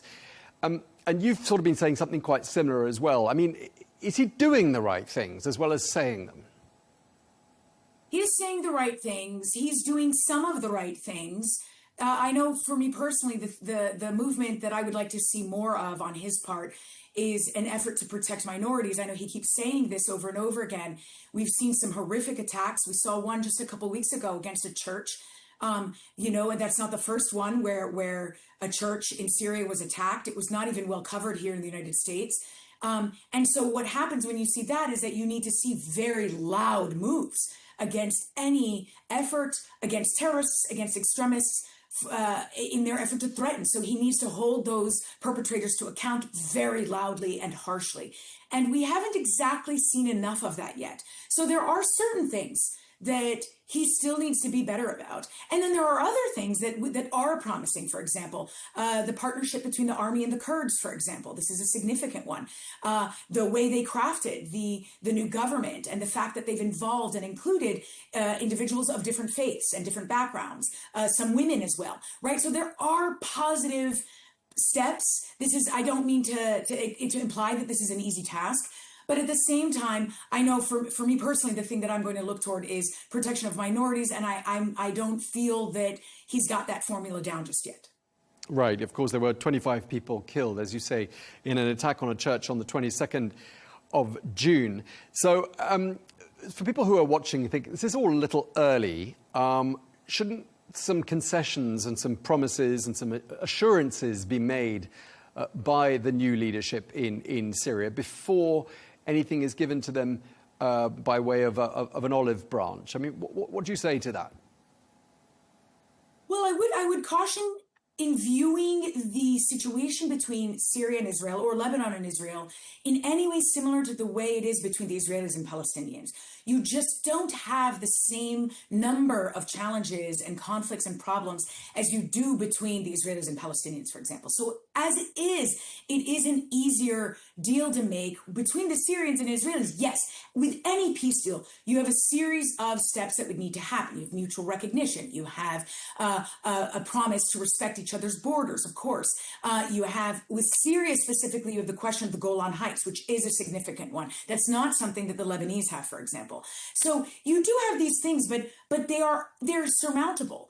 And the reason for that is that al-Shara sees the light on the other side. He sees that peace would come with acceptance in the international financial system. Already Trump has removed sanctions, but the Trump administration was also very clear that removal of sanctions comes with an invitation to join the Abraham Accords. And they are working on that at the moment. You have investment opportunities to rebuild Syria. So al-Shara sees this opportunity that would ultimately lead to his own strength and his own power. And that's one of the reasons why a lot of these things that always felt insurmountable are very different in today's light. So if it feels like it's moving fast, it is moving fast, but it's frankly, the way Hayat Tahrir al-Sham made Damascus collapse was also very fast. And all of these, by the way, all of these topics, these are not things we would have even been able to discuss last year at this time. It's really since last fall when Hezbollah was decapitated, Iran was put on the defense because its defense missile capabilities were struck by Israel, and Assad flew like a coward to Moscow. That's the only reason this is now moving so quickly.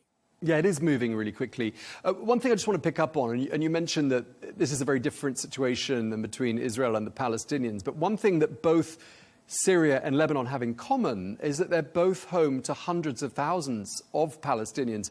Many of them have been there since 1948. They're descendants of people who fled the foundation of Israel. I mean, could they put up some sort of resistance, or do you think there just aren't enough of them and they're not organized in such a way that they could stand in the way of any kind of normalization of ties with Israel? You know, that's a good question. They could try, but they wouldn't succeed. And the reason they wouldn't succeed is because, not so much because of numbers, but because these are two countries that have suffered long enough. And there is no more of a desire to hold out on their own stability and prosperity in order to support a Palestinian cause, when supporting that Palestinian cause has literally done nothing for them or for the Palestinians, frankly, over the last several decades. So sometimes when you hear some arguments, and I frankly hear it as the minority at this point, these arguments of, no, we need to hold out for a Palestinian state. that's really a strategy of cutting off your nose to spite your face, because not only has that policy not worked over the last several decades, but you're at a moment now where, like I said, the two countries have suffered enough. And they're at a crossroads where one decision to make peace with Israel could unlock significant amounts of aid, investment, could remove the shadow of war and violence that could break out overnight, is one of the things that has held these countries back so much. So the fact is that things have shifted. The mindset has shifted. And I don't want to mean it's not by everybody, of course, but you do have this growing movement of civil society and media starting to view things differently. They're fed up with the shadow of violence. And by the way, Hezbollah, just today, al-Sharq al-Awsat reported that Hezbollah has told its inhabitants in the south of Beirut, in Dahieh, that they're going to have to freeze the funding for their rebuilding because they don't have the funds, right? So, and I add this anecdote to explain to you why people, the civil society, don't see anymore the value in holding out their own prosperity and stability for the sake of the Palestinian cause. So again, they might try, but I would add two last things, which is that the Trump administration told Syria that as part of the work they're going to be doing together in the removal of sanctions, that they would need to kick out Palestinian terrorists. And in Lebanon as well, they arrested Hamas terrorists, which is something I have not seen in the over 20 years I've worked in the Middle East. And they're even working with Mahmoud Abbas, who himself called for the disarmament of Palestinian terrorists in Lebanon. So I think that camp, they're on the losing side. I mean, just turning our attention specifically to Lebanon, I mean, a normalization of ties between Israel and Lebanon, something that would have been completely unimaginable even a few months ago. I mean, wouldn't that render Hezbollah completely irrelevant? Isn't Hezbollah's whole raison d'etre, in a way, resistance and protection, as they put it, against Israel? Absolutely. It would completely undermine their entire raison d'etre, as you said. Hezbollah was created by Iran, something that people forget. It was created by Iran in the 1980s to, quote, resist Israel. And then over the decades, they took on this added narrative where they were so-called protecting the Lebanese citizens from Israel, except that they did nothing to protect them. On the contrary, all they did was devolve the country into war in 2006 and then again last year. And on top of it, now they're not even able to pay for the reconstruction of homes of their own people, of their members, of their supporters, of the Shia Lebanese whom they promised to protect.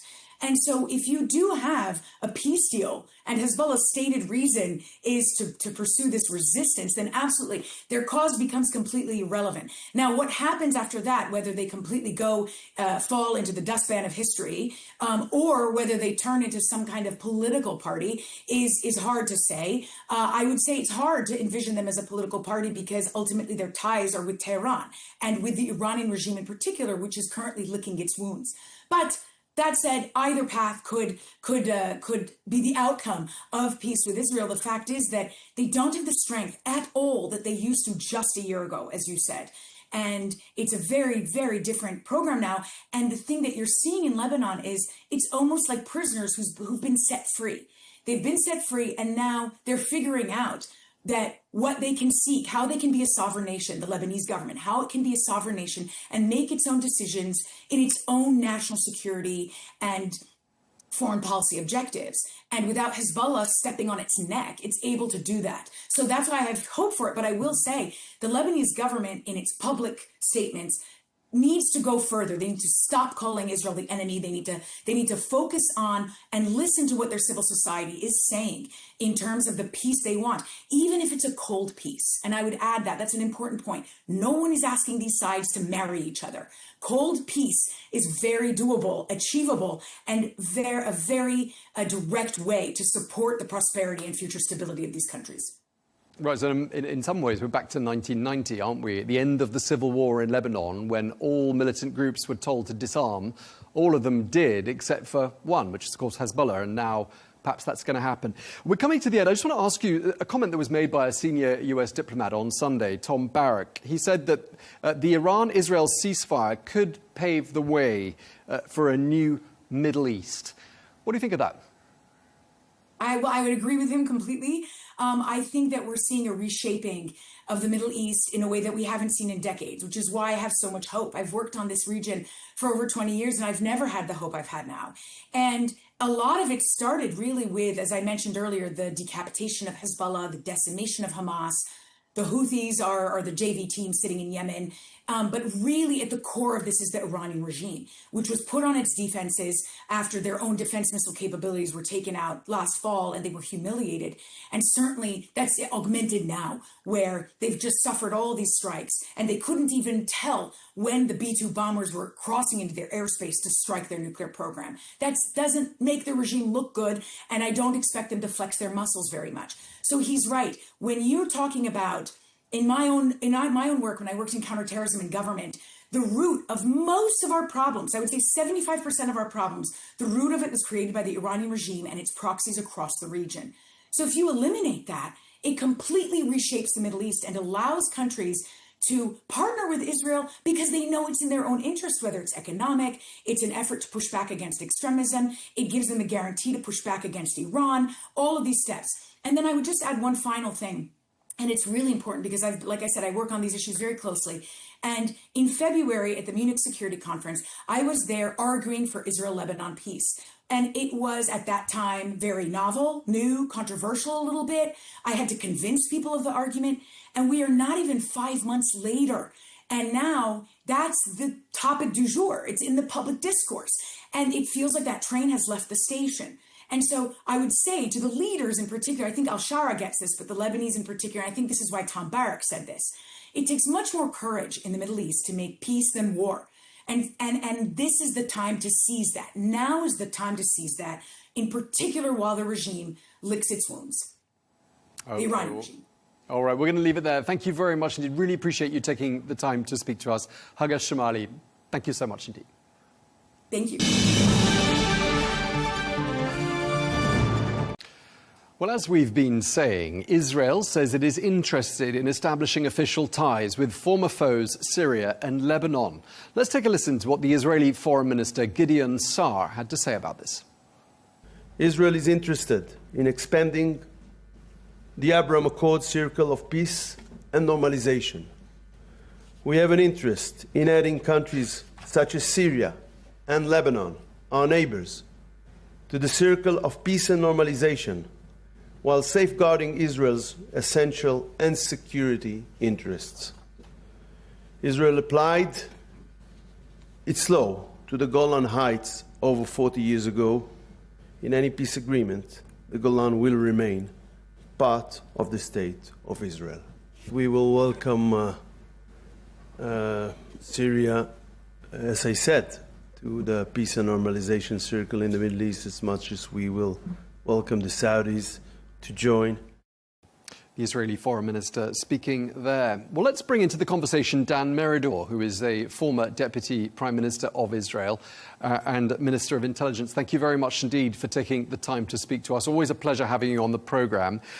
We just heard there the Israeli Foreign Minister talking about the possibility of a normalization of ties between your country and Lebanon and Syria. Put this into perspective for us. How significant would such a move be? If it were that this move is going to be realized, it's a historic move. You know, think of it in historic perspective. In the beginning, no Arab country recognized us. They want to kick us off the Middle East. In 1977-79, President Sadat of Egypt, Prime Minister Begin of Israel, were the first to change history, and we had peace with Egypt.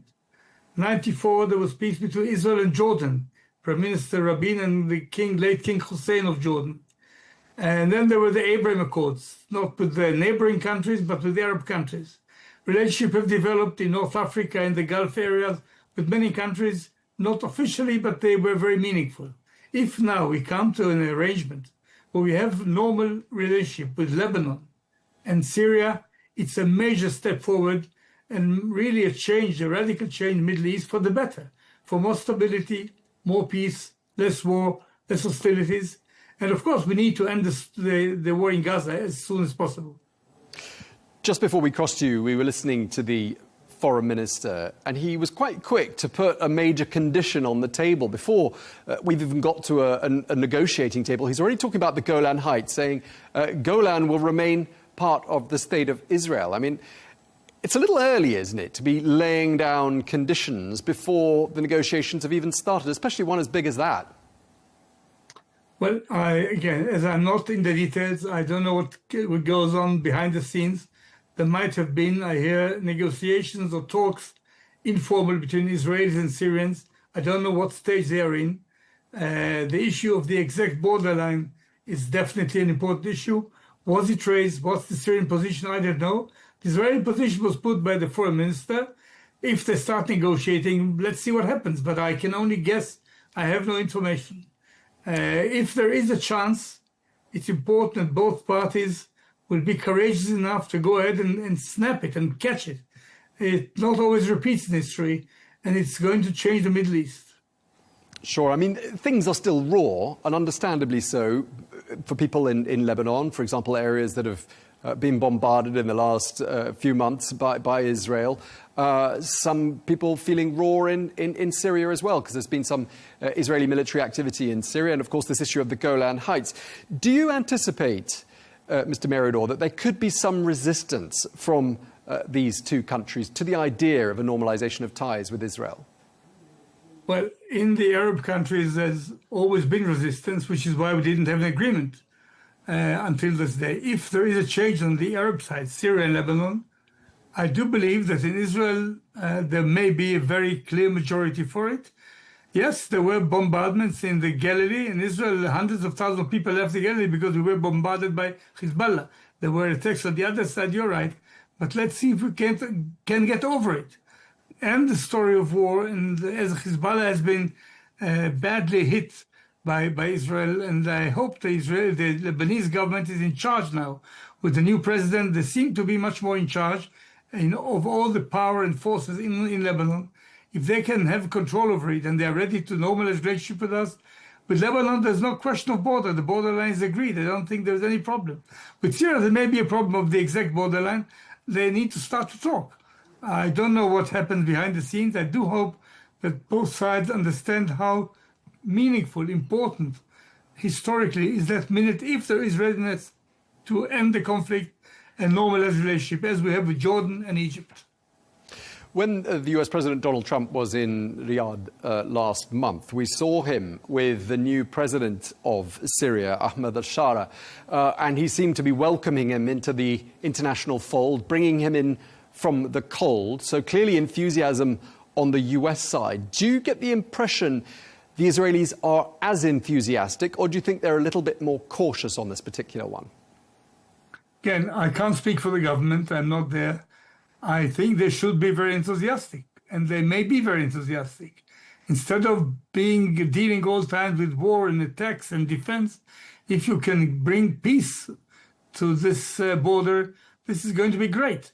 It's in the Israeli interest, no doubt. There may be problems along the way, but I do think that for the Israeli state, it's important, and for politicians, it's important to speak of peace and stability rather than of war and trouble. Both countries are homes to large numbers of Palestinian refugees, many of whom have been there since 1948, and perhaps third, fourth generation by now. Do you see them putting up some resistance, perhaps until such time as a peace deal is struck with Gaza, until a ceasefire in Gaza? Well, I do hope the war in Gaza ends this minute. It should have ended over a year ago, and it's too long, and it's too costly, and it's bad for all sides. This is one thing. There may be a resistance, but in the end, you see, Israel is built on so many hundreds of thousands of people, Jews who were in Arab states, refugees, if you like, Arab states living in Israel, some Arabs who were in then Palestine live in Jordan. Well, they have quite a majority, I think, there, and some in Lebanon and some in Syria. They can be integrated. There's our people who are integrated. And I think it can be done if there is a will and a leadership to lead in that direction. We had negotiations, with Syria several times, and the previous Prime Minister did never end in a good result. And there were negotiations with Lebanon. You may not remember, in 1983, there was an agreement of peace signed between Israel and Lebanon by President Amin Jumayel. And then the Syrians intervened and didn't let him go on with it. Hopefully they can do it now. The Palestinians there, some of them are residents and citizens of Syria and Lebanon, some of them are not. They need to be integrated where they are and find wherever they want to go. This does not resolve the Palestinian problem, which needs to be resolved. It's not just Gaza. Gaza is ruled by Hamas. In the West Bank, or Judea and Samaria, as we call it, there still is an unresolved issue, and we need to come to that as well, although now it seems to be in a big disarray between the Palestinian Hamas and PLO and on the Israeli side as well. Well, President Trump seems to be optimistic that there will be a ceasefire in Gaza fairly soon. At least that's the latest indications we're getting from Washington. But just on the issue of normalization between Israel and Syria and Lebanon, what sort of a time frame would you imagine we'd be looking at here? Are we talking months or years, do you think? Well, as I don't know the details and what happened behind the scenes, I can only make a guess. I hope intelligent one, but not informed one. It does not need a long time. If with Lebanon, where there is no problem on borderline, it can be done immediately if Lebanon is ready and able to control its own land, and Israel definitely is. It can be done immediately. You know, there were years ago when we had open gates between Lebanon and Israel. Lebanese people came to work in Israel. It all collapsed after that, unfortunately, in 2006 and so forth. With Syria, it has never been the case, but it can be done if there's an agreement. There is a will, you see. It's quite abnormal. A country is neighboring me, and I'm neighboring them. Why can't we see each other? After all, yes, there's war and problem, but if there is no war, and if there's readiness and will to know each other, both countries or all countries can benefit from it. One of the things that has really struck me, and I've talked to a couple of our guests in the last 24 hours about this, is a comment from a Middle East-based diplomat from the United States by the name of Tom Burges.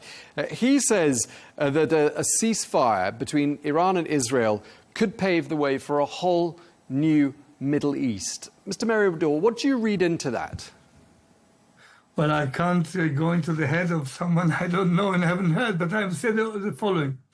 If there is this expanding of stability and peace between us and Saudi Arabia and the Gulf states and Syria and Lebanon, there is sort of counterbalance between Iran and the others. After all, Iran was a threat to Saudi Arabia, Egypt, and all the others. They all say it. So I think there is a way to what they call the moderate Sunni countries, and Israel can create more stability. But I would say something further, which is a longer range view, may seem somewhat naive. There is no inherent conflict between Israel and Iran. If Iran stops speaking about destroying Israel and accept Israel as a legitimate neighbor in the Middle East, there's no reason why we should not have a good relationship with Iran. We had it until the revolution of 79 with the mullahs coming in. You remember that when the Shah was deposed. We had a very good relationship. There is no border problem. The Iranians speak in religious terms that Israel is not legitimate, it should be removed. As long as this is the case, there cannot be reconciliation. We need the Iranians to change this rhetoric, and there is no reason not to have good relationship with Iran as well, for us and for the others. We got used to the normalcy of war and conflict. This is not normal. Normal is to try to live without it and find compromises and solutions. That may be a first sign now, as our foreign minister said, if it materializes. Again, don't take my word for more than what it is. I don't know more than you know. I very much hope that this hope of peace will materialize in some time. And if it does, it may be a big move that will change the Middle East.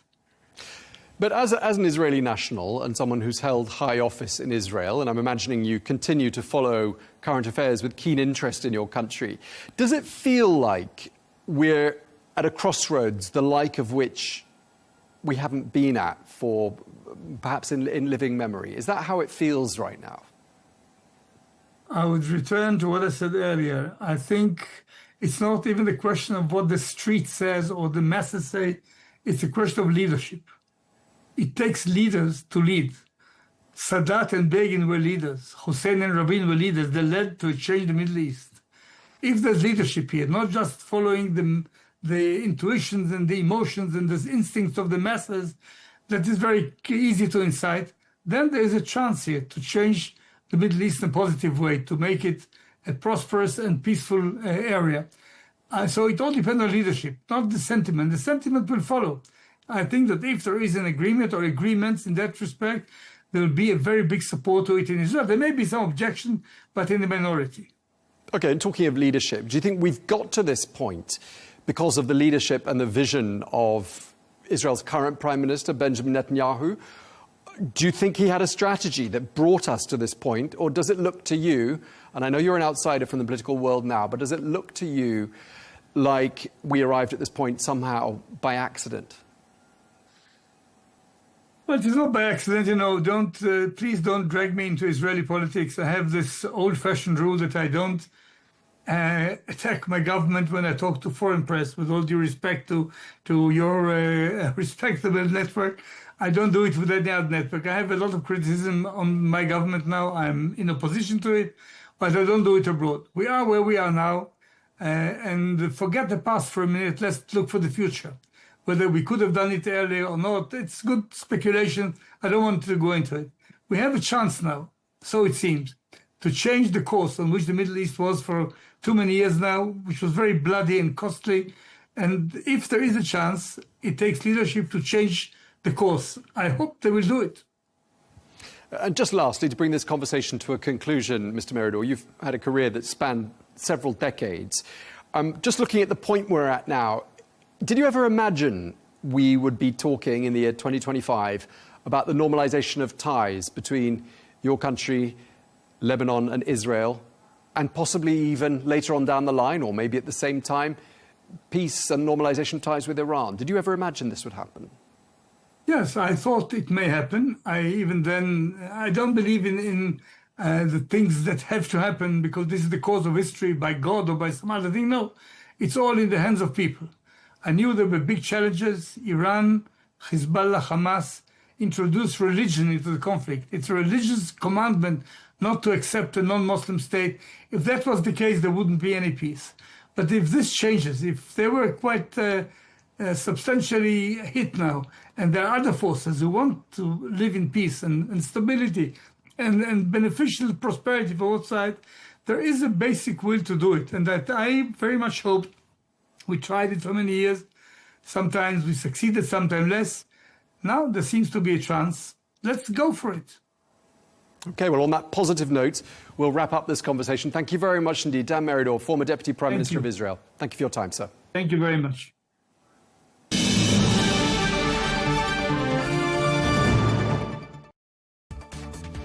Well, that's all we've got time for on Global News today. We've heard there about the possibility of a normalization of ties between Israel, Lebanon and Syria, something that some of our guests said they didn't expect to see in their lifetimes. We also heard from the father of Elon Musk, this amidst a growing feud between the world's richest man, Elon Musk, and the world's most powerful man, the President of the United States. All of that on today's edition of GNT. Look forward to seeing you again tomorrow. Until then, bye-bye.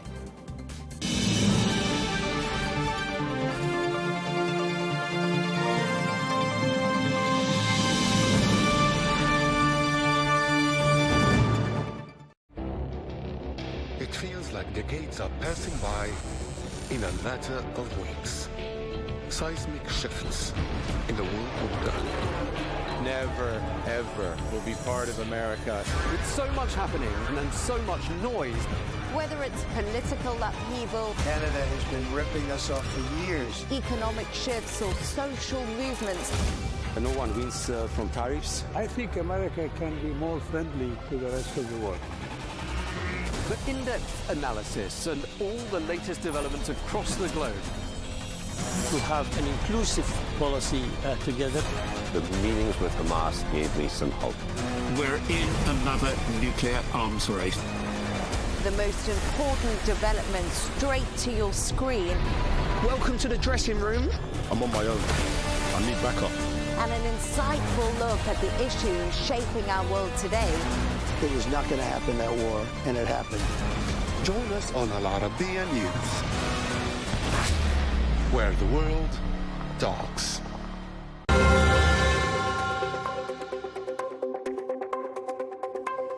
Both sides have claimed victory. Neither side has conceded any ground. So, is the Iran-Israel ceasefire destined to fail? Republicans are so sure it will hold, they've nominated President Trump for a Nobel Peace Prize. Is he a worthy recipient? That debate is coming up on Counterpoints with me, Melinda Nucifora.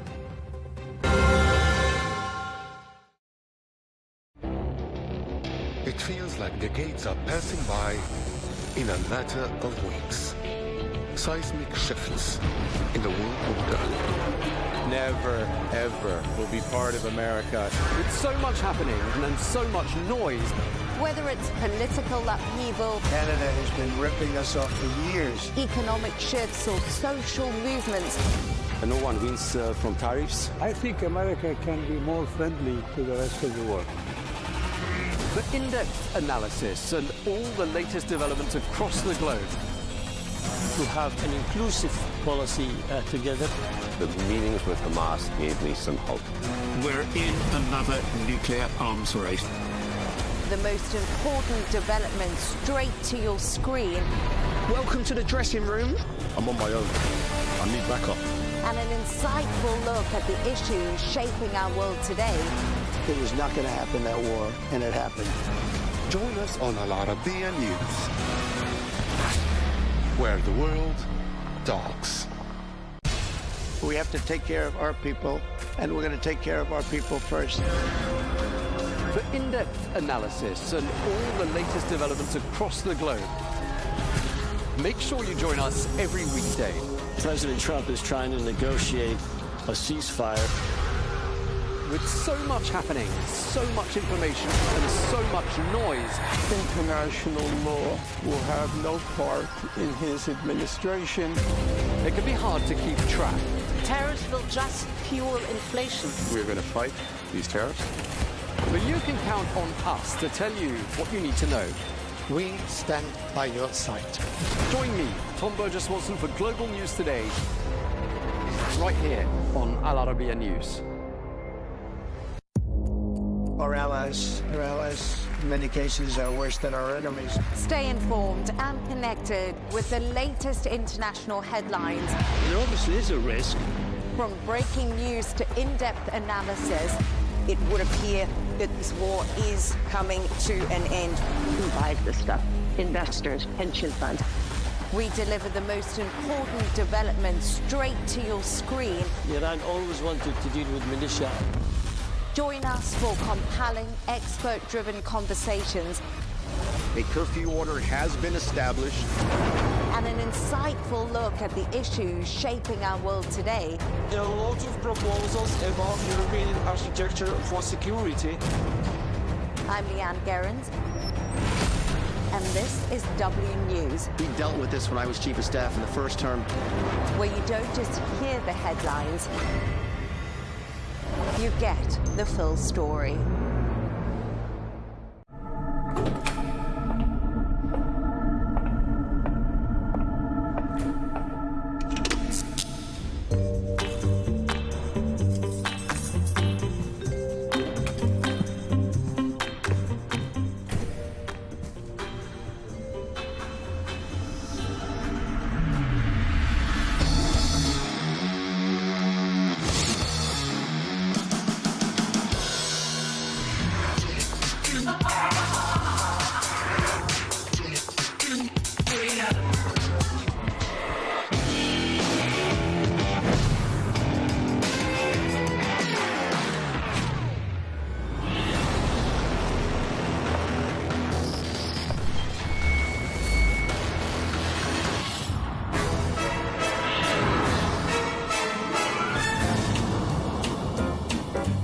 So sorry, Tom. I'm late. I'm nearly there.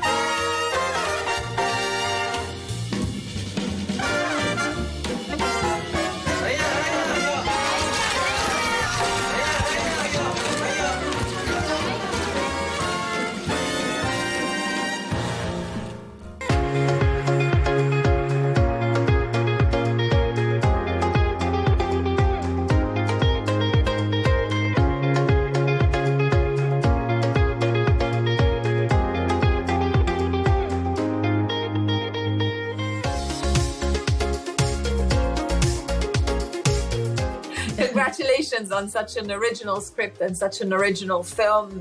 I'm always interested about what it stands for. You know, obviously children inspire that imaginative type of characters, but what was the starting point for Elio?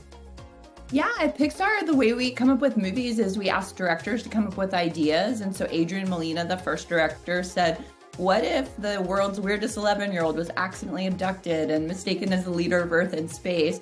And then Maddie and Domi kind of went up that and said, and what if he always wanted to be abducted? And then we kind of ran with it. I think we definitely were inspired by our own lives and our own childhoods, being the weird kid in our hometowns and like dreaming for a day where we could go to a place where we could feel like we belong. Understood. Yeah, I think for us it was animation school, and it was kind of like, that was kind of the metaphor that we were inspired, like for getting abducted for us, arriving at the universe for us was like arriving at, you know, animation school or arriving at Pixar, just wanting to infuse that drive and passion into Elio in the beginning of the movie. And I think we were also just feeling, you know, after the pandemic, feeling this sense of like loneliness and isolation and disconnection that a lot of, you know, people in the world have been dealing with, and hoping that like a movie like this could inspire people to make those connections with the people around them, and to have this sense of like unity and togetherness as they watch this movie. And find where you fit, you know, basically the film is just about discovering who you are and who best surrounds you in life, I guess. Yeah, yeah, definitely. Your life isn't up there, Elio. You need to make friends. I just want to belong somewhere. So if any aliens are listening, please come and get me. Okay, bye, I love you. It's really happening. Madeline, did you want to add? Oh, I mean, I think, yeah, Domi covered it. It's also for us, Elio's journey isn't just about like things, you know, being easy, like all of a sudden, you know, oh, I just needed to look and there's a friend right there. He has to learn how to open himself up to making connections. Like when you first meet him, he's very closed off because at Pixar, we always like our characters to grow. So our hope too is that as a kid or adult is watching this film, that they actually get something that they could take away from it, that they might feel more likely to reach out to somebody to make a new friend, even though, you know, they might be more like Elio at the beginning of the film, where they feel kind of like, no one could ever understand me. So yeah, I think a little kid character is really, really perfect for that. We search the universe for the dreamers and stargazers like you. This is awesome! Are you gonna eat me? What? Ew. Oh, no. My name's Elio. What's your name? No one's ever asked me my name before. I'm Glorden. He's a great character. He's also very relatable. He would make a lot of people feel seen. So what do you like most about him? I think it's just his personality traits, and also just how he doesn't care about what other people think. And also this movie, with any Pixar movie, there's always like a big, I guess, what they want people to get out of this movie. And what I really want people to get out of it is just how important your family and your friends are, and how important they are. And, you know, they're always going to be there for you when you need them. And if you're going through like grief, you lost maybe a family member, a pet at a young age, at the end of the day, everything's gonna be okay. My friends need our help. You made a friend? Just give me a call. You will feel my wrath. Glorden? Hi, Dad. I'm a bargaining chip. No, say the other thing. Oh, help me, Father. Quiet, you. What does that unholy sound? Stop!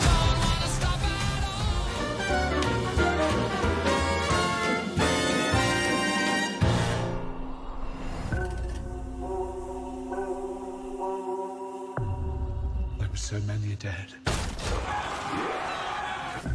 Infected and non-infected alike. Hi, Ryan. How you doing? Having a good time doing this together? Yeah. Yes. Yeah, having a fantastic time. This Nice is our reunion. Yeah, it's good. Let's start with Alfie and the experience of doing this at such a scale. Yeah, it's a bit exciting and you know, nerve-wracking, but I'm enjoying it. And I can imagine. Were you guys enjoying the process of filming it because you were kind of, shaken and stirred in the middle of nowhere with a lot of things to do? Yeah. It was so immersive, wasn't it? We were filming in these amazing locations. Beautiful. We had like a 2-week rehearsal period before we started filming, both with Danny and Alex. Yeah, Danny has this amazing enthusiasm. It's like a childlike energy, and just light up. And so, does he give you the freedom of kind of adding to the character things that you feel are necessary, or you stick to Alex's script and then you go for it? How does it work? I think dialogue, like I think it's like you say the written word, there's a respect for that, but yeah, let's do it. Super collaborative, yeah. Amazing. Look at what's in front of you.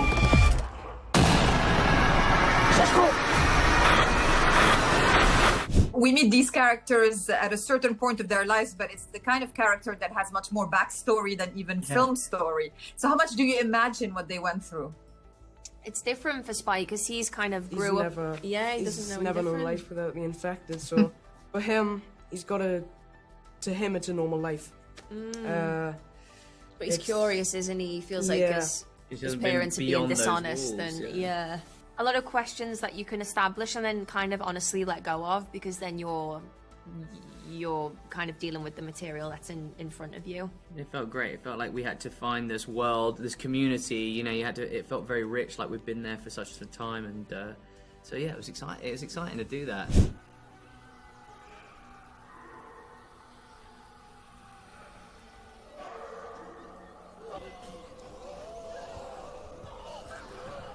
Alpha, get back to the trees. Is it a very physical kind of performance because of the nature of them, running all the time? Yeah, there's a tremendous amount of running in this movie. With lots of stuff. But Jodie, without giving too much away, you are also carried in the film at some point. I am? You're being carried. Yes. I am. Yes, I am. Blessed. Oh my god. I don't know if we can. Had your day off. Yes. Poor Edwin. Yeah. Yeah. He's a good man. Yeah. When I look in your face, see your granddad's eyes. It's nice. Exactly. What do you think is so fascinating about these stories? Basically, the audience seems to be so engaged into seeing them. It's a little bit like, cathartic sometimes. It's psychologically involving. I guess, anything with fear-based stories, I guess it takes you on an emotional roller coaster, or at least Danny does, I think, in this movie, because, yeah, I think it's really just trying to find the light in the darkest of times, and I think that's really relatable and interesting, but also it's complex. So I definitely want to see a big audience, you know what I mean? Like exactly. Packed cinema, this kind of movie is the movie you want to go see. Do you know what I mean? Yeah, because if I was alone in the cinema when I saw it, but I did scream a few times. So imagine being with the audience. I know, so great. Interactive spooking. Yeah. There are many kinds of death. Some are better than others.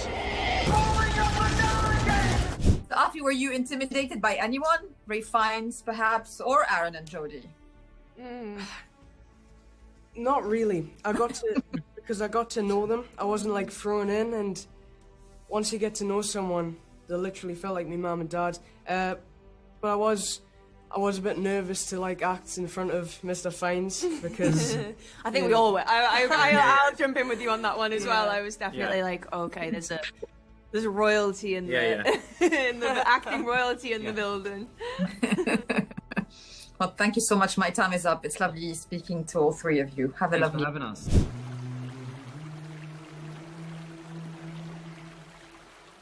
There were so many dead. Every skull is a set of thoughts. This is a monument to them.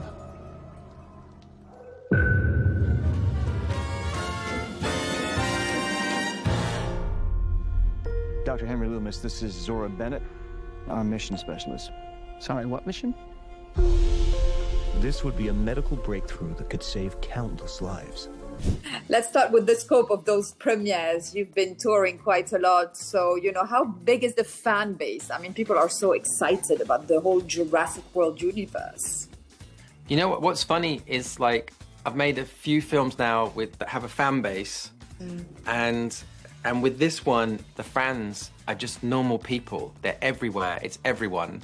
And all ages. And they're not a type of person. They're kids, they're adults, the whole spectrum, girls, boys, which is, the appeal of it as a filmmaker is you get to play in this sandbox.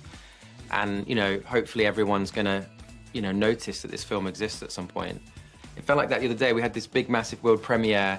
And as I stepped out the car and saw all these people and the billboards and things, you go, I don't know how we got here. You just went on pure instinct. And we have this movie now, and so fingers crossed, it belongs to the world now, and hopefully they're going to feel the same way.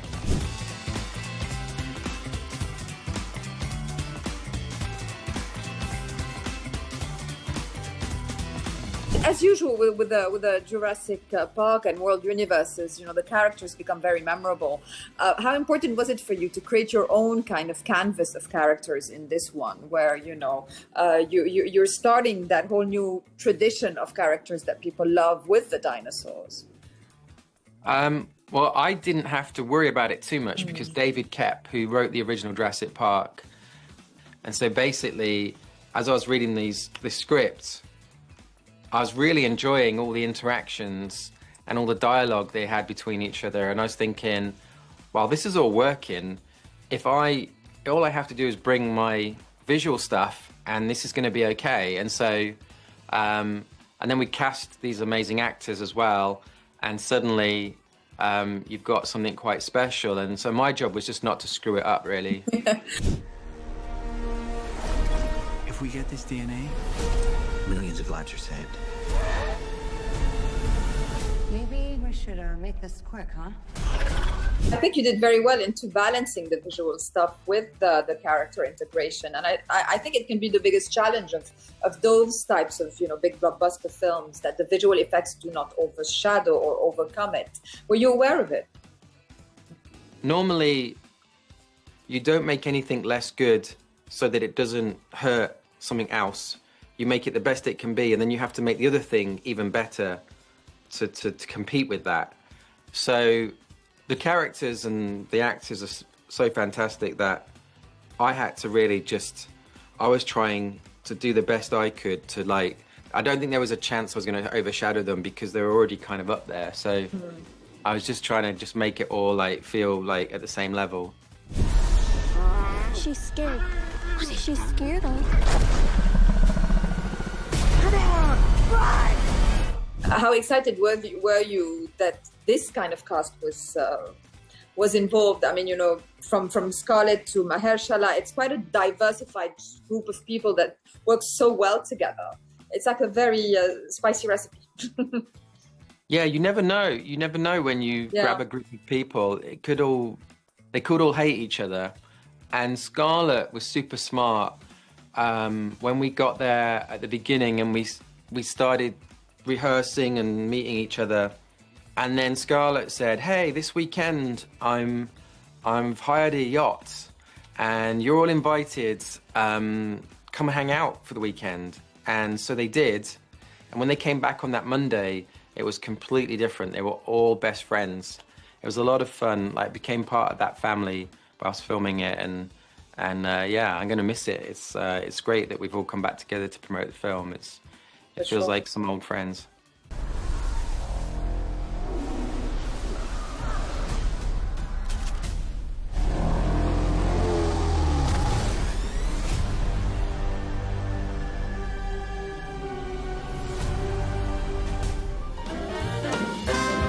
وهلا نحن مع سكارليت جوهانسون على البيج وورلد بريمير والريد كاربت بلندن لجوراسيك وورلد ريبيرث.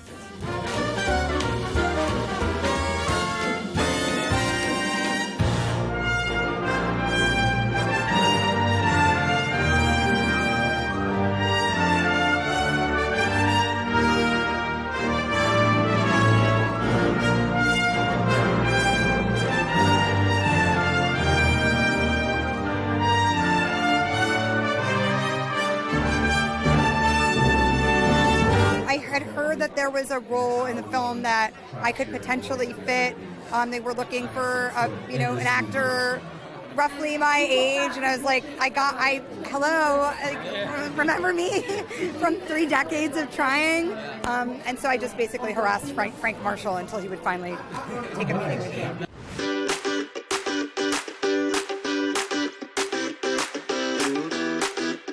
I felt an overwhelming sense of responsibility because that original movie is so beloved, and we didn't want to let anyone down. What we wanted to do was try and recapture some of the tone that we had in the original movie, but we also wanted to show a few new things. What have you not seen before? Oh my gosh, the original is like it's like unmatched. Lost Kingdom, like it's insane. Like, watching that even now, like being in 2025 and you see that movie, it's still just as scary. It's like, how did they do this? And I really, really, really have a feeling that this movie brings the same exact energy. I train with fighters, but I don't do the fighting, and I train really hard all year round, so I was kind of ready.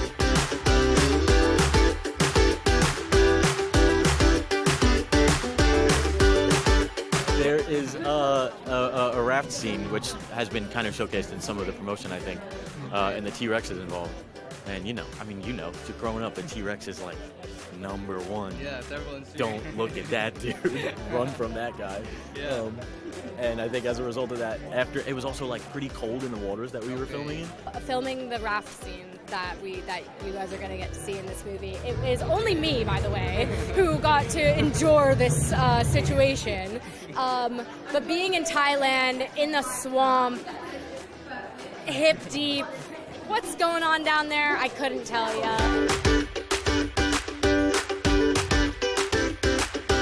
People say to me, what was Scarlett like? And I have to say to them, anything you think she's like, she's better than that. If you wish that she would be as kind and humble and generous as she is beautiful and talented at acting, then you can't even imagine. She's an amazing person. I remember the importance of a hydrating tablet in your water. You can't just drink regular water. You need to put the hydration tablet in.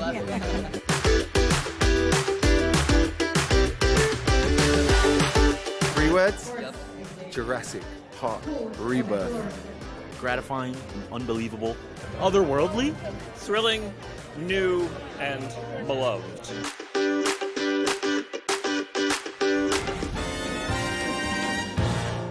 How do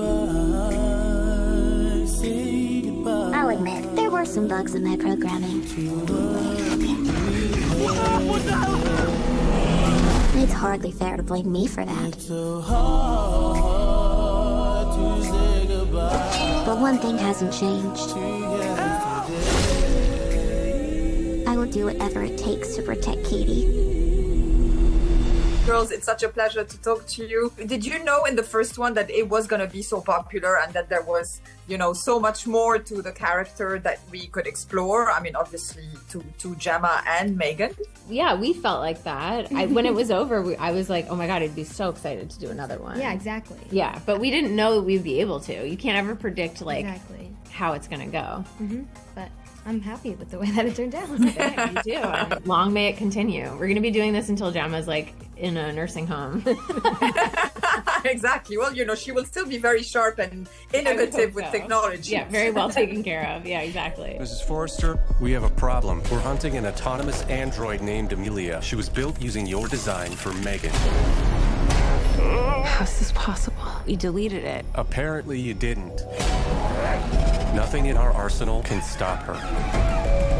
She's gone rogue, killing anyone who's contributed to her creation. I think I did it up.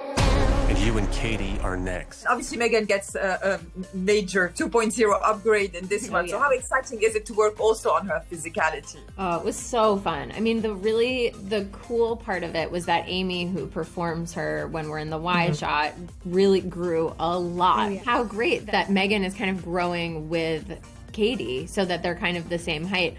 And also there's this subtle thing that happened, which is that in the first movie between Gemma and Megan, there's a real height difference that was interesting because the power dynamic between the two of them was not what that height difference implied. And in the second movie, they're so much closer to the same height. There's just this subtle power balance that's getting closer and closer. And, you know, if it keeps going at the same rate, you're going to shoot past me like very soon. And so is Megan. I know. Oh my God, I can't. It's probably true though. I know how to stop Amelia.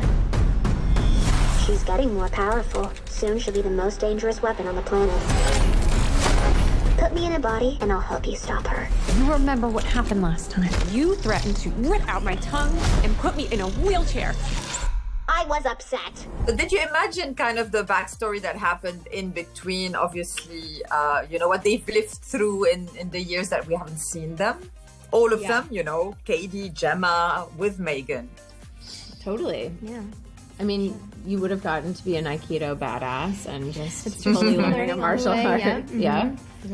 Yeah, we talked through that a lot with Gerard, and especially with regards to figuring out where the two of them were in their relationship, how close they should seem, how much tension there should be. It's just devastating that they're never like vibing. Yeah, exactly. They're still working on it. Yeah, it's a work in progress, their Exactly. relationship. We'll get there, don't worry. We will get there. We're committed. We're stuck with her.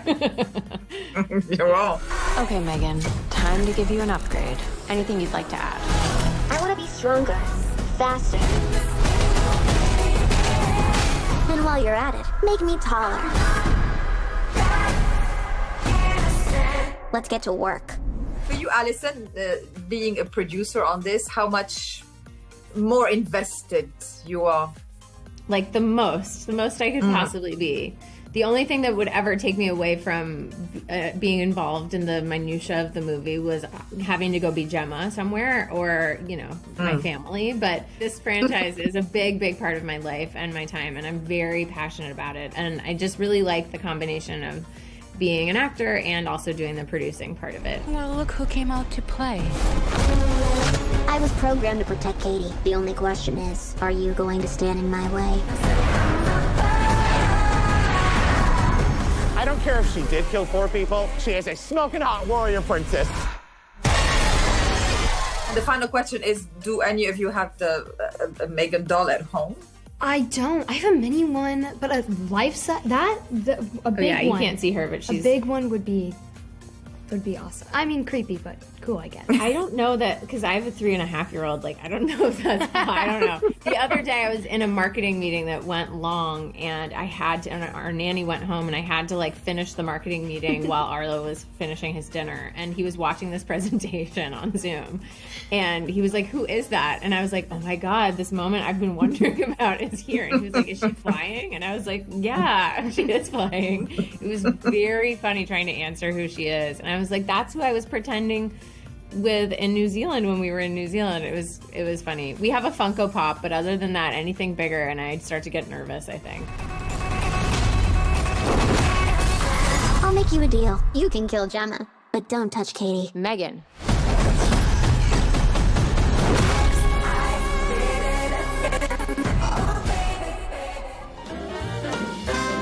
وهلا أنا اجتمعت مع توم هيدلستون ومع أيضا شويتل أجوفور للكلام عن فيلم مستوحى من رواية لستيفن كينج The Life of Chuck.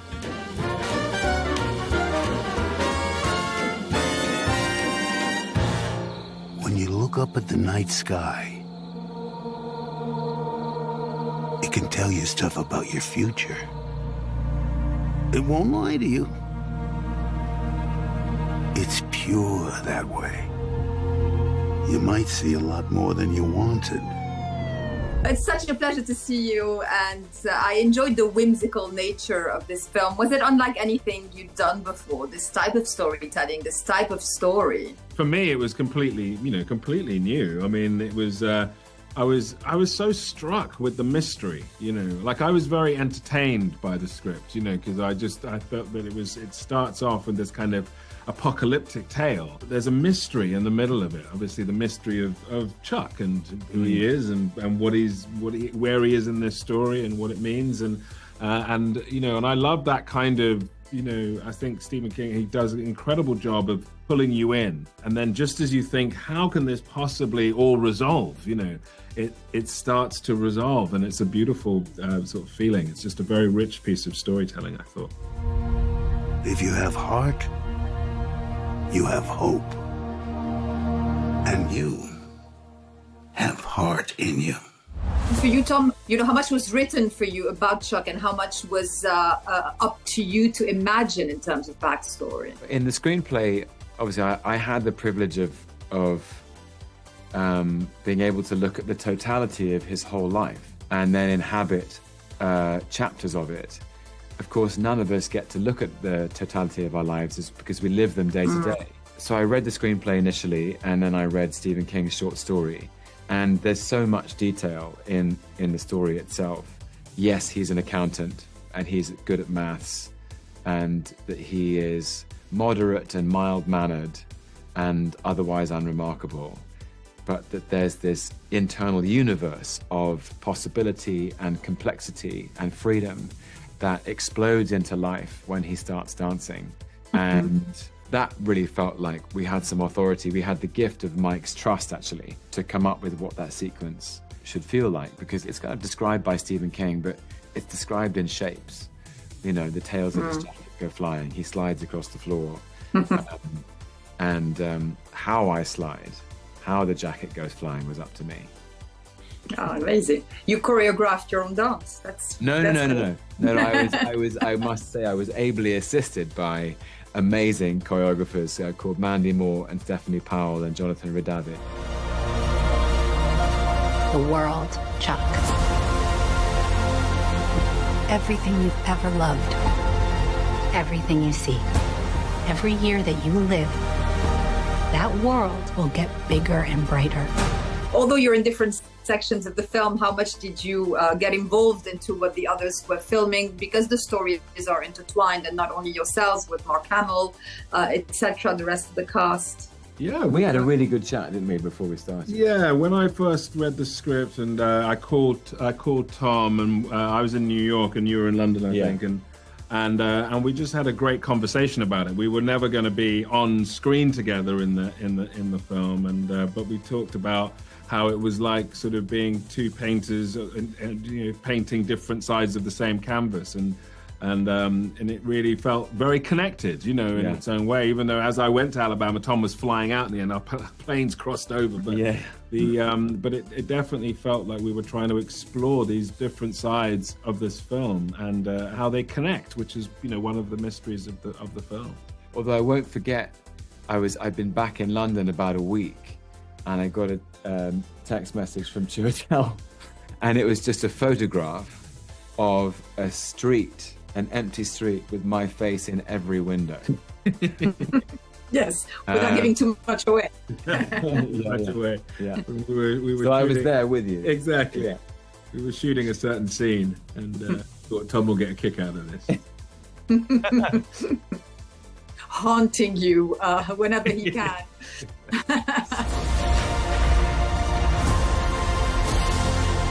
You fill the whole thing. It'll be a universe. Well, talking about the hauntings, you know, Stephen King is quite a genius at, you know, knowing how to write different genres of stories. What do you think it is about him, you know, an author that kind of every type of reader can understand? I think he's really profoundly interested in the business of being alive. It strikes me he's not afraid of any corner of what the experience of life contains. A kind of extraordinary man, extraordinary mind to be so fearless about that. Because there are, you know, not everyone's like that. There are some places that people don't want to go. But Stephen King has this courage, I think. And what I find extraordinary about him is that even when he's going into corners that some of us might not want to go into, he's always landing on the best of us. That actually it's the light he's interested in, and our capacity to love, our capacity to be connected to each other. Yeah, I think that's why he's such a great writer. Wonderful.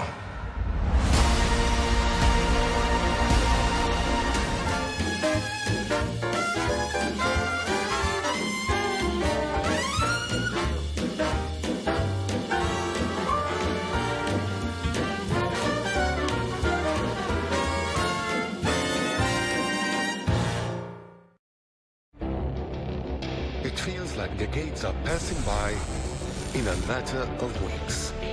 Seismic shifts in the world order. Never, ever will be part of America. With so much happening and so much noise. Whether it's political upheaval, Canada has been ripping us off for years. Economic shifts or social movements. And no one wins from tariffs. I think America can be more friendly to the rest of the world. For in-depth analysis and all the latest developments across the globe. To have an inclusive policy together. The meetings with Hamas gave me some hope. We're in another nuclear arms race. The most important development straight to your screen. Welcome to the dressing room. I'm on my own. I need backup. And an insightful look at the issues shaping our world today. It was not going to happen, that war, and it happened. Join us on Arabiya News, where the world talks. We have to take care of our people, and we're going to take care of our people first. For in-depth analysis and all the latest developments across the globe, make sure you join us every weekday. President Trump is trying to negotiate a ceasefire. With so much happening, so much information, and so much noise. International law will have no part in his administration. It can be hard to keep track. Tariffs will just fuel inflation. We're going to fight these tariffs. But you can count on us to tell you what you need to know. We stand by your side. Join me, Tom Burges Watson, for Global News Today, right here on Al Arabiya News. Now, it's been more than a week since President Trump brokered a ceasefire, drawing a line under the 12-day war between Iran and Israel. Well, Washington has suggested that nuclear negotiations with Tehran could resume as early as this week. But the Iranian Foreign Minister Abbas Araghchi seems to be suggesting that talks are unlikely to restart quite so soon.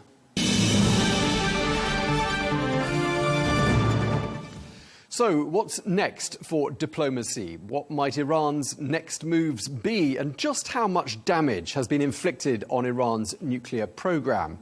Well, we're joined now by General David Petraeus, who is the former director of the CIA, a position he held during a pivotal period. During his 37-year-long military career, he led key missions, including the Iraq surge, US Central Command and coalition forces in Afghanistan. He's also the co-author of the best-selling book, Conflict, The Evolution of Warfare from 1945 to Gaza. Thank you very much indeed for your time. Thank you for joining us, General Petraeus. Good to be with you, Tom. You have described the damage inflicted by the United States and Israel on Iran's nuclear program as being very, very substantial. Would you go as far as to say it's been obliterated? Well, I think there are some unknowns still that would lead me to stick with what I originally assessed as very, very substantial. That's a lot, obviously. We don't know, though, how much was done inside the mountain of Fordo. I think, again, very significant, but that'll require some time to determine. And we're not sure also whether there might be some of the highly enriched uranium, the 60% enriched uranium that may have been stored elsewhere outside of Natanz, Fordo, and possibly Esfahan, as well as some centrifuges that could enrich it further, of course, to weapons grade being over 90%. So I think that's the reason for hedging a bit on this. The bomb damage assessment process takes time. It takes all sources of intelligence, everything that you can bring together and synthesize, integrate, to reach a conclusion about how significant the damage actually has been and whether there still is some enrichment capacity and some highly enriched uranium to enrich. Okay, so we still don't have all the evidence. We haven't got the full damage reports. Doesn't sound to me like you think we've seen the last of Iran's nuclear ambitions. What are your thoughts? I think that's probably correct.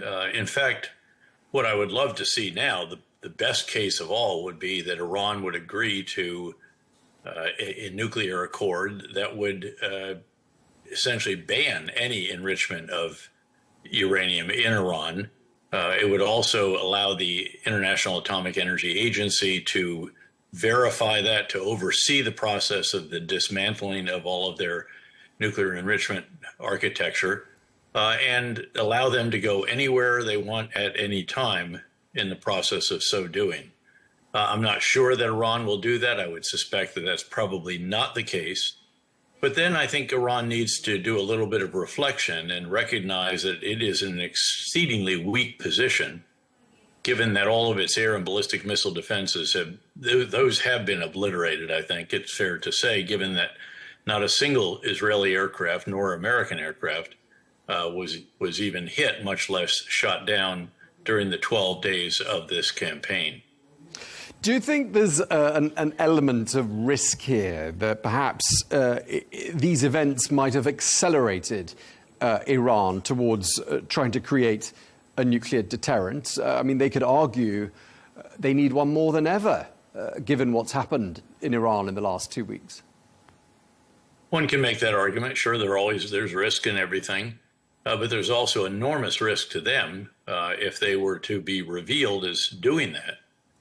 And once again, you'd see another devastating air campaign unleashed on them. And keep in mind that when you put together Mossad, CIA, NSA, other intelligence organizations, there are quite good, as they say, insights into what's going on in Iran. After all, look at what Israel did to reportedly 14 nuclear scientists, all pinpointed and identified and taken out. The same with a number of the leaders of the military and then the Revolutionary Guards Corps and so forth. So that should give them considerable pause, I think, and probably they should conclude that it would be a very bad idea were they to try to enrich to weapons-grade uranium. Yeah, I mean, just picking up on that, I mean, I'd like to ask you, I mean, clearly very close coordination between Israel and the United States on intel, on military matters. How would you describe the overall mission and this joint force when it comes to collective intelligence? Well, the intelligence and military relationships have always been very strong between the U.S. and Israel, and they were made even stronger when Israel was included as part of the U.S. Central Command as opposed to the European Command, which was really sort of a hangover from the past.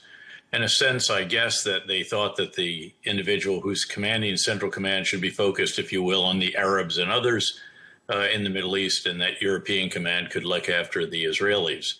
That was changed a number of years ago. That relationship has improved ever since dramatically, literally operating hand in glove when it comes to this kind of endeavor. And that's been very, very good, as it turns out, in operational terms, as we have seen with this very, very impressive 12-day campaign by Israel and also the very impressive strikes by the United States. And there was talk of a rift between Prime Minister Netanyahu and President Trump in the weeks preceding the first Israel strikes. Do you think that rift was somehow manufactured to add a little bit more sort of a surprise element? Not necessarily. There have been rifts between presidents of the U.S. and prime ministers of Israel as long as I can remember. There were rifts when I was the commander of Central Command, and we still had a relationship at that time, although they were not formally part of our area of responsibility. There was a rift when I was the director of the CIA, and it didn't affect the relationship with Mossad at all, nor did the rift previous to that affect the military relationship. Those have always been very, very strong. And they have clearly stayed very strong. One other point I might make about Iran sprinting to a bomb if they have some HEU left and some centrifuges that can enrich it. I don't believe that they have the capability anymore to metallize it. Esfahan, that facility, which was hit, was one of the 3 sites the U.S. hit. In this case, it was hit with cruise missiles launched from a submarine after Israel had already hit it very hard. That's the site where some critical parts of the enrichment process take place. They turn the uranium into something that can be actually enriched in the beginning, and then at the end of the process, if it's at weapons grade, they turn it into the kind of metal that can actually be shaped into a nuclear device. I don't think that they have that capability anymore as a result of the strikes on Isfahan. But again, that's another of the unknowns that is out there. Sure. I mean, events move very quickly during the course of the last couple of weeks. I mean, within hours of an Iranian attack on a US military base here in the Middle East, President Trump was brokering a ceasefire with Iran. I mean, were you surprised by the pace of events? And did you think perhaps things were perhaps a little on the hasty side as far as President Trump's handling of all this? I was a bit, to be candid, although there are, as always, elements of the decision-making process and factors that led to that aren't always clearly apparent to all the rest of us.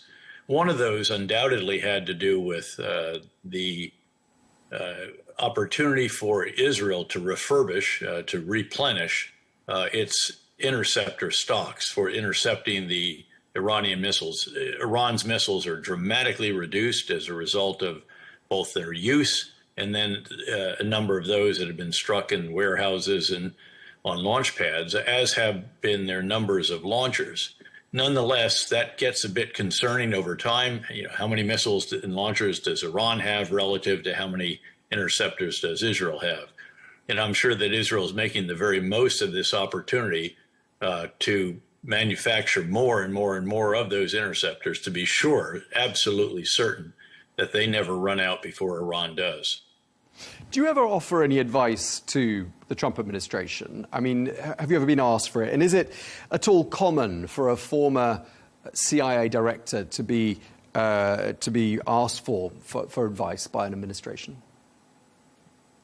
Well, yeah, in fact, the director of the CIA called me in a month or two ago. Supposed to be 30 minutes, and I left after an hour and 20 minutes. So, sure, those who served in positions before you did often will reach out.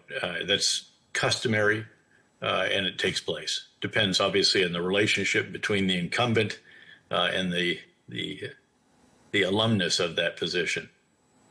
Okay, that's interesting to know. I mean, just sort of before we move on from the 12-day war, as it's been dubbed, some people, and we spoke to John Bolton yesterday, former US National Security Advisor, seem to suggest perhaps they could have gone further. The Israelis and the Americans could have gone further and perhaps, quote, finished the job. Do you tend to agree with John Bolton? I was just with him yesterday, as a matter of fact. In fact, we were on stage together at Aspen Ideas. I have generally been a bit more cautious about that than he has, the possibilities for that. Certainly, there are elements within Iran that might want to break off.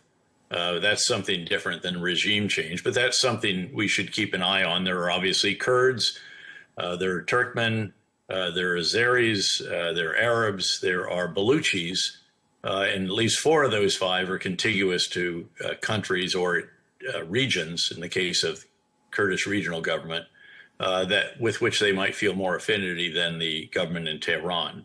When it comes to overall regime change, however, I think that's pretty tough to envision other than from within the regime.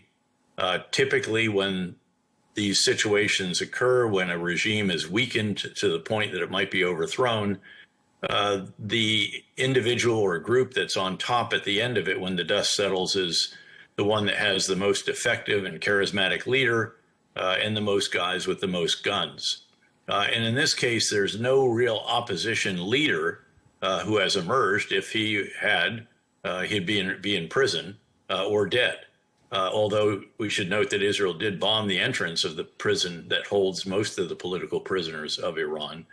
But again, there's not that figure out there. There's not the kind of robust organization, weapons, and so forth that could materialize. So I'm a bit cautious about the prospects for outside overthrow of this regime. But you could always envision someone inside the regime at a reasonably high position who could say, you know, this 86 or 87-year-old guy is about to die anyway. Why don't we influence the succession process a bit here, or something along those lines. But I think we should be cautious about hopes that this might usher in an opportunity for a Jeffersonian Democrat to ride in on a white horse and take over and recognize that all of this support for proxies and nuclear enrichment and so forth has been incredibly damaging to their country. Sure, and President Trump himself seemed hesitant and possibly anti-regime change, a bit like what you're saying. I mean, do you think, though, at the end of the 12-day war, Iran poses less of a threat to the region and to US interests than it did before the war started? Oh, absolutely, sure. And you have to remember that over the course since 7 October, you've seen Hezbollah dramatically degraded. Its leadership not just decapitated at the very top, but decimated. Thousands of leaders had those pagers that blew up in their faces when they tried to decrypt that message that caused the explosion. And the next day, of course, their only remaining means of communication, the walkie-talkies, blew up as well. It is much, much reduced from what it was before. And because of the overthrow of the Bashar al-Assad regime, the murderous Iran ally, because he is gone to Moscow, presumably, now you have leadership in Syria, still very much an incomplete task to consolidate the control. But Syria is not an Iranian ally at this point in time and will not allow Iran, as Iran used to be able to do, to transit Syrian soil with weapons, ammunition, missiles, rockets, and the implements for making more in manufacturing facilities and bases that Iran controlled in Syria. So that's a very significant change also. Sure. Beyond that, Hamas obviously is dramatically degraded. That is by no means over. There's still a lot of work to do, and the three objectives that Prime Minister Netanyahu set out to achieve still have not been achieved, nor has a fourth one that I believe should be achieved, and that is to provide a better life for the Palestinian people in Gaza without Hamas in their lives. And the strategy they're employing will not achieve the first three, much less the final fourth one. And then the Shia militia in Iraq seem to be taking a knee to a degree, perhaps trying to avoid some kind of upset in the months leading up to the election there. And the Houthis seem to be a bit degraded as well. And I doubt that Iran has much to share with any of them at this point, having been so substantially degraded itself. And keep in mind, again, that Iran's air and ballistic missile defense, for all intents and purposes, has been obliterated. And that means that Israel, if it needs to, can fly at will once again above Iran, as long as it stays out of the range of the heavy machine gun air defense weapons, and inflict further damage on Iran as is necessary. And just mentioning Syria there, as you did, I just wonder what you thought of reports that Israel could normalize ties with Syria and Lebanon. I mean, is that something you would expect to see perhaps during the months ahead?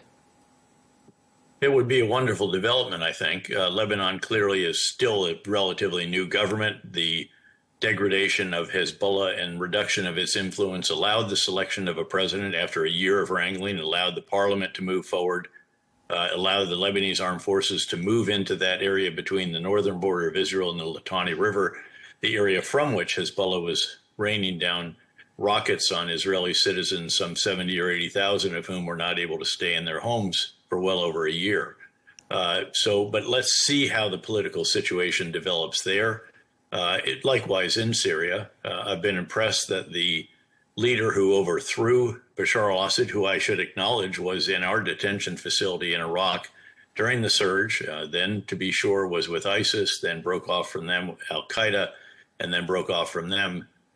He is saying the right things, and I think we should give him every opportunity to actually implement what it is that he has been saying, which in essence is to say that this should be a government that represents all the peoples of Syria, a country through which, as you know, many of the ethnic and sectarian and tribal fault lines of the Middle East run, and that there should indeed be majority rule, but also minority rights very clearly guarded.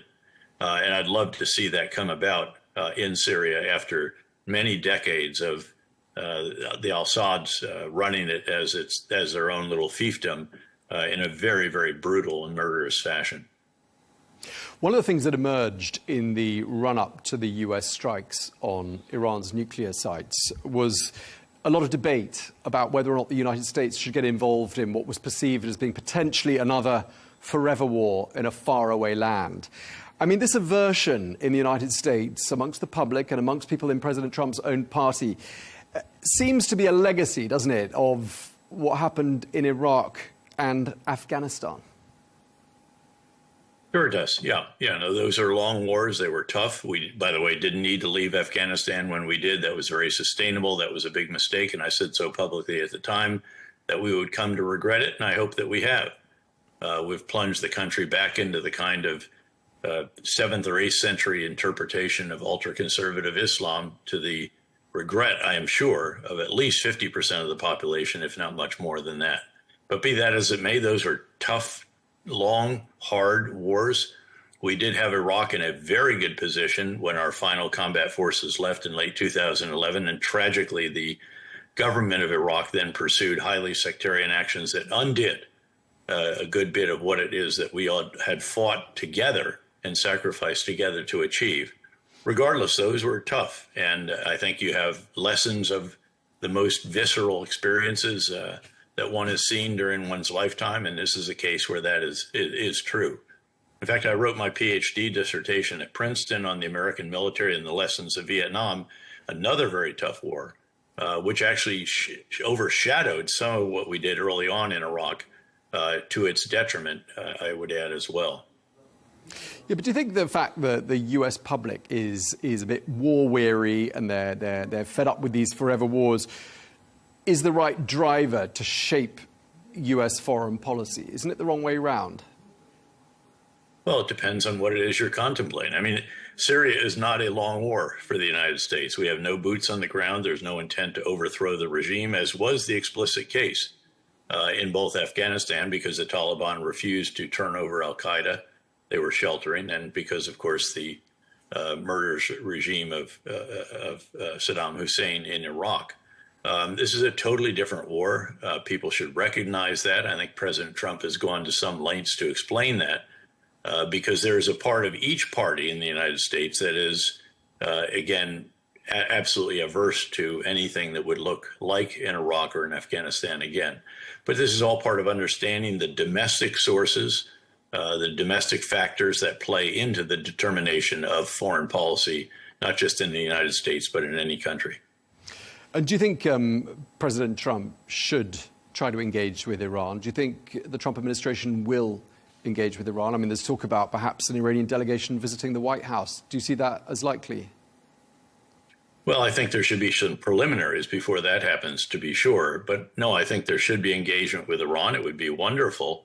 Again, if the Iranian leadership could recognize how ruinous their policies have been for the people of Iran, 80% of whom presumably oppose what the regime has done and how it has gone about it.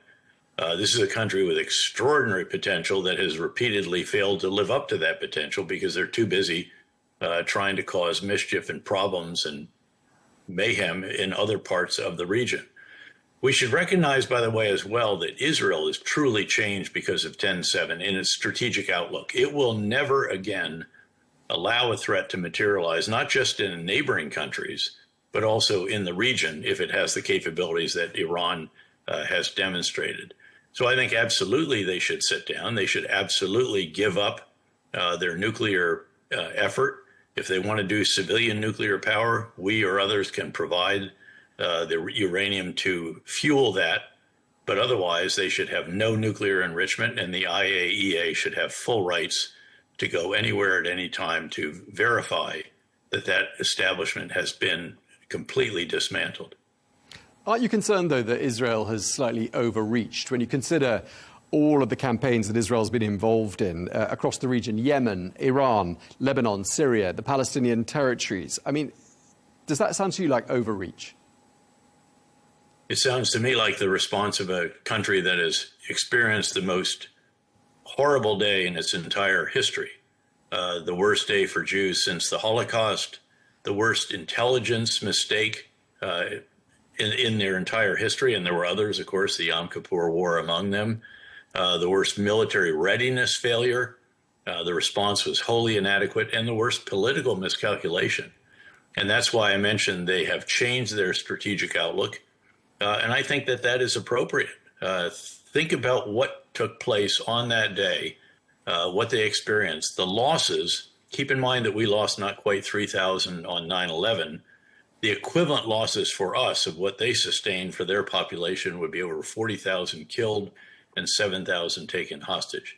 So no, I don't think that that is necessarily overreach. Iran has long been at the root of all of these problems as well, with its murderous proxies. I should note that hundreds and hundreds of American soldiers were killed in Iraq by the explosively formed penetrators that the Quds Force of the Revolutionary Guards Corps provided to Iraqi Shia militia who were funded, trained, and guided by those in Tehran. Okay, and just lastly, I mean, just to wrap up this conversation, overall, how would you rate the Trump administration on foreign policy? Does the world feel like a safer place with President Trump in the White House?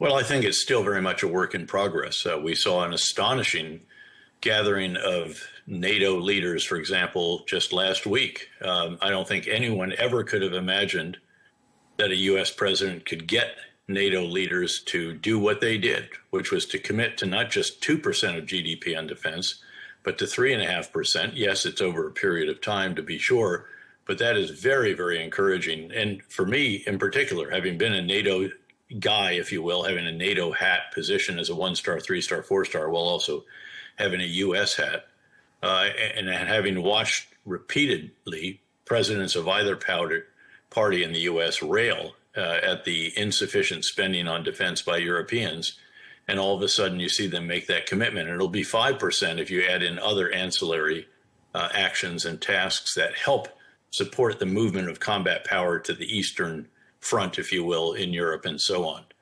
So I think that's very, very significant. The tariffs very much still out there waiting to be resolved. The sooner, of course, that they can be resolved, the better. The smaller that they are in general, also very much the better. That's still quite disruptive, and it creates enormous uncertainty among consumers in the United States as well as countries overseas that are dependent on trade with the United States.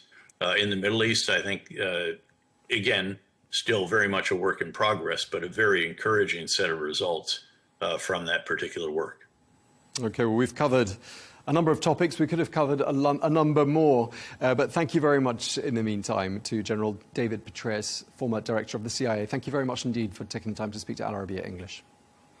Thank you, Tom.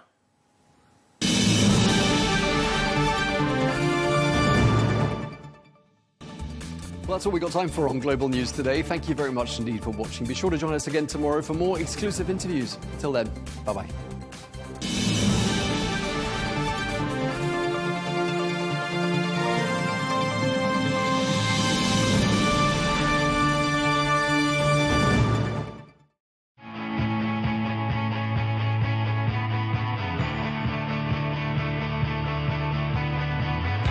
Welcome to the metropolis, the big city. This is where tech, trends, and culture meet. Meet the people. See the sights. Walk the city streets. And experience the lifestyle.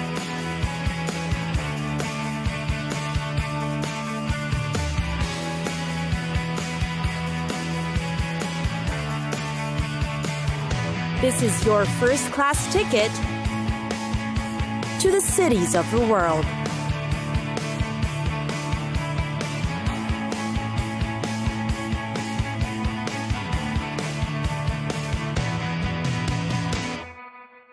Mexico City.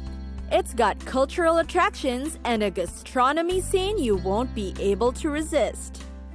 Aside from the sights to see and things to do, Mexico is hailed for many other achievements. In the city, crime is down and the air is clean. Plus, the capital city has already gone through many achievements. Its commute system is very efficient and accessible too. It's got a green movement that balances out the modernity of the metropolis. Biking is very much welcome here. That on weekends, some roads are closed to make way for cyclists. Inviting, with pep and vigor and buzzing with energy, Mexico City is definitely one to get to know.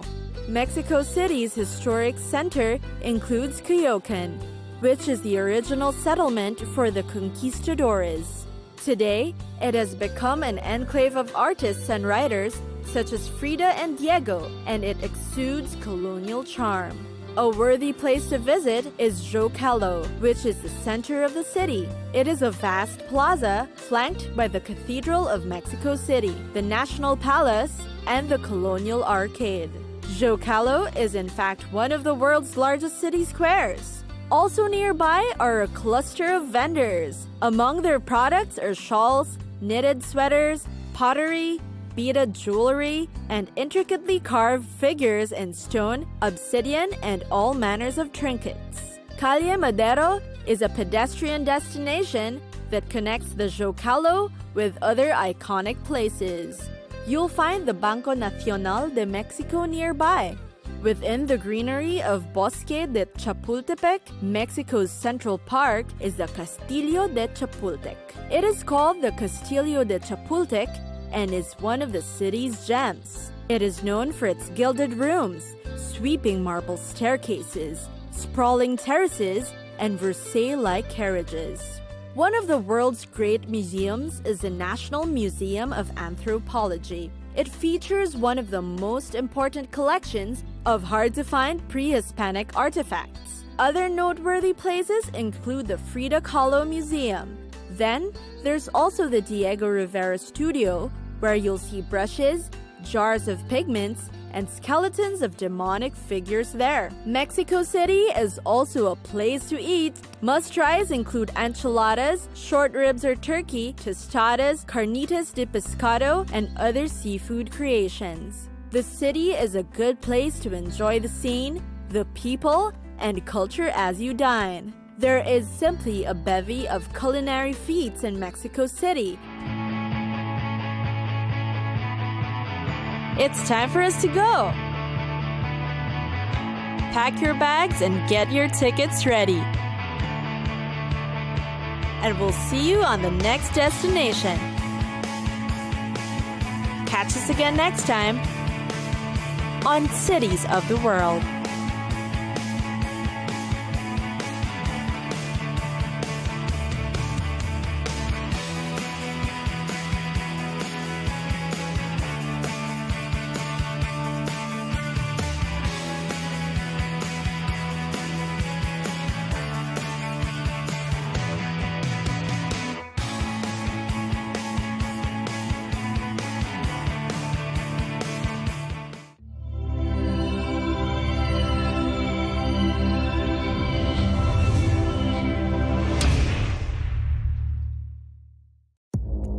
Our allies, in many cases, are worse than our enemies. Stay informed and connected with the latest international headlines.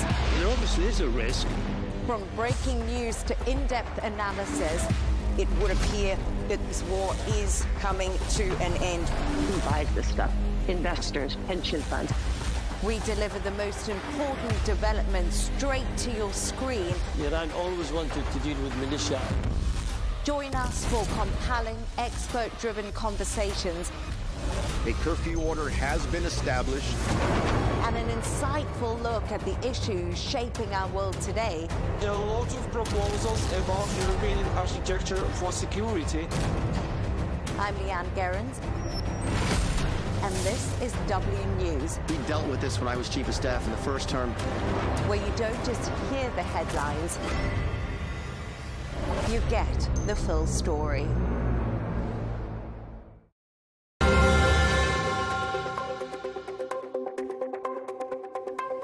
Both sides have claimed victory. Neither side has conceded any ground. So, is the Iran-Israel ceasefire destined to fail? Republicans are so sure it will hold, they've nominated President Trump for a Nobel Peace Prize. Is he a worthy recipient? That debate is coming up on Counterpoints with me, Melinda Nucifora.